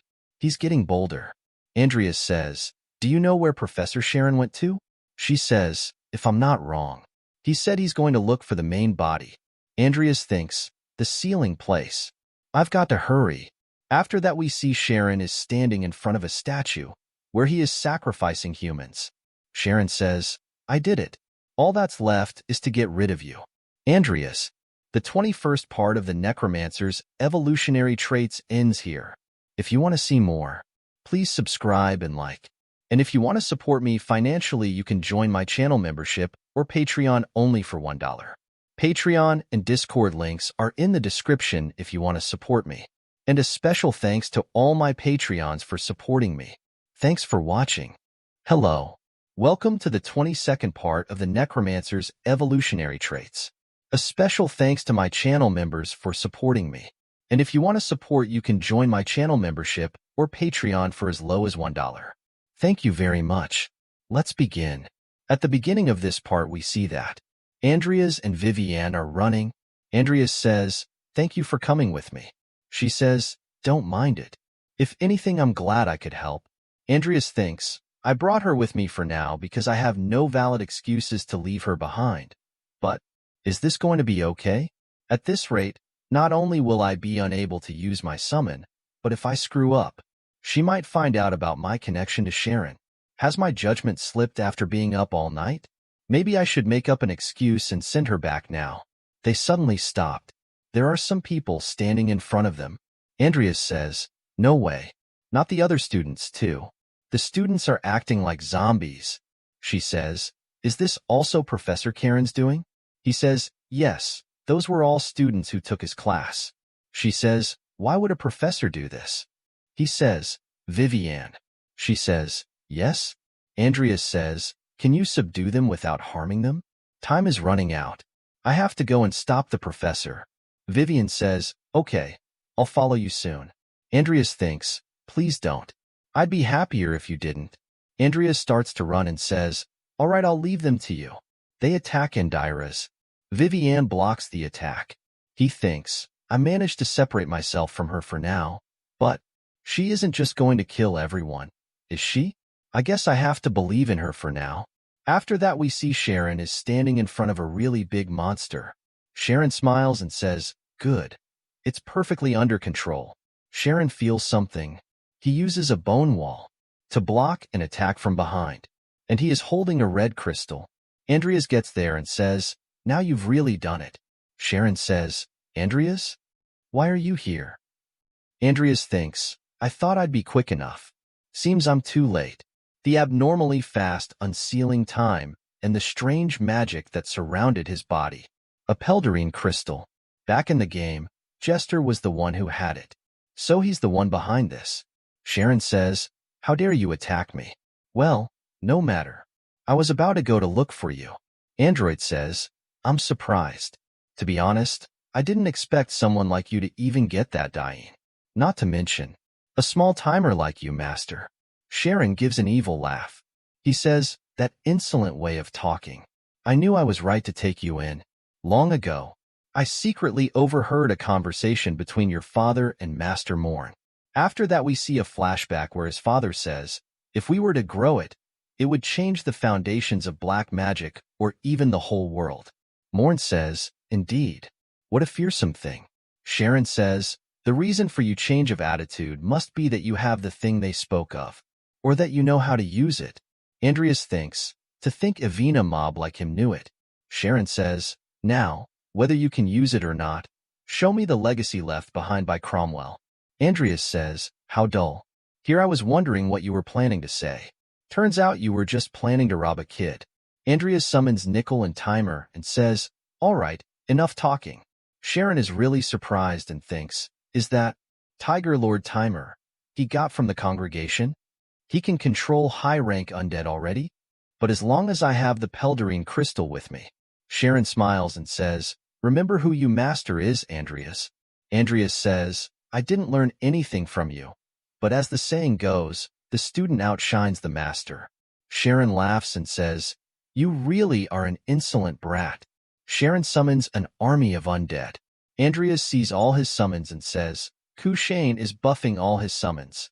Andreas brings out his sword and says, I have had enough of you. I'm cutting my ties with you here and now, Sharon Dyfrin. Sharon says, see if you can. Because I'm going to kill you and take Kane's legacy. And then, I'm going to reanimate your corpse to be my slave. Vivienne is still fighting the other students. She thinks, I have to catch up with Andreas, but they keep backing up. There's going to be no end to this. Maybe I should just kill them all. She thinks of Andreas saying, Vivienne, can you subdue them without harming them? She thinks, no, Mr. Fairy wouldn't want that. One of them attack her from behind. She blocks the attack. Another attacks her from the side. She suddenly remembers something. She thinks of Andreas saying the name of a big monster. She thinks he said some sort of spell. I remember it. She smiles and says, Kushian, and hits one of the students on the neck. She thinks it's wrong. What was it again? Kushuan. She keeps hitting them after saying random words. After a while she thinks, this is no good. If I keep this up, I'm really going to kill them all. Maybe. Kushane? All the students get scared to hear that. She thinks, it's working? In that case, all I have to do now is beat them up. After that we see some ghosts come out of the student's body. She runs toward them and thinks, I have to end this before they do anything weird. She punches a ghost. It surrounds her.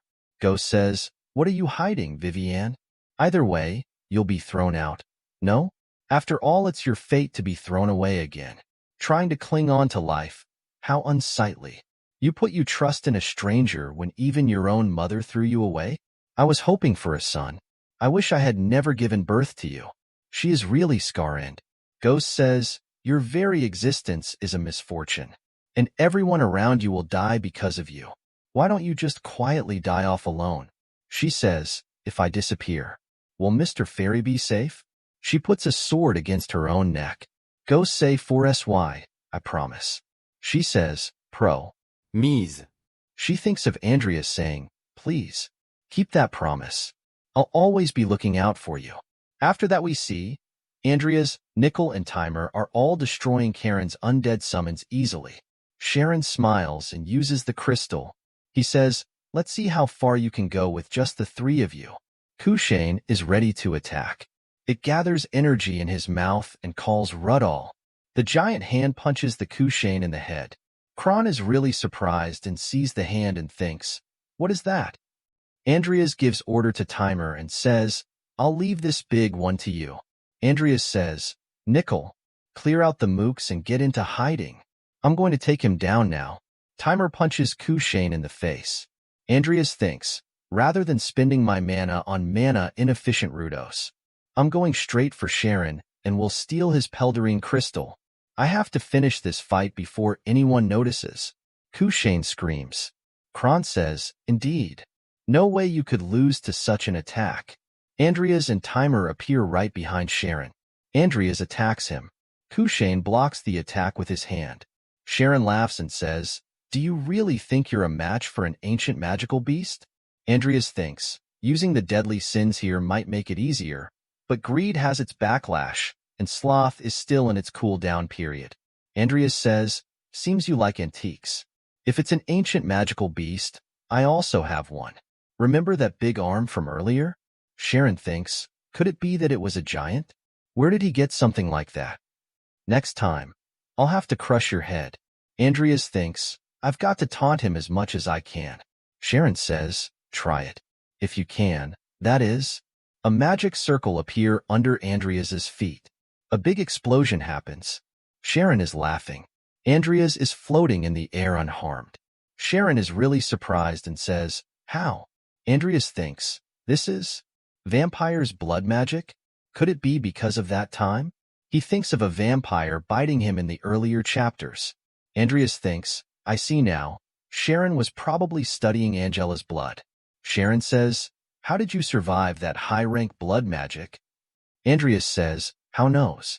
Maybe thanks to Angela Lucifer's gift? Sharon gets really angry and says, "Don't tell me it was you who let that vampire escape?" Andreas says, "My bad. Maybe you should treat your pupil nicer." Sharon gets so much angrier that his head looks like it's about to explode. He starts to attack. Andreas easily dodges his attacks. Sharon says, "How dare you? How dare you ruin my once-in-a-lifetime chance?" Andreas is dodging all the attack of Kushane. He thinks, looks like Nickel managed to hide. Now, Andreas attacks Sharon again. Kushane blocked the attack. Sharon thinks, this brat. He's more skilled with a sword than I thought. Andreas appears behind him, and he is about to stab him, but Kushane blocks him in time. Andreas gets hit. He coughs out blood. Nickel appears there and cuts one of Kushane's leg. Sharon is really surprised. Andreas laughs. Nickel has cut one of Karen's arms. Andreas says, "Good job, Nickel." Sharon is screaming with pain. He thinks, the crystal. Kushane screams uncontrollably. Andreas thinks, crap. Kushane's control is. No, without the crystal. Sharon jumps toward the crystal, and Kushane is behind him. Kushane eats hail of Sharon. Andreas gives Nickel an order saying, "Nickel, please grab its attention. We've got to recover that crystal." Kushane breaks the crystal. Kushane is about to attack with an energy beam from its mouth. Andreas says, "Not good." Kushane's energy beam is ready. Andreas screams and says, "Everyone dodge." Kushane attacks, and a really big explosion happens. Kushane quickly grabs Andreas. Nickel and Timer are watching him with angry looks on their faces. Kushane easily throws Timer away. Vivienne gets there and cuts Kushane's hand. Andreas sees her and thinks, "Vivienne?" Andreas gets free of Kushane's grip. She says, "Andreas." She jumps toward Andreas to grab him. Kushane appears behind her. Andreas sees that and thinks, "No. Watch out." Kushane hits her with a really powerful punch. She goes bouncing really far. When dust clears, we see that Timer is holding Vivienne. She is unconscious. Andreas is relieved to see her safe. Andreas says, "There's no time to be worrying." Andreas brings out a sin of greed and thinks, "Wish I could do a bit more research before I use it." But, System says, "The original sin has detected greed. Would you like to use greed?" He thinks, "It's better than ending up dead here. Use it." Vivienne opens her eyes. She is really surprised to see Andreas standing in front of Kushane alone, ready to fight. Andreas is giving an evil smile. Kushane attacks. Andreas easily dodges it and says, "Filthy ancient beast. I'll turn you into an undead and make you my slave." Andreas uses his sword to attack. Kushane easily blocks it with his arm. Andreas gets back. He says, "I see. An absolute defense that only reacts against perceived attacks. In other words, surprise attacks work." And Iris says, "Nickel plays the bait." Nyx attacks Kushane. Vivienne is watching them fight. She sees Nickel and thinks that's an undead. She sees toward Timer and says, "Mr. Cat?" Nickel is attacking Kushane. Andreas appears behind Kushane and thinks, good. He attacked him from behind. Kushane screams. Andreas says, "Now, I'll turn you into undead."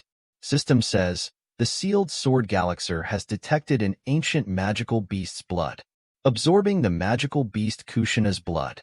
Andreas says, "What?" System says, "The greed's active duration is ending. Incoming backlash." Andreas throws up blood. Vivian says, "Andreas." Andreas falls on the ground. Sword is absorbing Kushane's blood. She comes running toward him. Kushane's is screaming and is slowly crumbling. She is holding Andreas in her arms. System says, "The ancient magical beast's blood has released the Galaxer's first seal." Andreas thinks, "I never thought the blood of an ancient magical beast would be the key to unsealing Galaxer." Vivian says, "Is it over?"